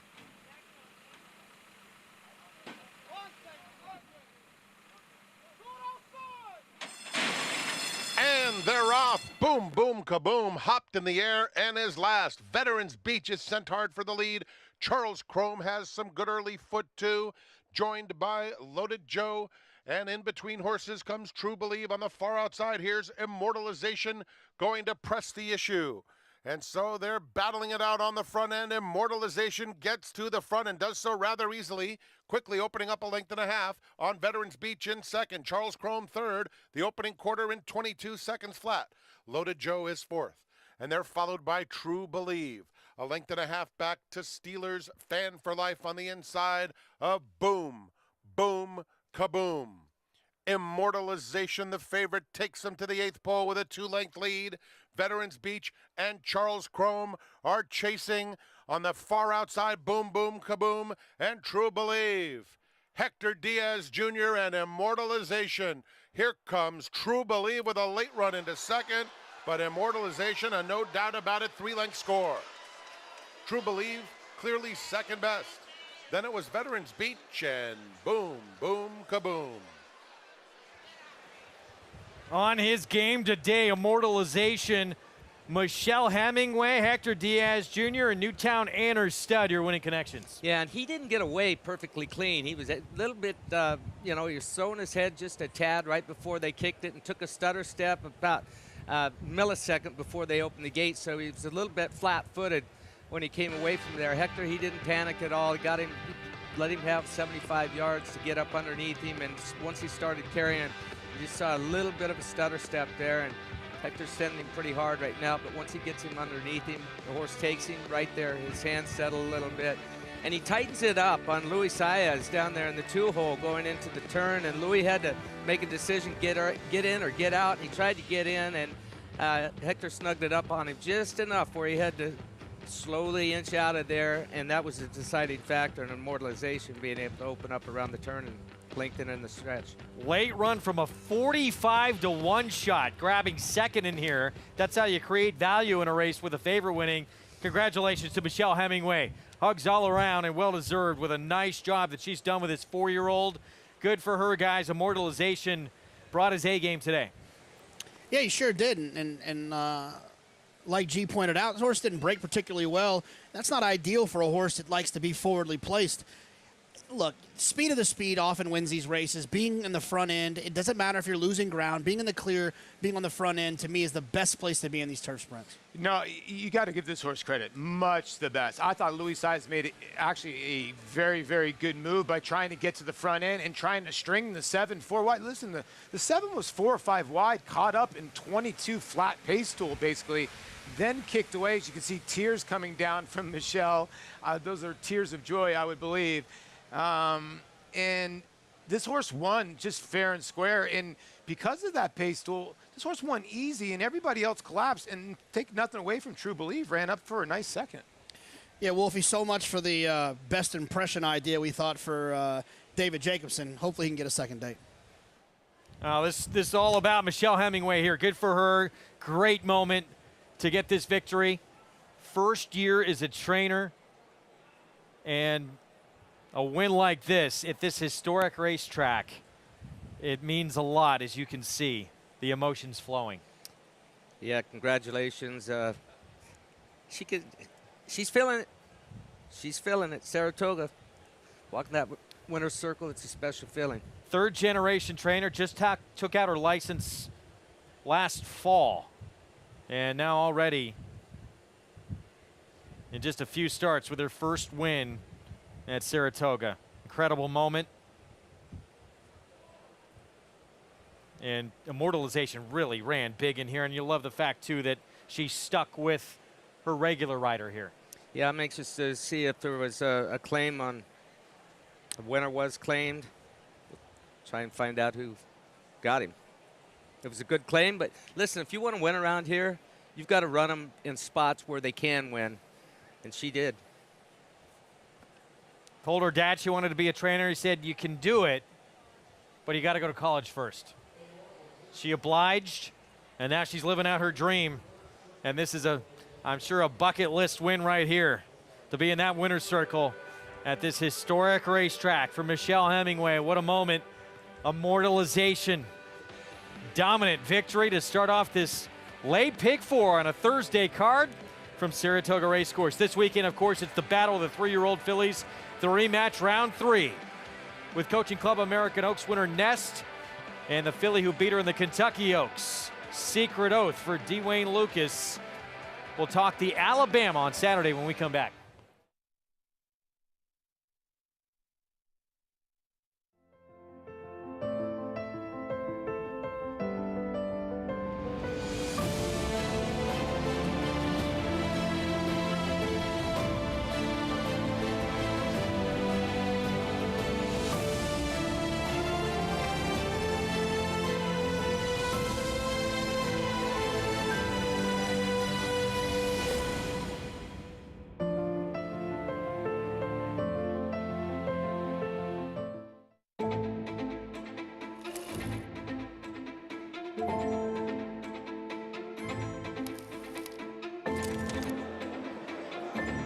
Good morning, ladies and gentlemen, and welcome to the Keeneland September yearling sale. A terrific maternal pedigree, Grade 1 winners and champions across the field. Life is good. Next superstar. Go to the back. Good luck. Eclipse champion Run Happy, the #1 second crop dirt sire of last year, is back and showing a new dimension with winners on turf, dirt, and all weather. Happy Gal is in front, late run from Balenciaga Betty, but it's Happy Gal hanging on. Happy Gal has won it. Somebody's problem was everybody's problem today. The daughter of Run Happy punched home by almost 7 in the end. Run Happy, price for value, and standing strong at Claiborne Farm. Hello, you've reached the offices of West Point Thoroughbreds. Please leave your name and your number, and we'll get back to you as soon as we can. Okay, starting to move now. He's fourth. He's on the outside now. He's pressing him now. There's the 1, the 7, and the 6. He's on the lead. There's another horse on the inside of him. He's pulling away. He's going to win this race.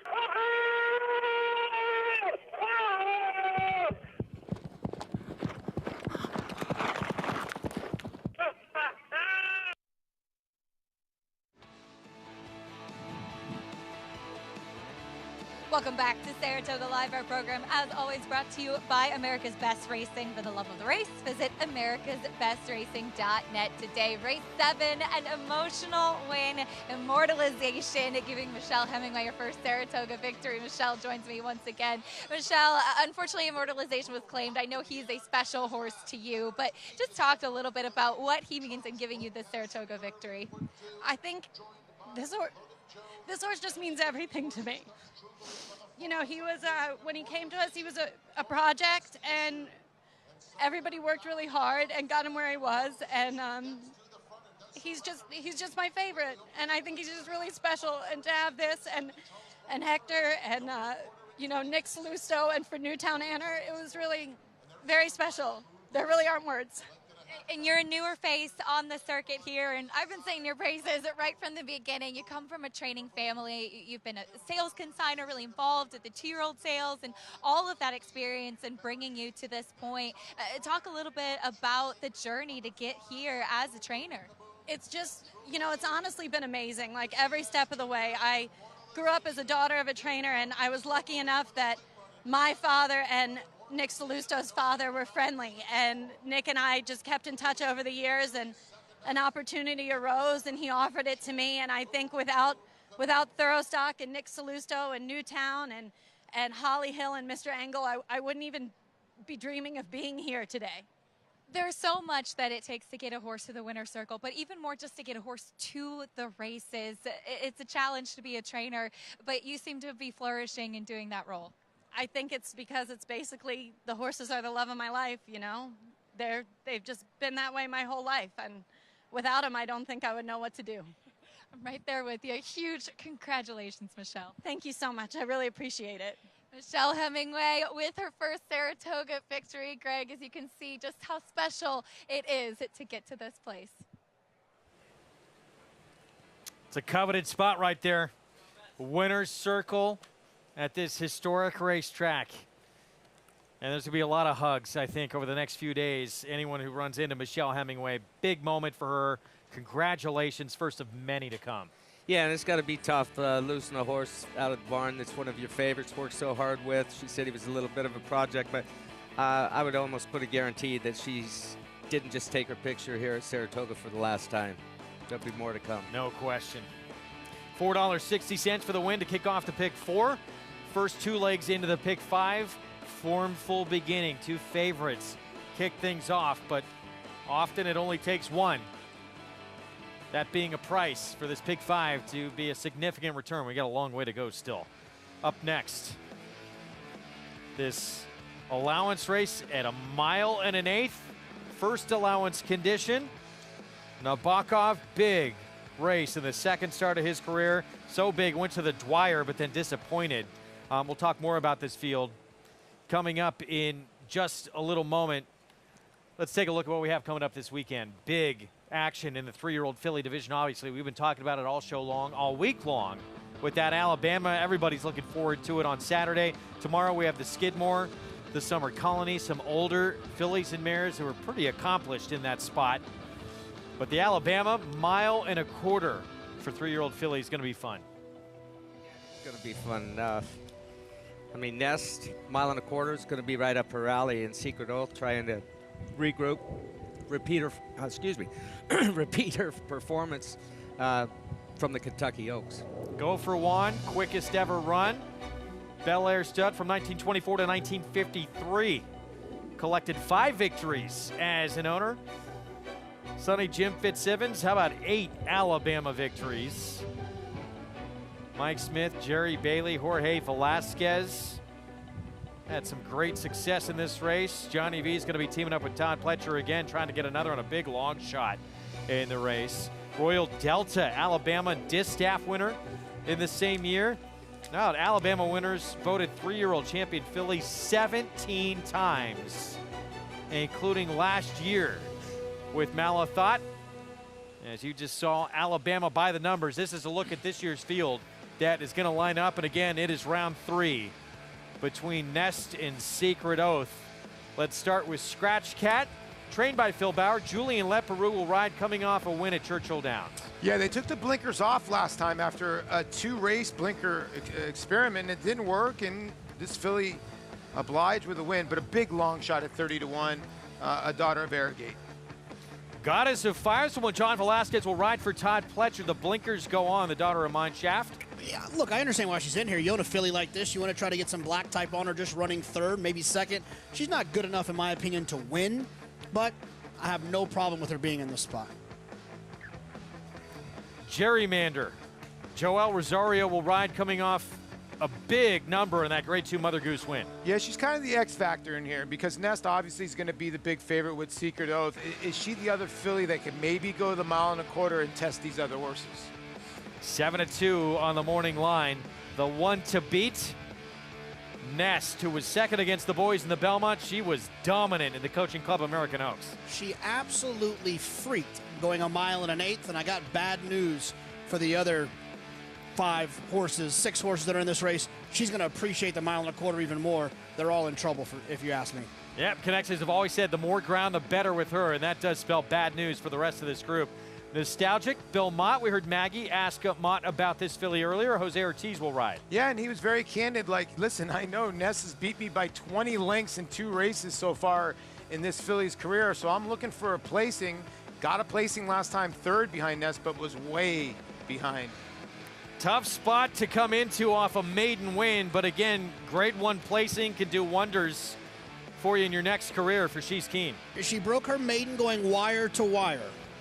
Good luck going wire to wire on Saturday. JK, she's by Keen Ice. Keen Ice had a big upset here. Where's Dale Romans? He's on Card Talk still. Where's Frosted? Secret Oath. Luis Saez, Dwayne Lucas. Dwayne says she is training a lot better than she was going into that Coaching Club American Oaks. Well, maybe we were a little hard on her in her effort. She hadn't raced since the Preakness, so maybe she needed that start, and maybe she will be a little bit better. Don't count the coach out. We've seen that already with a lot of his horses here at this meet. See if he can turn the tables. Of course, Secret Oath beat Nest in the Kentucky Oaks. Let's look what happened here in this Coaching Club American Oaks, Gary. Nest just became a different kind of runner, it seemed like. Yeah, I mean, Secret Oath right here, it looked like we were going to get the battle everybody was hoping for, but it only lasted until the quarter pole right here, and Nest starts separating herself, not just from Secret Oath, but the entire field. just reaching for ground. We've talked about how testing this racetrack has been from the word go here up this meet, a little deeper, tiring. And listen, Wayne told me prior to coming up, he wasn't going to be too hard on her. She hadn't run since the Preakness. He knew that the trip was going to flatten her out a little bit. Got her here, got her acclimated, but didn't drill on her. And he's stepped things up a notch. We'll see what kind of difference it makes, because she's going to have to not only run the same race that she did in the Kentucky Oaks, but I think she's going to have to improve some off of that. And she's going to have to try and do it at 1.25 mile distance. Nest will no question be the one to beat. Look at that resume she's put together. She stumbled out of the gate in that Belmont Stakes against the boys, still wound up second to her stablemate Mo Donegal, and then she produced this otherworldly performance. And, you know, as Jonathan said, she's going to get more ground, which Todd Pletcher believes the more the better ground-wise for Nest. As you look at that tail of the tape, what these two very special 3-year-old fillies have accomplished, guys, it's going to be fun to see round 3 on Saturday. Yeah, and look, if you talk about Secret Oath and you talk about Nest and you talk about round 3, I think it's kind of, and I hate this word, I think it's the news shooter that's the one that you want to worry about. Gerrymander, to me, is the biggest obstacle for Nest, not Secret Oath. No, I'm with you. I think Nest has proven, okay, I'm a little bit better than you now, Secret Oath. I've grown up a little bit more. Where Gerrymander is a horse, is a filly. She's never been around 2 turns. For a lot of people who don't know, the mile and 16th race at Belmont's kind of like the Wilson shoot here. It's sort of like a little hook mile in the 16th. It's not around 2 turns, but she's been ultra impressive. This was the Mother Goose where she was just the best by far. And the issue is going to be, can she do this at 1.25 miles and still improve? She's going to have to repeat that effort and maybe improve a tiny bit to get to Nest. Gerrymander and Nest both want to be forward, right? We understand that. Now, let's just think about this a little bit. Nest has gone 1.5 miles and did it successfully.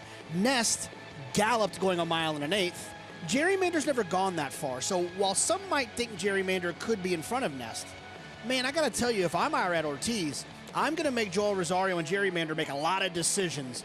I'm a horse that's been proven going this far. Gerrymander hasn't proven that yet. I'm going to make Joel think about it at every step. Man, am I going too fast? Am I going too fast? Because I don't think there is a too fast for Nest. She's going to appreciate the 1.25 miles. She's all stamina. Well, do you think that Joel then pushes from the beginning and tries to spread out this field because that's the only way he can beat Nest? Because there's no way he's going to be able to stay behind her and be able to run her down. Wolfie, I think he sends away from there, and I think very quickly he realizes that Irad's not going to give up the lead. There's Todd Pletcher. He will send out the odds-on favorite, Daughter of Curlin. Nest looking to add a second grade 1 at this meet on Saturday in one of the most prestigious races for 3-year-old fillies in this sport, the Alabama, worth $600,000. We'll have live coverage this Saturday. We'll be back with the 8th right after this.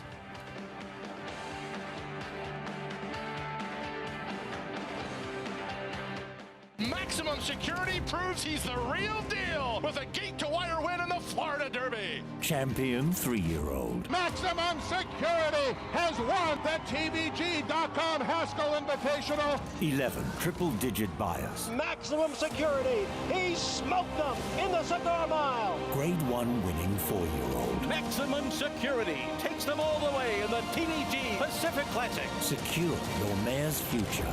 Maximum Security. Who you betting on? How about an app created specifically for horse racing? Naira Bets. We specialize in thundering hooves, fist pumping, and boosting your bankroll with robust weekly promotions. And offer betting tips from actual horse racing experts. Bet all day and night, nationwide. Get the action and thrill of horse racing with Naira Bets.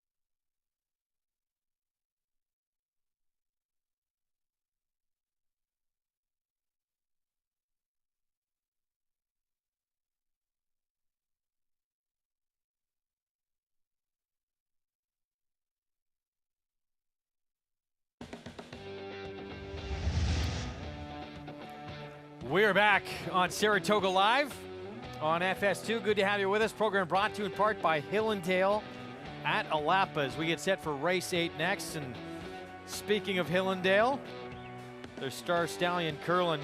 Here's the son of Curlin, the 2-time horse of the year. This one trained by Todd Pletcher. We'll have Luis Saez aboard as we send it over to the paddock set.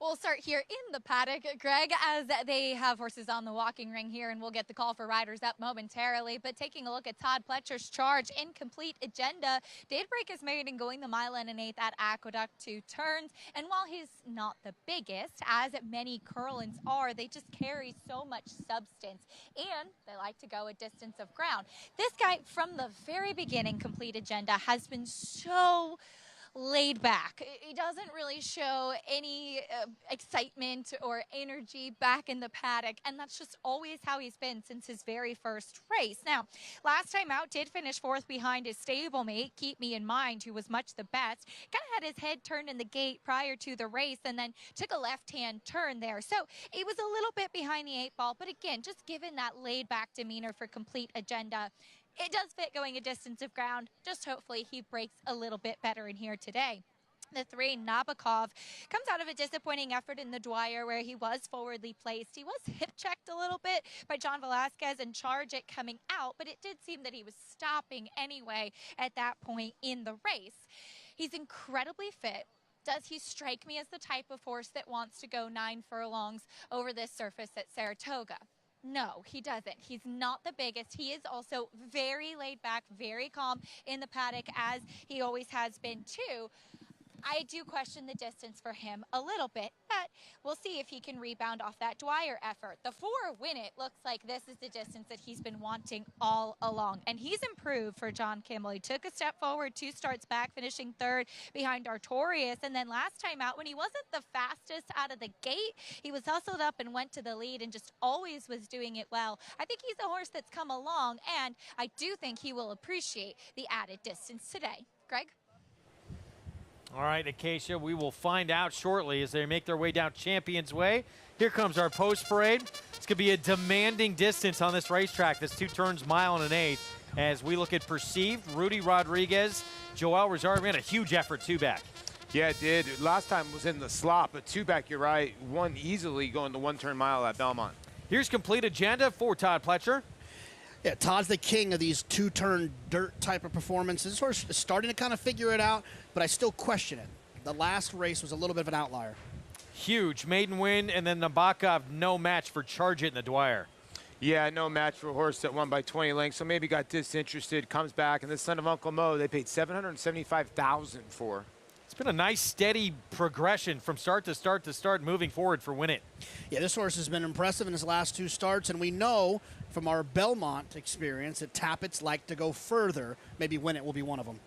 Warrior Johnny, trained by Phil Bauer, Junior Alvarado aboard. Yeah, I like this horse. I liked his win, went 1 to 5. I get it. And he ran an okay race, a better than looked race last time. And Phil's horse has been running. Unbridled Bomber, 15 to 1. Jose Ortiz rides. Look, I'm not mad at this horse for getting beaten the Dwyer. Basically, every horse would have got beaten the Dwyer. It's the previous races. I don't think this horse is good enough. Vazariano, Norm Cash sends out, just was 2nd in a starter allowance at Churchill. You know, Norm Cash is a very good sneaky trainer. You get William Humphrey aboard, the son of Bernardini. 2 decent races going 7 furlongs and a mile at Churchill Downs. Now needs to stretch out to a 1 1/8 and get better. 7 minutes of post here in this 8th ahead. Want to remind all watching, Naira Bet Saturday contests continuing all meet long. Show off your handicapping skills in the online live money contest every Saturday, featuring races from right here at the spa. Win cash prizes and seats into next week's contest. Registration ends 5 p.m. Eastern on Friday. Go to naira.com/contests for more as we head back to the paddock set. You know, Paulie, with the 3 Nabokov, of course I'm not going to get it right. Nabokov. Yeah, just one of those ones. Those letters don't usually come out of my mouth. This is a horse that I felt like he did kind of get cut off a little bit in that race. It was prior to this. I'm sorry, in the race after this, this horse kind of did get cut off, I thought. And based on this performance, I felt like this horse had an opportunity to take a step forward. He was never beating. I agree with Acacia. He was never beating Charge It. but I do think that he could have run better in that race. So I'm going to draw a line through the last and the Dwyer, and I'm going to look to this race to try to build off of. Yeah, I can see where you're going. He won it nicely in hand, 91 buyer, and I thought it was a decent time in 142. You worry out of that race is he only beat, 4 other rivals, and so. But when you look at the 3 and the 4, they're so lightly raced, so they can improve. And the 4, I tell you what Acacia was saying about more distance. He is a big boy. He walked right behind us, JK, and he is a big son of Tappet, and he kind of lumbers a little bit like he wants that 1 1/8. Yeah, well, you look at the race 2 back. He ran against Arturius, so you can forgive for that. Then comes back and does win, kind of going away, and this is the performance we're watching now. And if you're kind of new to this game, the 4 Win It, his father was Tappet, and Tappet has produced a ton of Belmont Stakes winners and horses that run well in the Belmont Stakes going 1.5 miles. So added distance for me is a plus for the 4. That's a scary, scary replay because the more I look at that replay, he was still green in that race and he won. This is the horse I like, Complete Agenda, just because Todd is very, very good. Second off a long layoff, got to spin over the racetrack in 1 1/8. I thought ran a decent race after being bumped hard at the start. You get Louis Saez aboard. I like the price just because a lot of the other horses have not gone this distance. If you look at the 3, 4, and the 5, the 5's the only one that's gone the distance. Ran 6 at Churchill Downs, so I'll take my chances with the 2. Wolfie, I've got no problem with the Complete Agenda. Todd Pletcher's good in these situations when horses are stretching out, going long on the dirt. And if you have any questions about Todd's horses long on the dirt, go to Kentucky and ask around about some stallions that he's trained. There's no one better at getting horses ready to go, especially up here at Saratoga, this 1 1/8. He just dominates these races. And you look at the race Complete Agenda's coming out of. Let's not forget, Keep Me in Mind was in that race, who was, he didn't win any of the big 3-year-old races last year. He was extremely competitive in them, including here at Saratoga in the Jim Dandy. Yeah, he was. We haven't touched on Warrior Johnny yet, and need to talk about Warrior Johnny and Philip Bauer. Bauer's had an unbelievable meet. Only 6 starters, 3 wins in a second of what he's led over here, and he brought a bunch of horses. Not a bunch of horses, but the horses that he brought up here. He brought up here with purpose to win, and when he is. And look, he won his race 2 back, broke his maiden by 12.5 lengths. This are 12 3/4 lengths at Churchill Downs. Fired him back in an allowance race, going 1 1/8 that day. Didn't show up, but he seems to. His horses that are coming from Churchill Downs that he's prepared up here are performing exceptionally well. This was kind of that light bulb going on, figuring things out race where it all came together for him. I mean, you see how dominant he was. He won by more than 12 lengths to break his maiden in his 6th career start. And this will be his 2nd time in against winners. Pretty good group that he had to face that first try against winners. Gilded Age being pointed to the Travers. Yeah, really, really was. And he was only beaten 2 lengths in there. And he actually regressed a little bit off of his maiden win slightly by his speed figures, buyer speed figures, thorough manager as well. But I think this horse is a capable horse at 7-2 right now. 2 minutes to post coming up in this 8th. Let's go to Acacia. And I agree with Gary on Warrior Johnny. I think he's an intriguing new face in here. And indeed, I think you have to take an extra look at the runners that Phil Bauer has sent up. Last time out, too, I don't think he had the easiest trip. He was a little bit tight out of the gate. He was wide into the first turn. He was showing some greenness, too, kind of lugging in and out. But you can even see him in relation to his lead pony. He's a big boy. And sometimes the progeny of Cairo Prince, a stallion of which I'm a big fan, they could be a little bit more on the lighter or narrow side. That's not the case with Warrior Johnny. There's a lot of good length to his frame, a lot of good substance to him. It's been dappled out from head to toe, moving well in the track under Junior Alvarado. I'm very intrigued by this guy because he looks like the 1 1/8 is what he wants to do. And though he had a bit of a tough trip and he didn't finish as much as you would have liked last time out, he was actually the favorite too off the back of that big maiden score. He could be an intriguing fresh face in this race. That I think there's some talented horses in here, Greg. That certainly seems like there are. We'll see who can take that step forward here coming up in this 8th race. There's again Warrior Johnny. Junior Alvarado will have the call 3-1 in here. We got 4 horses on the board between 2-1 or 7-2, including this guy right here, Complete Agenda, for Pletcher. Yeah, and I think it's going to be interesting what happens in the first 16th of a mile of this race between Nabokov and Irad Ortiz and Warrior Johnny and Junior Alvarado. They're the speed of the race. Nabokov, I'd look for Junior to lay just off of Luis and complete Nabokov's and Irad Ortiz's hip going into that first turn and just put enough pressure on and not get too far away. There's Irad Ortiz Jr. meets leading rider in those Peter Brandt Silks. Well, had a lot of big wins over the last few years on this circuit, and this horse showed sprint speed in the debut, going 6.5 furlongs. So you would think, yeah, Ortiz can put him anywhere he wants.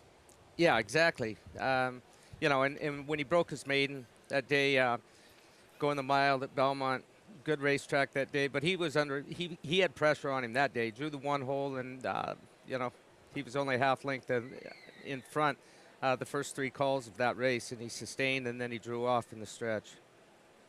5-2, favorite steps in, and those forest green and light green silks. Peter Brandt, that first turn comes up quick, so we'll see if Irad Ortiz Jr. can try and get a little separation early. How close Win It, Javier Castellano can stick to him. As we get set for race 8, 2 turns, mile and an eighth, as we go upstairs to Frank Miramati. Thank you, Greg. Unbridled Bomber and Vasariano, the last 2 to load.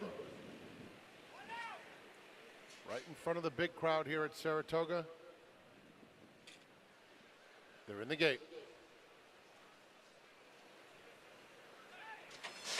And they're off. Perceived and Complete Agenda. Here's Nabokov going out to battle for the lead, and Warrior Johnny in the red, and so those two go on with it. It's Nabokov, the clear-cut leader into the first turn. Warrior Johnny a length and a half back in second, followed by Unbridled Bomber in third, and then it's Complete Agenda. Win It fifth, 6 lengths off the lead while racing well off the rail. Another 2 back to Vasariano, and the trailer is Perceived. 8 lengths covers the field. Nabokov, Warrior Johnny comes right back to him, and Warrior Johnny, intent on getting that lead, takes it through a quarter in 24 seconds flat. Irad Ortiz concedes with Nabokov in second, and here's Win It going for an early bid on the outside right after front-running Warrior Johnny. Warrior Johnny joined by Win It, those two on even terms. Nabokov is now 3 behind in third. Then it's Complete Agenda, followed by Unbridled Bomber. Vasariano hard-ridden, 8 lengths off the pace, and Perceived continues at the back. The half went in 48-1. It's Warrior Johnny trying to fend off that early bid from Win It, has opened up a length and a half. Win It is still clearly second. Nabokov third. Unbridled Bomber on the outside, inching up a closer fourth, and they're followed by Complete Agenda as the field turns for home. Nabokov coming back for more, 3 wide, but it's Warrior Johnny who has scampered clear. And in the blink of an eye, Warrior Johnny has opened up a 7-length lead. Complete Agenda now moves into second. Perceived has surfaced with a nice rally, but they're only battling for second. Behind Warrior Johnny, who was sharp, geared down, and wins by about 8 lengths. Perceived completes the exacta. Complete Agenda third. Unbridled Bomber checked in fourth. Maybe he should have ran next Saturday. Yeah. This was big from Warrior Johnny. Impressive performance, dominating this field. Yeah, and they ran a fast time. They were real fractions, legitimate fractions early on. And listen, Win It was uncontrollable. When he turned into the backside with Javier Castellano, he was lugging out, he was fighting with him. And look, Javier, finally, he got tired of fighting him, and that's when you saw him make that middle move. And I thought that was going to stick a fork in Warrior Johnny, just for the fact that he went up, challenged him. They picked up the pace, and Junior Alvarado rode this horse like he was riding the best horse from the word go.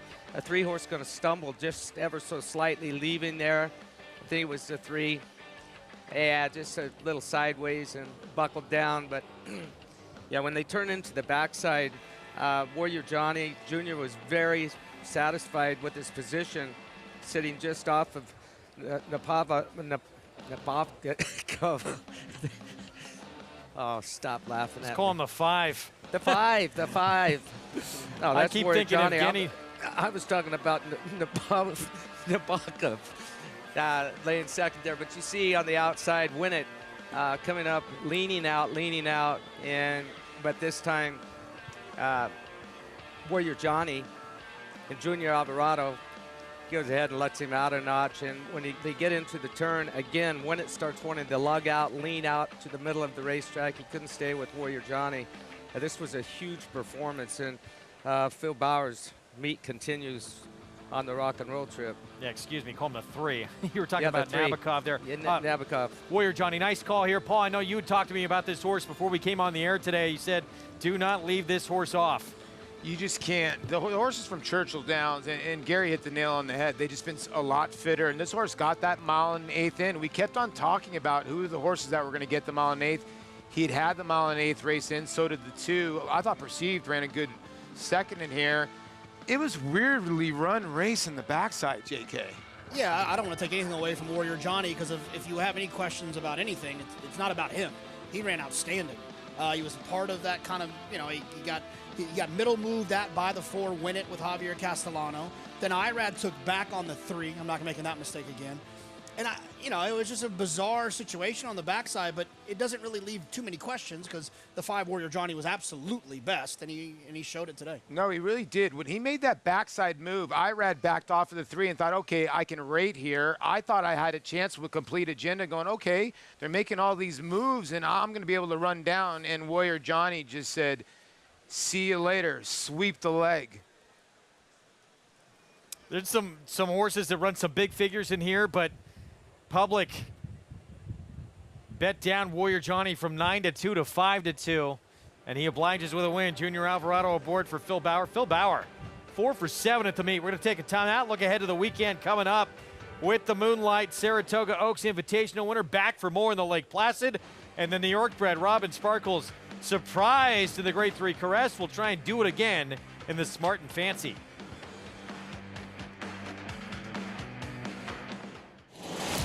Into Perryville, all alone as he turns for home. Nashville under no stress whatsoever. What's it going to take to win the Breeders' Cup Sprint, and could this horse have toyed with a group in the Breeders' Cup Sprint? I'm going to say yes. This was sensational. 107.89 track record.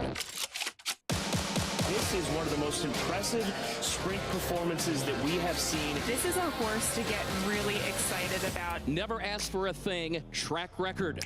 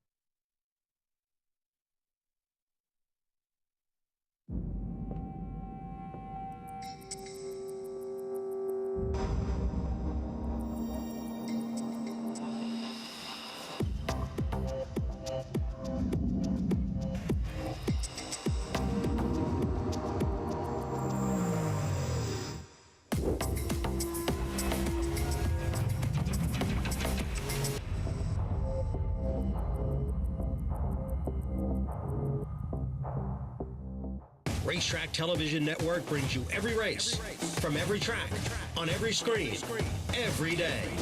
With monthly packages starting as low as $5, RTN gives you great value and access to more live HD streaming and race replays than anyone. Visit RTN.tv today to sign up and watch on almost any device, including Roku and Amazon Fire. RTN has packages that start at $5 per month.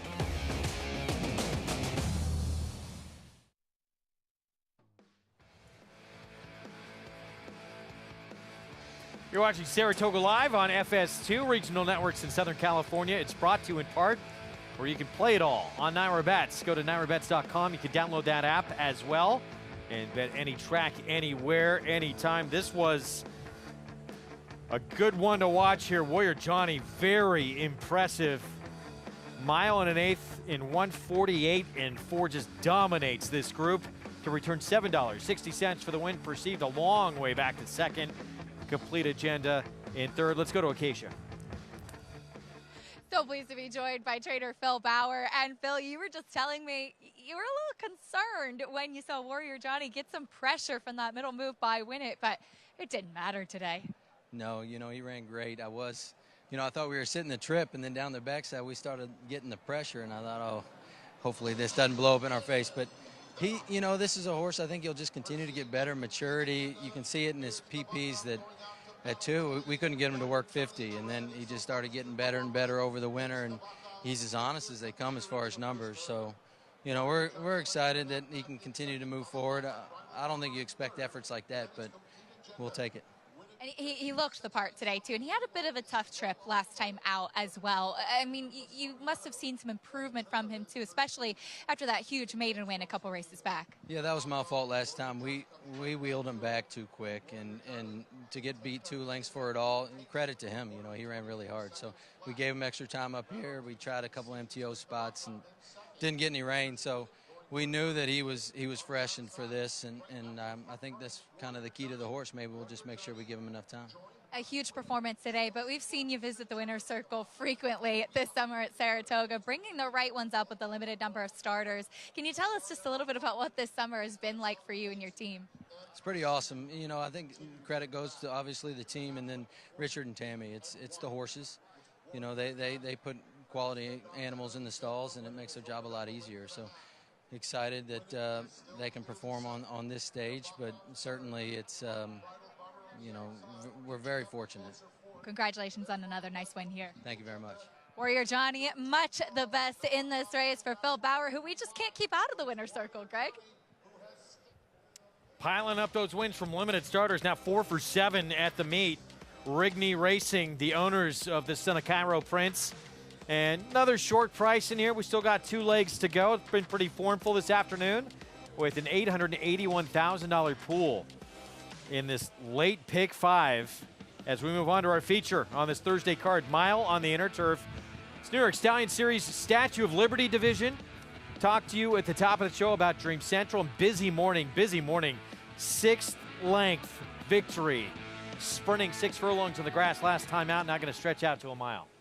Yeah, and I think she can handle the mile. She ran a route of ground first time out and didn't run a bad race. Finished 3rd, got beat a couple lengths, so I think she'll handle the stretch out just fine. All right, we get into more of that coming up in a moment. Let's look ahead to this weekend. Some tremendous action. We know we have the Alabama, and we also have the Grade 2 Lake Placid for 3-year-old fillies at a mile and 16th on the inner turf. And with the Moonlight, Saratoga Oaks Invitational winner went off the favorite, got the win in that race, going to wheel back here for Charlie Appleby. Yeah, William Buick is not going to be aboard this time. Luis Saez is going to be aboard, shortening up in distance to the mile and 16th, and I think that suits her. It was a little bit of a surprise, I think. Well, it was to me that she was, coming back in just 2 weeks rest off of her big win in Saratoga Oaks. But look, Luis Saez, great replacement for William Buick. I look forward to seeing how she responds off the short layoff. By their standards in Europe, this is not really a short turnaround. They do it all the time over there. They take the winter off, freshen these horses up, and they go hard during the summer, and that's what these horses are trained and used to. Well, she had a tough trip in that Belmont Oaks. If not for that, might have been a different outcome. But got a much better trip with William Buick. Luis Saez will ride in the Lake Placid. Meanwhile, you got 3 runners coming out of the Lake George who are going to try and spoil things with the Moonlight, guys. Paulie, I think if you look at the Lake George, you got to ask yourself that question of between Dolce Zell and Eminent Victor, who actually got the worst trip. I'm going to side with Eminent Victor on who got the worst trip. Yeah, you could say that. Dolce Zell was a tremendous ride. And I thought Dolce Zell showed a tremendous amount of courage. Because when you come up the inside, sometimes it's hard to, I guess, stave off that horse to the outside. You always get that deceiving sort of angle. But you could see Dolce Zell's all bottled up. And when she finally got through, she does get the shortest trip home. And she just, at the end of the wire here, JK, I just feel like Dolce Zell was just not letting anybody go by. It's funny. I said Eminent Victor, and then I just watched the replay again, and I feel like I want to change my mind. It's tough, man. It really is. Because Dolce Zell just didn't get the run. But she got to save all that ground early, and she broke cleanly while Eminent Victor broke a little bit slow. It's close. It's close. I'll stick with my guns that Eminent Victor got the first trip, but I wouldn't fight anyone over the fact that Dolce Zell didn't have a great trip either. No, I wouldn't either, because it felt like the 6 was trying to keep everybody into as well, and Dolce Zell did have run, and where you were chasing the pace most of the way. So I can understand where you're going there. So it's going to be very tight, but they all going to have their running shoes on to beat the Charlie Appleby runner. Well, we got the Smart and Fancy as well. Robin Sparkles, which is such a cool New York bred, and she shows up here, and Caravel gets a little bit of a rematch with her. Caravel didn't get a great trip last time. Robin Sparkles did. Where are you leaning and horses coming out of the Caress? Well, how do you want to take this? We said this before they ran last time. Caravel's a horse that has trouble getting out of the gate. That's her one Achilles heel. Now she gets outside. She had the one last time. You saw what just happened. She did not break well. Robin Sparkles just has natural speed. Now, if Caravel can stay close, we saw what she did when she stayed close. She wired a field at Belmont in the Intercontinental. So the break is key for her, and if she breaks and then presses Robin Sparkles, it just turns into a different ball game. After watching that replay, when we were kind of zoomed in, you were talking about Caravel kind of not getting out of the gate great. Now, sometimes she does, sometimes she doesn't. I tell you one thing, though, she got out of that picture really fast when she checked out of there and lost all of that ground. In turf sprints, you can't win like that. I don't care how good you are. I'll give Caravel another shot. I think she's the most talented horse in this race. I think she's run the fastest races in this race. And if she can just work out a good trip, I think she'll be fine in here. And Robin Sparkles, I think last time was the time. She's going to be a little bit shorter this time, but she is still a really cool horse. No, she's a cool horse, Robin Sparkles. I do think Caravel might go off your favorite, but I do think the one's going to get some money, Greg. Change of control. A horse that just won a Colonial and was 4th, only beaten 3 lengths by Casa Creed, who just won the Grade 1 4-star Dave, and now has a decision to make, sprint or mile again on Breeders' Cup weekend. So we'll wait to hear that decision. Robin Sparkles, though, she is 21-1. She upset that field in that Grade 3 Caress. And we know her game is speed. She is quick. Here's Dream Central.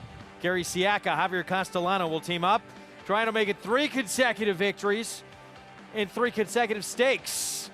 Can she get it done? 7-2 right now as we get set for the Statue of Liberty New York Stallion Series. Warfront. This son of Danzig ranks among the world's elite sires, ranked #1 by percentage of stakes winners, graded stakes winners, and Grade 1 winners. No stallion has a better strike rate. Warfront is the sire of over 100 lifetime stakes winners, including some of the sport's most talented runners both at home and abroad. In the auction ring, his progeny continue to command top dollar. Warfront, standing at Claiborne Farm. Monmouth Park's 50-cent Win Early Pick 5 is one of the country's earliest Pick 5s, making it the perfect way to get your wagering day started. With a 12:15 post on weekends and 2 p.m. start on Fridays, the Win Early Pick 5 is home to 6-figure pools and a low 15% takeout. Start your day winning early. Play Monmouth Park's Win Early Pick 5. Win early, win often.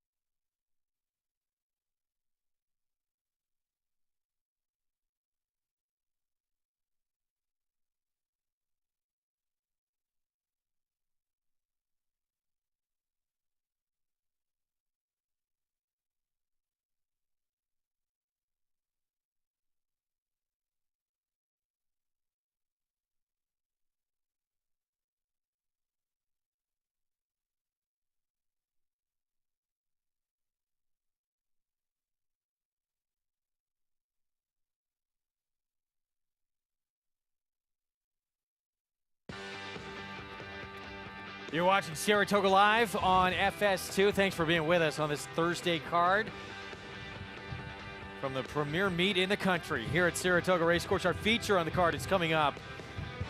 New York Stallion Series, Statue of Liberty division, and there is Busy Morning right now, the 5-2 favorite, trained by Jorge Abreu.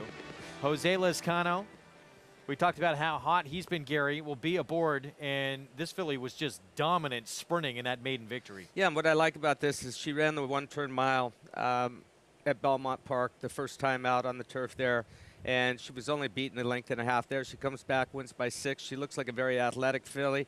So I think she's going to enjoy this center turf course. I've talked about how tight the turns are and how short the run is coming up to the first turn. Kind of catches some of these horses off guard the first time they run here. I don't see that with this filly. I think she's going to enjoy the 2 turns and the sharper turns as well. Up close and personal with the field. Let's get a Paddock report from Acacia. And Busy Morning is where we'll start, as she does stretch out, and that added distance is certainly the question for her. Now, she is one that I've noticed in both of her starts so far, that she's a little bit awkward in switching her leads in the stretch. And I'm wondering if that may be what we saw in her debut, when she did kind of falter a little bit, when she looked like she could be the winner ranging up outside. Kind of one that takes a little bit of time to switch her leads, almost stops her momentum a little bit. When she did so last time, she leveled off and she pulled away really impressively and ran a big race when getting in off the also eligible list in that turf sprint race too. She has filled out since her debut.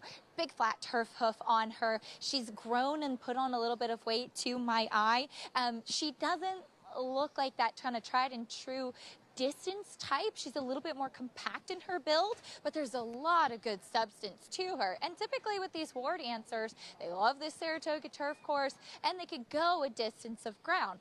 I don't really have a problem with her. My one question is she going to show a little bit more professionalism, a little bit more fluidity in switching her leads and leveling off in the stretch? The number 7 Terra Dancer, another war dancer, in fact, is one that really intrigues me, as she was so sharp prior to her first race and was a huge price, as she does come into much deeper waters today off of just one race and still being a maiden. But while she's forward, she is so much more professional, so much more composed today, and much more fit too, as Horacio De Paz does opt to put her into this New York Stallion Series off the back of a 3rd place finish.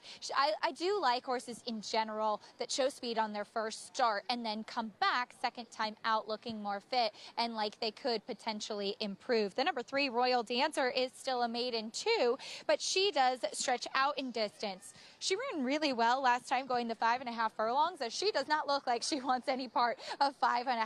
She's long. There's so much scope to her. She's got a lot of long leg to her as well, and she has continued to strengthen up. She's one that I am very intrigued by for Michelle Nevin, as she also picks up Irad Ortiz. As we get ready for this Statue of Liberty division, let's head on over to JK and Paul. Guys, what do you make of the fillies as they take center stage today?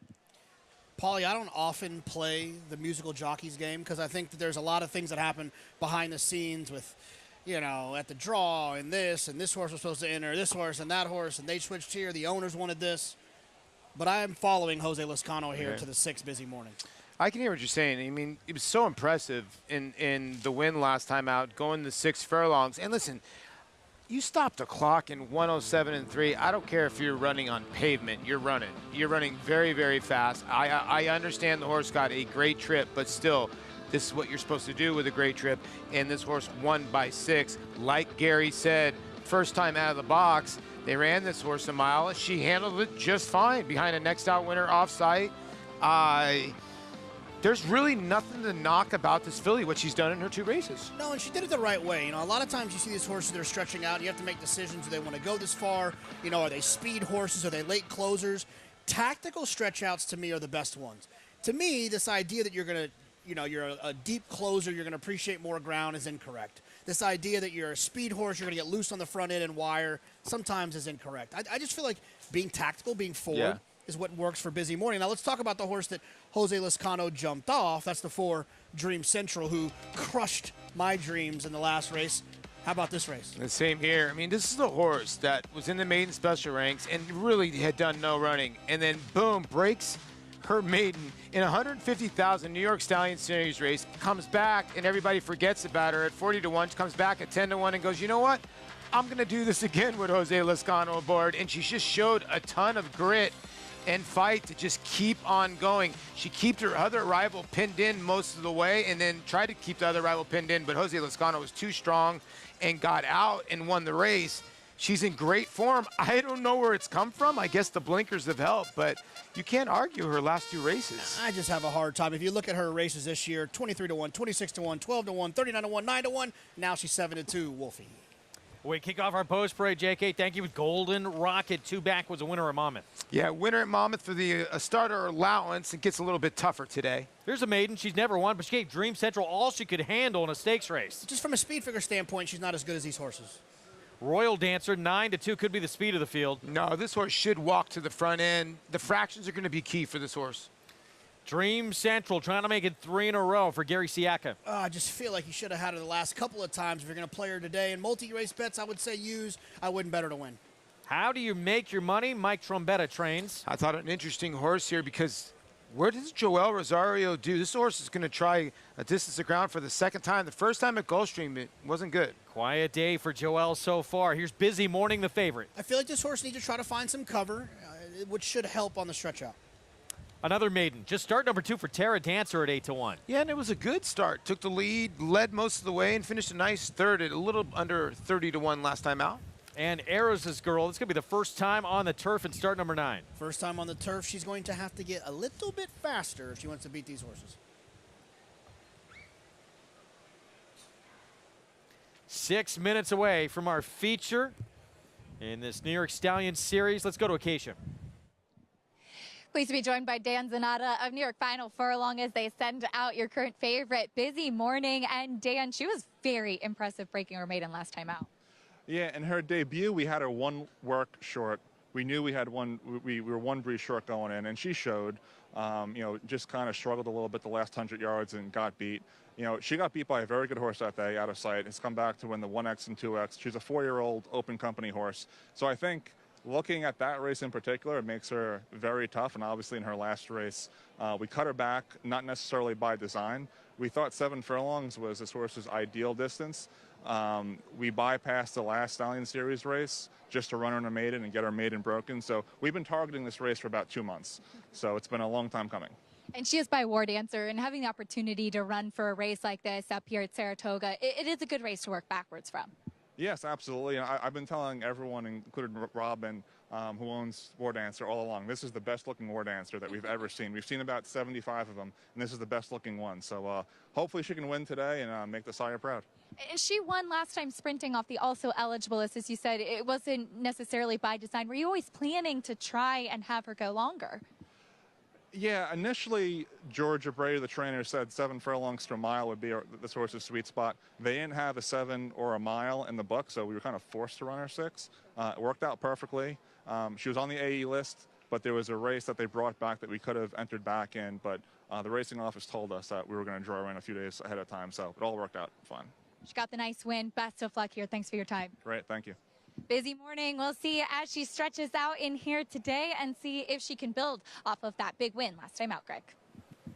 All right, thank you, Acacia. We will find out coming up. So 2-1 on Busy Morning. Daughter of War Dancer for Jorge Abreu, with a confident Jose Lezcano, who has been on a tear against 7 wins over the last 5 days for this rider. And there's the hardware that awaits the winner of the Statue of Liberty division of this New York Stallion Series. She's tactical too. I mean, she was in a stalking position sprinting. So now going longer, looks like maybe she can sit right behind that 3 who's expected to be the speed of the race. Yeah, she is the speed of the race. And listen, the 7 horse is going to show some speed as well, but Busy Morning should, on paper, sit the perfect trip. The 2 horse, Robin and Eli, this one's she'll be a mid-pack, try and run them down. 3rd race off the layoff here. But I think there's better horses in the race. You can play this race, all the action we bring you all summer long and beyond, by playing with NYRA Bets. Go to NYRABets.com, download the app, That's the offer, that $200 deposit match sign-up bonus. With that code right there for new members, Toga200. Punch that in and bet any track, anywhere, anytime. Jonathan, back to the 6th. Figures-wise, did she stand out to you in this group? I wouldn't use the word stand out. She was best on figures, but that was earned sprinting. So, you have to ask yourself, is she going to appreciate the added ground? And for me, I feel like she will. Yeah, I think so. I mean, I don't think that the ground's going to be the issue. As you could see, again, the money line odds and like, see Tara Dancer. If Tara Dancer was to win this race, 9-1 plus 900. You want to bet North Carolina to win the national championship? They're plus 800, and you got to wait about 2 months. That's why horse racing is the best betting game in the world. Let's get to the 5-horse here, how you make your money. And I chose this horse by default, okay, because I get Busy Morning ran a great race. I get it. But the 5 in here, if you look, 2 starts back, was way back. Broke very, very sharply out of the gate. And Jose Ortiz just took a complete hold of this horse and was behind Dream Central, a lot of these horses. Then they shipped this horse up to Woodbine, put blinkers on, did not run a bad race. I think this horse has been wanting to get back to the mile. The mile race that he ran at Gulfstream, or she ran at Gulfstream, and here comes the bride. She had no chance at the break. She got eliminated. And you get Joel Rosario. He's just a master of figuring things out, and I think he can stay forward and get a good trip.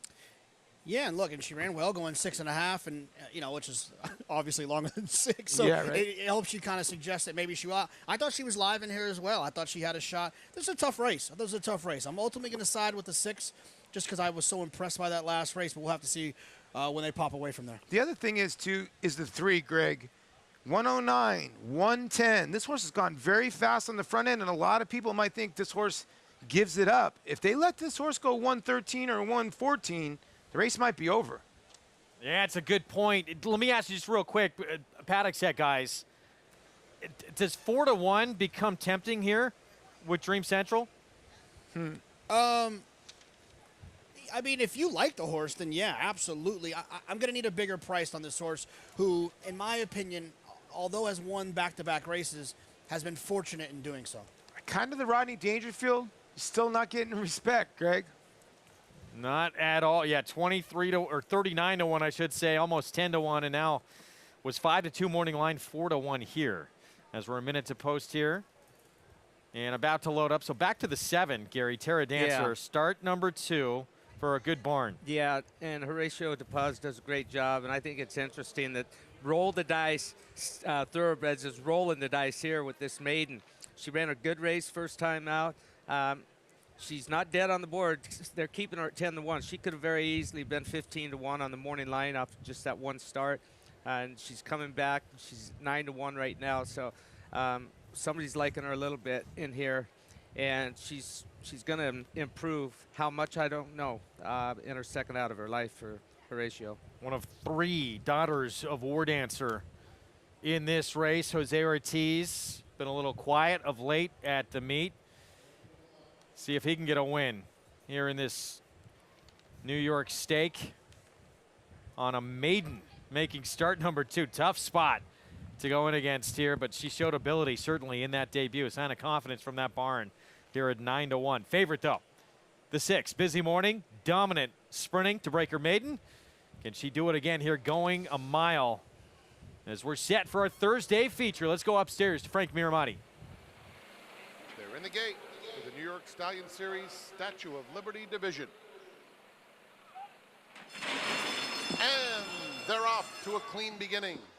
Royal Dancer and How'd You Make Your Money both out very alertly. They're joined immediately by Busy Morning on the outside, and Tara Dancer comes away in 4th. Into the first turn, and How'd You Make Your Money sprints clear, headstrong, off the hedge, and tugging to a 4-5 length lead. Busy Morning settles in 2nd, followed by Royal Dancer 3rd. Tara Dancer is in 4th. It's another 3 back to Golden Rocket, followed by Dream Central.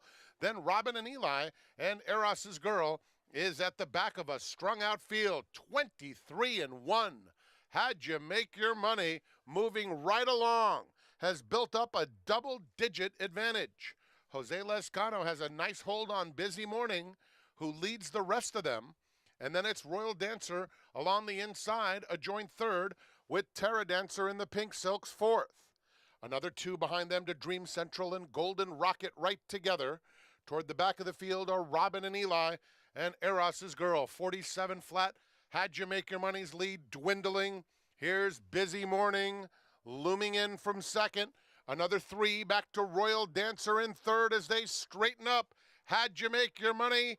And here's Busy Morning pouncing. And on the outside of them, Royal Dancer running a giant race and going on by. Royal Dancer takes the lead. And from the back, here's Golden Rocket. Golden Rocket is flying at them in the final stages. And Golden Rocket gets up to win the Statue of Liberty division of the New York Stallion Series.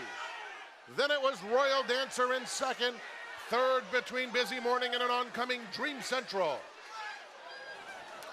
Looked like about 3 different runners were going to win this race over the course of the stretch run. In the end, a 33-1 shot with the apprentice Jose Gomez. Golden Rocket crosses the wire first. And congratulations, Jose Gomez. First stakes win at Saratoga Race Course. Yeah, he's an apprentice, but he didn't get to claim the weight in this race, carrying equal weights with the rest of the field at 118 pounds, other than Dream Central was carrying 123. So big day for Jose Gomez in his career, young career. Not who we expected to be in front. Royal Dancer was nowhere near the lead, and then all of a sudden the 3, Royal Dancer starts to make this big move. It looks like she might win this race with Rad Ortiz Jr. Yeah, and Busy Morning fought back down on the inside. It was a good run from Royal Dancer right there from Michelle Nevin. One of the maidens gets beat a neck at the end of the day. Wow, this filly was flying home. What a turn of foot down the stretch. It's the biggest price on the board. Meanwhile, early on in this race with Joel Rosario, how do you make your money? What happened here? Something put her in panic mode leaving the starting gate. And Joelle was just trying to sit quiet on her and nurse her back, and then she started leaning out, coming out of that first turn. She was laying on Joelle's left rein pretty good. She's going straight right now, but he's just trying to stay out of her way. She flicked her ears a couple of times, and I'm sure he's just playing, hey, fill up with some air. Let me see how long I can keep you here. But look, he was just sitting on her until the head of the stretch. He shook her up, and there was no response. She was done. In the meantime, Busy Morning was kind of doing the dirty work for the rest of the pack, as if, you know, chasing that lonely leader out there. He just forgot about that when he was trying to, Jose was trying to ride his own race back there, and she flat got outrun. The winner was, she got the right setup, fast fractions, and Golden Rocket was best. Patricia Farrow, Robert Lamb, winning connections, and Jose Gomez, Golden Rocket, guys, she was flying down that stretch. Well, she was. And I tell you what, Irad Ortiz Jr. gave the 3 a tremendous ride. This the horse has been on the front end the whole time. And when he saw the 5 running off, he took back. And I looked at you and I said, this 1 is exploding, JK. And you saw this horse coming too as well. And wow, what a run by this daughter of Alpha. The thing about it, I think when there's and G can elaborate on this, I'd love to hear what he has to say, but when there's a 1-horse kind of runoff situation, I think it makes for chaotic situations because it's harder for the guys to know when to move. You know, do I move now? Do I wait a little bit? Is this horse going to come back to me? Are they going to run away from me? And I think a lot of times it can result in big prices like this because I just have to imagine it's hard to judge. They're used to all being packed together. One horse is about a length or 2 in front of them. Then they can make their decisions. When that happens, man, it can get kind of crazy, I think. Well, you know, a lot of people are going to go, okay, Busy Morning didn't get the mile distance. I disagree because Gary will probably note on this too. When you're in chase mode on a horse that's a runaway leader, it's very, very tough place to be. I thought Busy Morning actually ran a giant third. Yeah, guys, as far as pace and a runaway leader like that, look, Jose took it out of his mind. He knew that horse was going too fast. There was no doubt in his mind, I'll guarantee you, that she was going to come back. When there's that much separation, and I think he had Busy Morning shut off and shut down as much as he possibly could without allowing everybody else to make an early move and swamp him. Is my opinion that Busy Morning, she just flat got outrun. She had every chance coming into the stretch. She didn't run a bad race. It was her first time against stake winners. getting challenged like this, but yet another mama shipper coming in here and doing well. We've seen it the whole meet. Winner's Circle leading brought to you by the Fasig-Tipton November Sale, the world's premier breeding stock event to be held on November 6th after the Breeders' Cup. Nominate your star today. Golden Rocket, this was not expected. Biggest price on the board in our feature on this Thursday afternoon, and good for that young man, Jose Gomez. He has turned a lot of heads early on in his riding career here in New York, and now he gets a big one that he's going to remember for the rest of his life, his first stakes win here at the spot. We'll be back.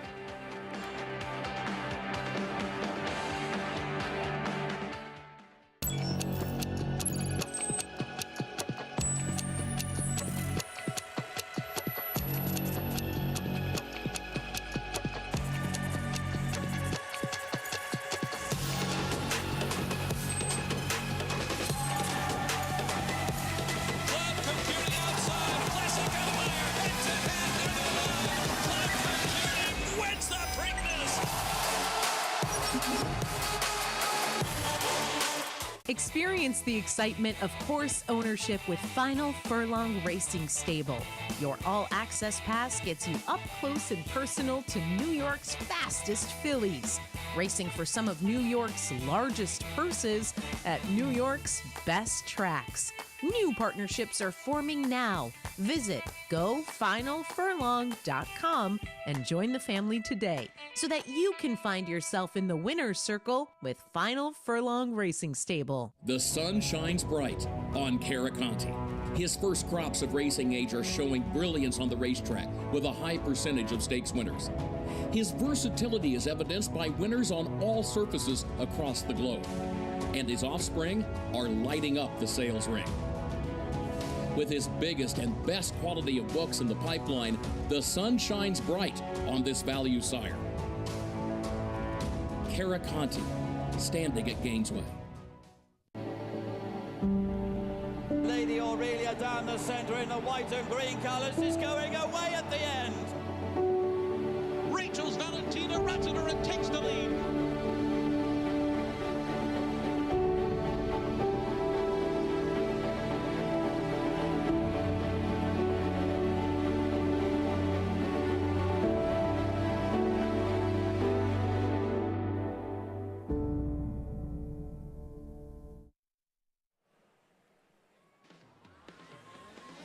We are back on Saratoga Live on FS2, regional networks out in Southern California. Thanks for being with us on this Thursday afternoon here in upstate New York. We just saw a shocker in our Thursday feature.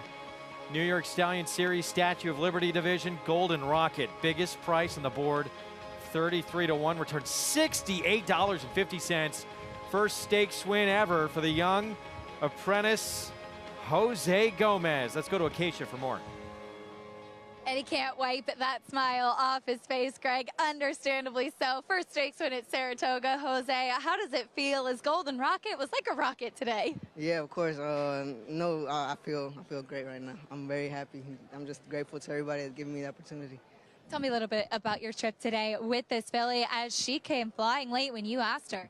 I seen, I was just studying her. I seen how my good friend Isaac Castillo rode her last time in Mama. She got the win, just sat nice and tipped it out in the stretch, and she came running. And I just tried to do the same thing, and it worked out today. An apprentice rider that has turned a lot of heads. Couldn't claim the apprentice weight allowance in this stakes race here, and you delivered too. What does it mean winning at the high level with the colony that we have here in New York? I feel great. I can't explain it. I just feel good. Tell me a little bit about the journey getting here, too. A lot of hard work. You've been putting the miles in, and it's all paying off. Well, yeah, of course. I just my first year riding. I'm an apprentice, of course. And, I just started in New York, and I was indecisive of coming here at first, but I'm happy I came now. We're happy you did, too. Jose, congratulations. Thank you very much. This excitement here in the winner's circle, Greg, it's just infectious. Jose Gomez, first Saratoga Stakes winner. So many positives have been said about this young man being mentored by the great Angel Cordero Jr. What about this moment, getting that first stakes win of your career? Do you remember your first stakes win? Yeah, I sure do. But Twitter's already blowing up right now on Jose. I met him walking out to the car park last week after our show, and what a nice young man.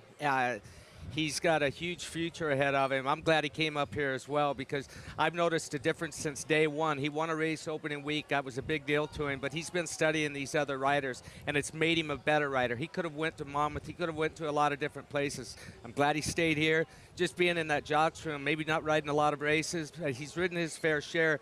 Horses lead the latch with him running. He puts them in a good spot. He takes advantage of the weight advantage that he's getting. There was no weight advantage in that race, and he just did it against as good as there is. How long did it take for you to find confidence on the turf as a rider? A little more difficult, different form of riding. Where I grew up, we didn't have turf racing. There was no turf course at the tracks where I grew up. I started out with quarter horses, so I never got on the turf course until 1980. I started riding in '79, and when I went to Southern California, I worked my first turf horse for Albert Barrera, a horse named Hot Oil that wound up setting a track record on the turf.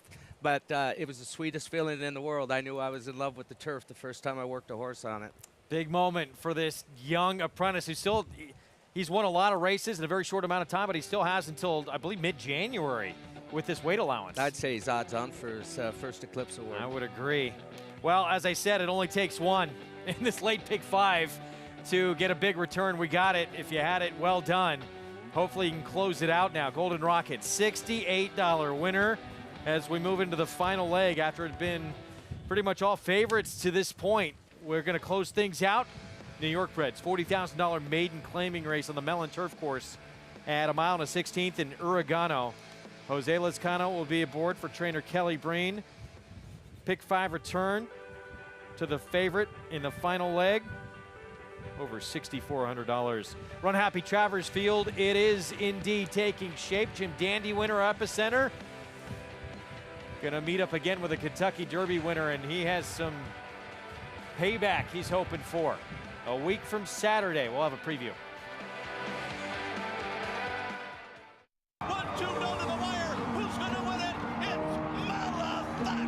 Malafat gets up to win it in the Central Bank Ashland.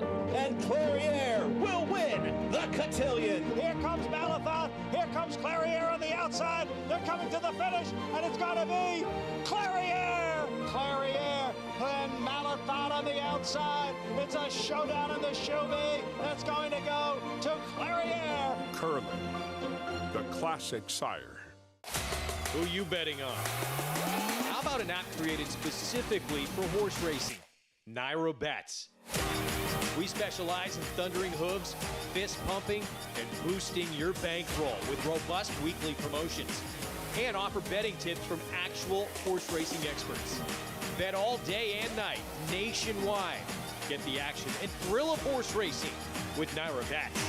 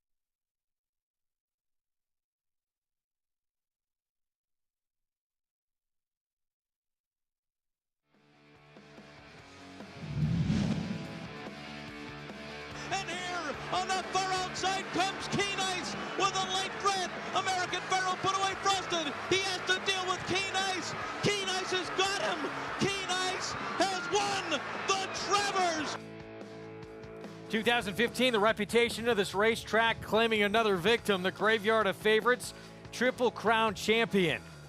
American Pharaoh beat by Keen Ice in the Travers. Yeah, you never know what's going to happen up here at Saratoga. Huge upset. He'd galloped a couple days, the day before the race, and absolutely did way too much in his gallop, but these things happen, and Keen Ice was meant to win. That was a shocker. A week from Saturday, we have the 2022 edition of the Run Happy Travers, where Epicenter seems like he is, for the moment, grabbed control of this 3-year-old division with that impressive performance in the Jim Dandy. He's going to meet again horse who got him in the Kentucky Derby, second biggest upset in the history of that race. Rich Strike on the grounds. He arrived on Sunday here at Saratoga. Yeah, and XBTV delivering this gallop for us this morning. Just real light gallop for him this morning. He's going to have a little workout tomorrow morning. And listen, he won the Kentucky Derby fair and square. Yeah, he got a great setup. He got a great ride. The question is going to be, can he repeat it? Can he do the same thing here at the graveyard of favorites? He's not going to be the favorite. I can guarantee you that. No, he will not. Can he reproduce that historic moment that we'll show you again right here under just a brilliant ride from Sonny Leone? That hot pace up front certainly worked in his favor, but several other big names got that hot pace to run into as well. Yeah, they did, and you see Epicenter right there. He looks like Zandon may run right by him. They start battling out, and Epicenter gets in his own little fight here with Zandon, just holding him up, and in the meantime, Sonny Leone and Rich Strike come and swallow him up in the last 100 yards. And you saw Joel Rosario look over there like, what and who is this? Where did he come from? It had to be a pretty devastating feeling for both Joel Rosario and Steve Asmussen, I'm sure. But look, they came back, they rebounded in the Jim Dandy. He ran a huge race, and right now, Epicenter, I believe, will go off favorite, and he's the leader of the pack off of his victory in the Jim Dandy. And early on, it didn't look good for him in the Jim Dandy. We know that Preakness, he was a little bit further back. Steve Asmussen was not happy about it. He was far back in the Jim Dandy. Well, look, the instructions and the strategy, I think, took us all by surprise. I know it took me by surprise. We hadn't seen anybody really closing any ground, and Steve had, he was disappointed in how far back he was in the Preakness, and he let it be known. So I thought that, he was going to lay much closer to the pace, and that wasn't the plan at all. Steve told him just sit on him, ride him like you're riding the best horse, and make sure he is finishing, because the Travers is our main goal. Well, he did more than finish. He finished strong. He won with his ears up, something left, and I thought it was a really impressive race. Here we got a workout. He's working with Clairiere. She's on the outside, and just an easy leg stretcher. Steve likes to work all of his horses in company. The odd one, he won't, but most of the time they work in company. This was 2 weeks out from the race. It was this past weekend. Probably do a little something again here in the next few days, but this was just, it was nice leg stretcher, not asked to do anything. Rider was sitting motionless, and they had a long gallop out together all the way down the backside. 5 furlongs in a minute and a fifth. That was on that Oklahoma training track. Thanks again to XBTV for that video. This was from this morning, schooling in the paddock. He was impressive in that Jim Dandy. Now can he back it up again at 1.25 miles in the Travers? What's your guys' take on the 1.25 miles for him after what we saw in the Derby? I've got no questions about it. I thought he was impressive in Louisiana Derby, going 1 mile and 3/16. Yeah. I thought he ran well enough going 1 mile and 3/16 in the Preakness. He ran well going 1.25 miles in the Derby. I've got no issues with Epicenter in the distance. He's run well, besides his first start. I mean, he had one bad start in his whole career, and he's just been a really, really nice horse. You could say he might have been a tiny bit unlucky in the Kentucky Derby and maybe the Preakness as well, but he did stamp himself, like Gary said, when he won the Jim Dandy, and he won it in circumstances all of us didn't think he was going to win it, and like Gary said, we didn't think he was going to come from dead last. If it was only the horses in the Jim Dandy coming into the Travers, I would say Epicenter's your winner. But he's going to have to deal with this animal, the one Charge It Here, who was unbelievably impressive in the Dwyer. Yeah, when horses win, by this many lengths. And then I think the final margin ended up being like 20 1/4 or whatever it was. But they get so confident, and he just proved why he had a lot of buzz around him.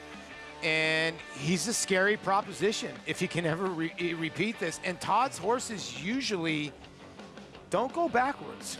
I think the funny thing about Charge, that if you look back at his Florida Derby when he was, still on that kind of could be a Derby favorite type of horse, he was really green in the stretch. He ended up getting beat.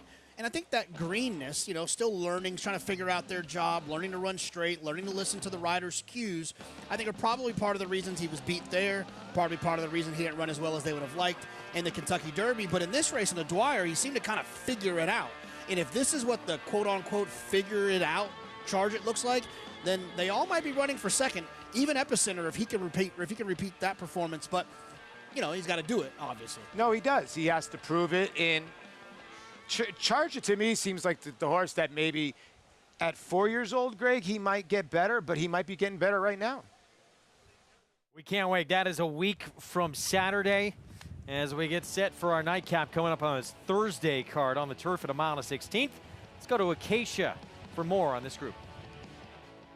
We'll start with the couple logical horses in here. Oregano down to the inside, who does get that drop in class for trainer Kelly Breen. Now, this is a horse that in the past, in pretty much all of his races, to be honest, has been a little bit antsy in the gate, getting out of the gate. Not his strong suit. Broke a little bit slower last time, and then he was bumped on either side. And yes, he was bumped and squeezed back, but sometimes horses that just break a step slow invite in that kind of trouble. So that is a little bit of a concern for me with this horse going down from the rail, but he does look great. Once again, he's carrying really good muscle definition to him. He does take that needed drop in class.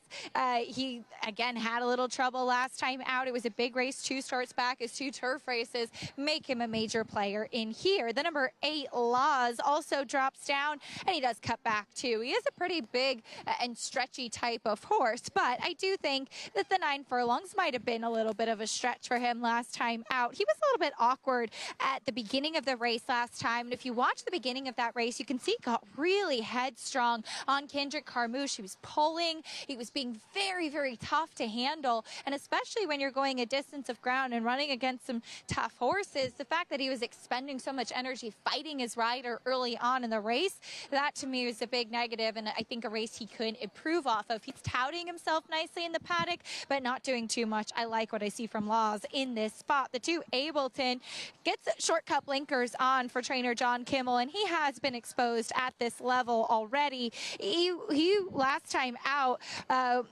others kind of sent and he was up close, and then he really just dragged Eric Cancel up to the front and was run down late, but it was an improved effort for him. He definitely looks like a horse that wants to go a distance of ground versus the sprint that he tried 2 starts back. This could be the right spot for him. We'll see, as he does seem to meet a pretty strong field in here today, but he's a nice price. Greg? Thank you, Acacia. Post parade here coming up.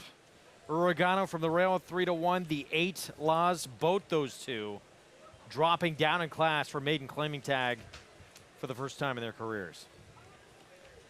So, Gary, we talked earlier about Jose Lezcano. What a role he's been on. He's got a chance to collect another one here to close out this card. Yeah, I think is JK still alive? She's got the one. No. Sorry, JK. No. Well, I guess it doesn't matter if Jose wins now. I was rooting for him.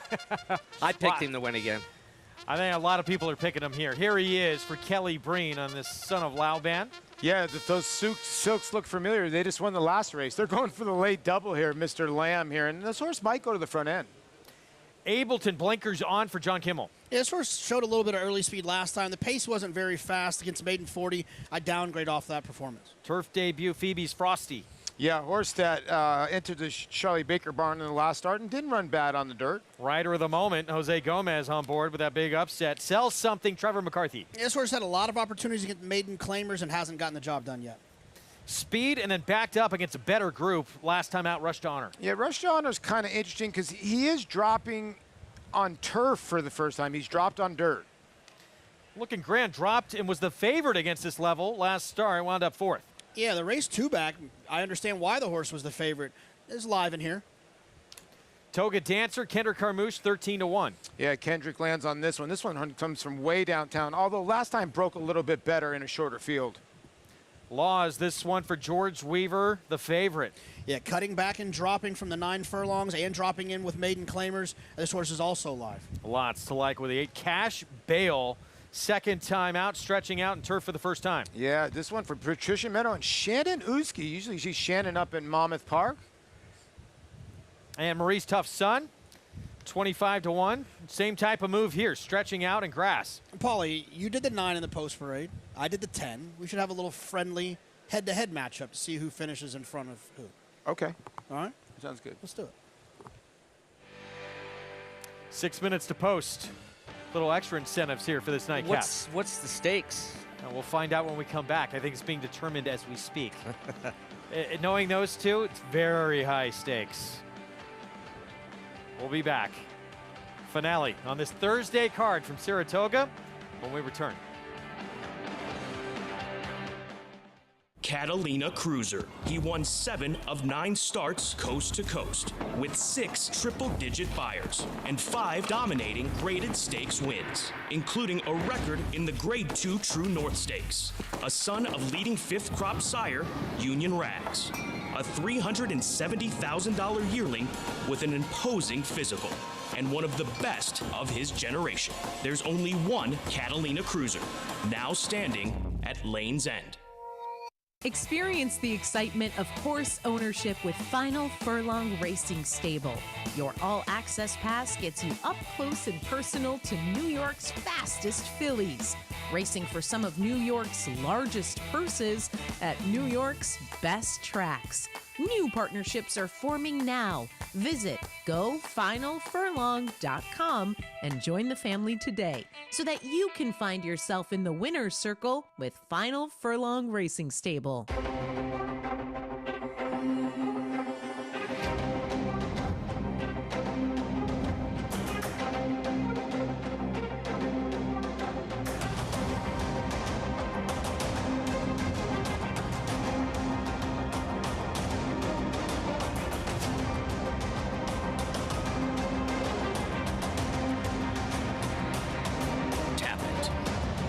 Standing at Gainesway.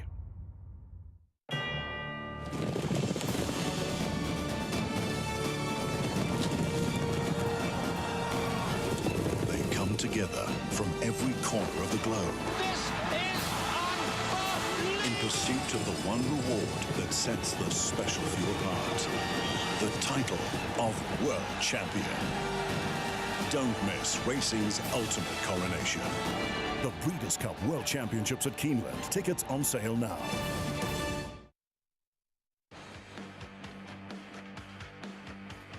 Back on Saratoga Live on FS2, regional networks in Southern California as well. Our program brought to you by the champion sprinter Run Happy. Never lost in his career while sprinting, including a pretty big win here at Saratoga. Now standing in legendary stall number 1 at Claiborne Farm.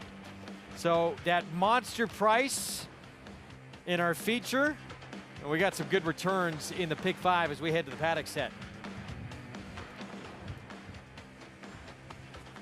It's actually amazing, the prices of these pick 5s, because JK, I looked at you. After Warrior Johnny won the 8th race, that pick 3 was $28. After Golden Rocket won the 9th race, that pick 3 was $800. That's an amazing difference. Yeah, you know, 6, 7, 8, 9, 10, 12 to 1 shots, they're impactful, obviously, to multi-race bets. But when you get into the 30s, you get 30 to 1 shots, 25 to 1 shots, those are the horses that really move the needle, because even in spread races, those horses get tossed out. So I think that's probably why we're looking at the payouts that we're seeing here. And if you're alive, I would think that most people who are alive would be alive to the one Organo. This is one of those situations in these races that we end with so often at Naira racetracks. They're those maiden claiming, maiden 40, maiden 20. I'm always starting with horses that are dropping, and that's the one right here. Yeah, and I think the horse that could get to the front end. Now, the 2 just got hit from 10 to 1 to 6 to 1. The blinkers go on. Maybe they're going to send the 2, but Uragano didn't get out of the gate well last time. 2 starts back, did, and showed decent enough speed. 113 for 6 furlongs would put this horse right in the mix early on. Whether Johnny V wants to send with the 6 horse in here will probably dictate where Oregano sits. In Acacia, the 6 and the 8, the 6 looking grand and the 8 Laws.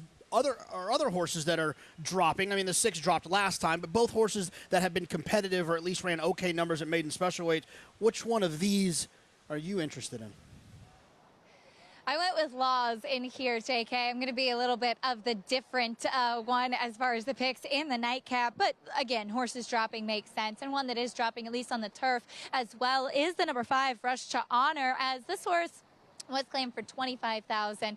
So I don't love that in comparison, but the lone turf start was in a New York bred maiden special weight race. So definitely tougher here. It is actually my first time laying eyes on him, ironically. But this gelding actually has a big turf pedigree. He's Hefta Stakes winner March Express and Stakes winner Harlan's Honor, both of whom were good on the grass. And he is a tall drink of water, so to speak, a big, leggy individual that looks like he should handle the turf plus a distance of ground. So in that drop, just based off the turf form, I thought was interesting. But back to Laws, who I did pick, just wanted to mention quickly that I noticed an equipment change on him, too. George Weaver starts a lot of his horses with a shadow roll, that piece of fleece over the noseband. And as I had mentioned last time out, he got really headstrong at the back of the pack. And the idea of a shadow roll is to keep a horse's head out and down. That's gone today. So an equipment change on Laws, too, that could be key to help him relax and just maybe be able to see his surroundings, Greg. Thank you, Acacia. The 1, the 8, they're taking a lot of attention in here, as they should. As we look at Manny Franco on Laws, George Weaver's really started to get things going here at the meet late. Yeah, and this horse looks good out there on the racetrack right now. All of his horses do. Nice and relaxed, focused, and good-looking coat on him. Class dropper, as is the 1, but the 8, big drill in the dirt leading up to this start. Bullet drill, quickest of 70 in the morning, going 4 furlongs. On the Saratoga main track. On the main. We'll see. Here's a 3 stepping in. First time on turf for Phoebe's Frosty. Tried to get him turf last start, and it was rained off here at Saratoga. It was a short price that day. Sell something. This horse hit the board for this level at Belmont 2 starts ago. Trevor McCarthy will be in the irons. And Rush to Honor. This horse, pace factor against better last time out. 5 was a little interesting. This one dropping back into a lower level, but in terms of turf, it's a big class drop from that last start. As we're set for the nightcap, let's go upstairs to Frank Miramati. The last one is Marie's Tough Son. Long shot right up to the gate.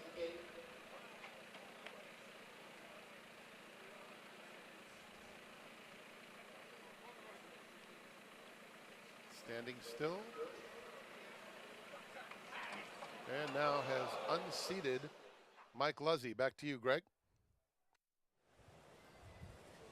So Mike Luzzy, had to hop off there as Marie's Tough Son reared up at the gate. Dangerous situation. Yeah, well, that's a bad feeling. That horse was froze up outside the stalls. When you see that kind of panic mode and they're stiff and tight like that, when they go, you're best hitting the eject button like Mike Luzzy did just then in case they get past the point of no return. And it looks like going to be fairly quick reload here. Yeah, Mike Luzzy's going to let this great starting gate crew do their job. He'll wait to hop back aboard. Were you ever reluctant to get back aboard after something like that happened? No, it's part of the job. It's part of the job. You've been through it. Let the boys do their job. Get them in there. But you see how those front legs are locked right there? That's not a good feeling when you're sitting on their back and they're doing that. Dangerous job, and these are the unsung heroes of the racetrack. We got 3 behind, 2 in front with the starting gate crew trying to get this 10 settled here, Marie's Tough Son, and looks like they have done it. Mike Luzzy hops back aboard. Let's go back to Frank Miramati. All set.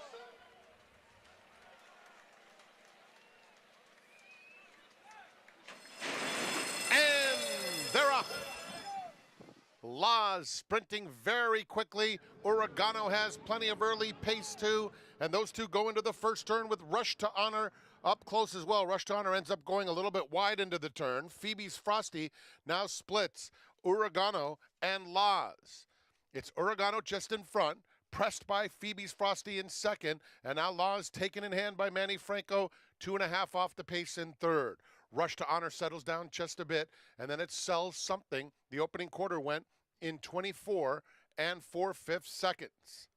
In behind them comes Lookin' Grand racing in mid-pack. It's another 3 back to Toga Dancer, a similar margin to Cash Bale and Marie's Tough Son. Strung out group runs down the back stretch, and it's Ableton who has now taken the lead. 49-1 for the half. Ableton has the lead. Lots of action in the early stages as Oregano comes back for more on the inside. Phoebe's Frosty has been softened up. Laws along the inside. Rush to Honor, 3 wide, moving into the far turn.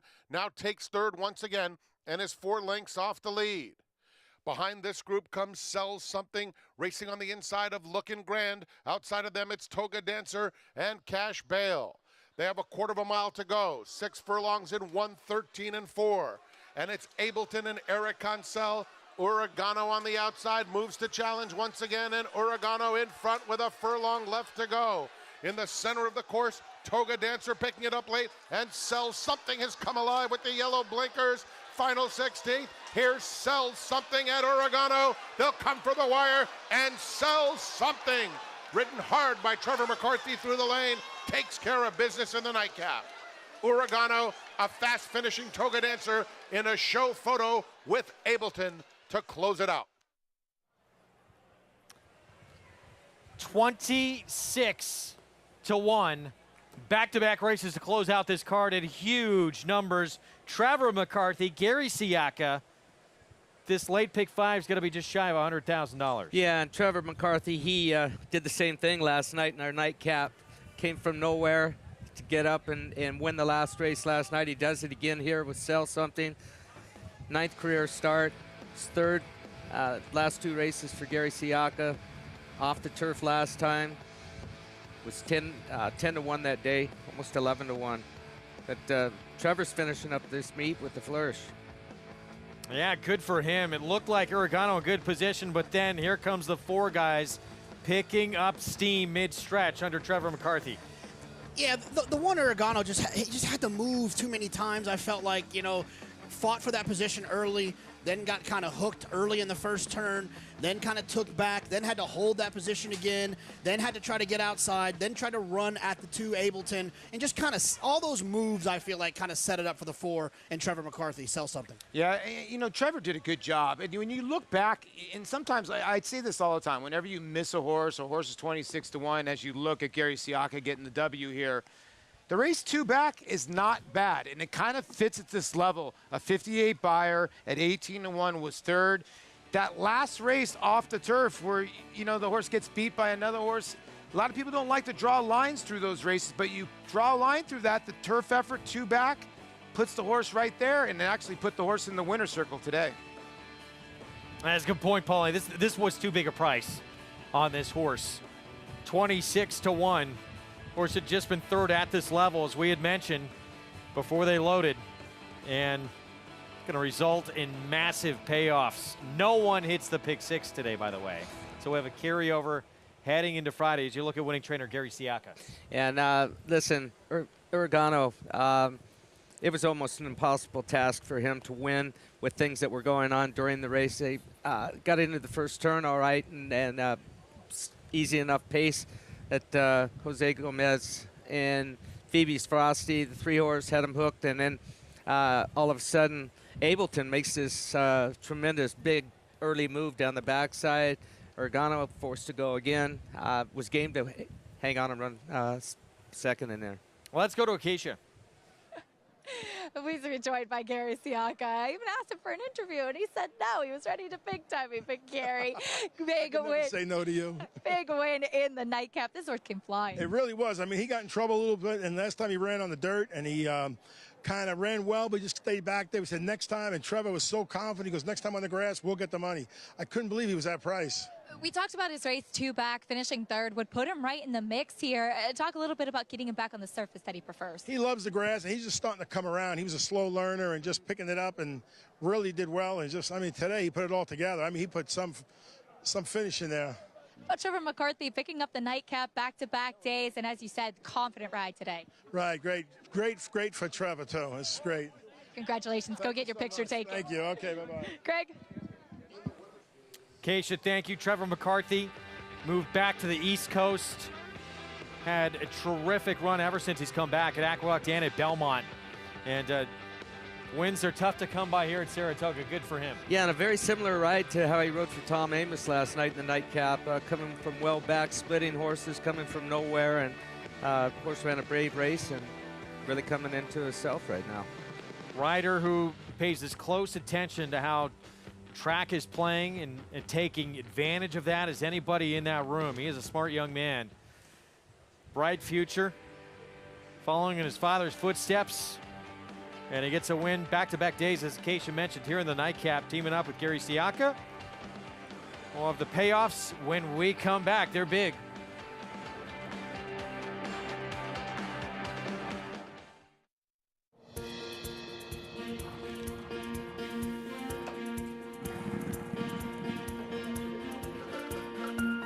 We take pride in what we do. For me, it's more of a passion than actual work. I'm an assistant trainer. Carpenter. I'm a peace officer. I'm a jockey. I'm a gardener. I'm a groom. Clocker. Assistant starter. Trainer. ESL teacher. I love what I do. There's so many jobs that come together every day. It's a collective effort that really makes this ball go round. We are New York Racing. I couldn't imagine working anywhere else. For me, riding horses in the morning is the best thing I can do. New York Racing helps support my small business. It's extremely important to the New York economy. Like my dream come true. This is like a big family. We are New York Horse Racing.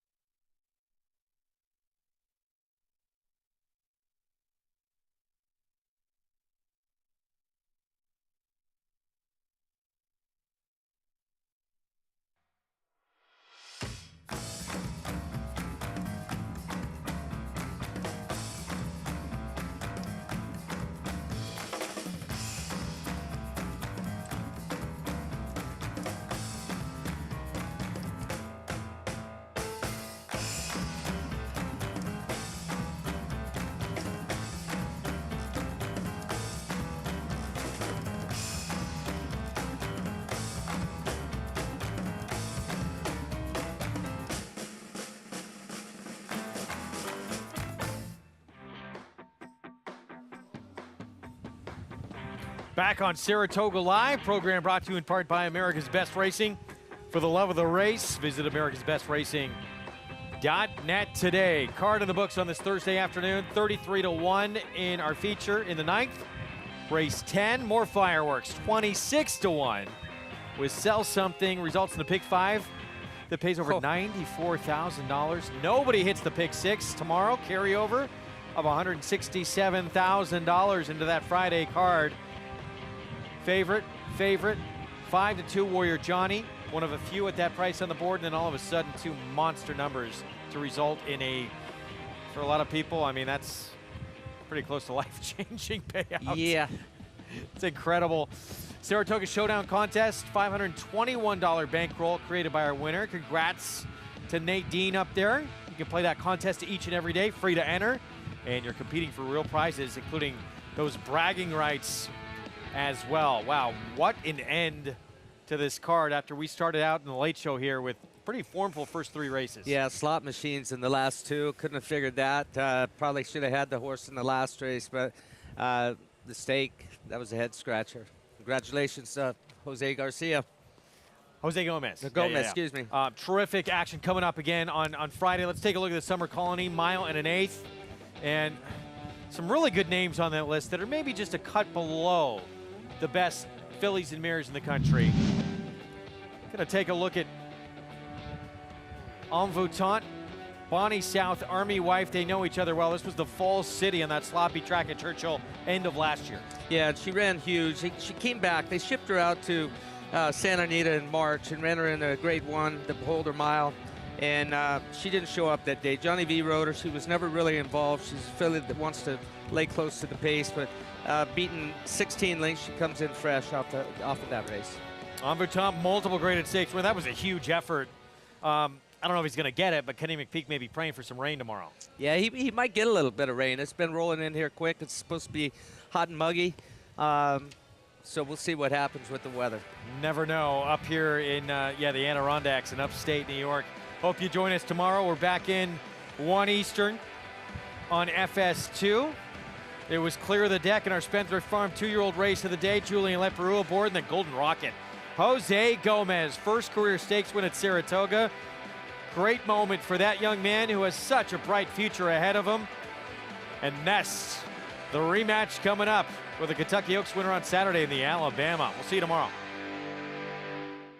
The momentum continues for War Dancer as Dancing Buck scores a decisive victory on the Saratoga turf. And it is the New York-bred Dancing Buck who wins it. And Elegant Dancer scores at Monmouth. It's War Dancer's Elegant Dancer, winning by 6 lengths. Interesting note on War Dancer I just got. He is the leading third crop sire for winners and earnings on turf. So he is certainly off to a blazing start at stud. Now with 34 wins in 2022 and over $4 million in progeny earnings, War Dancer is a sire on fire. RaceLens is the most in-depth product in horse racing with you.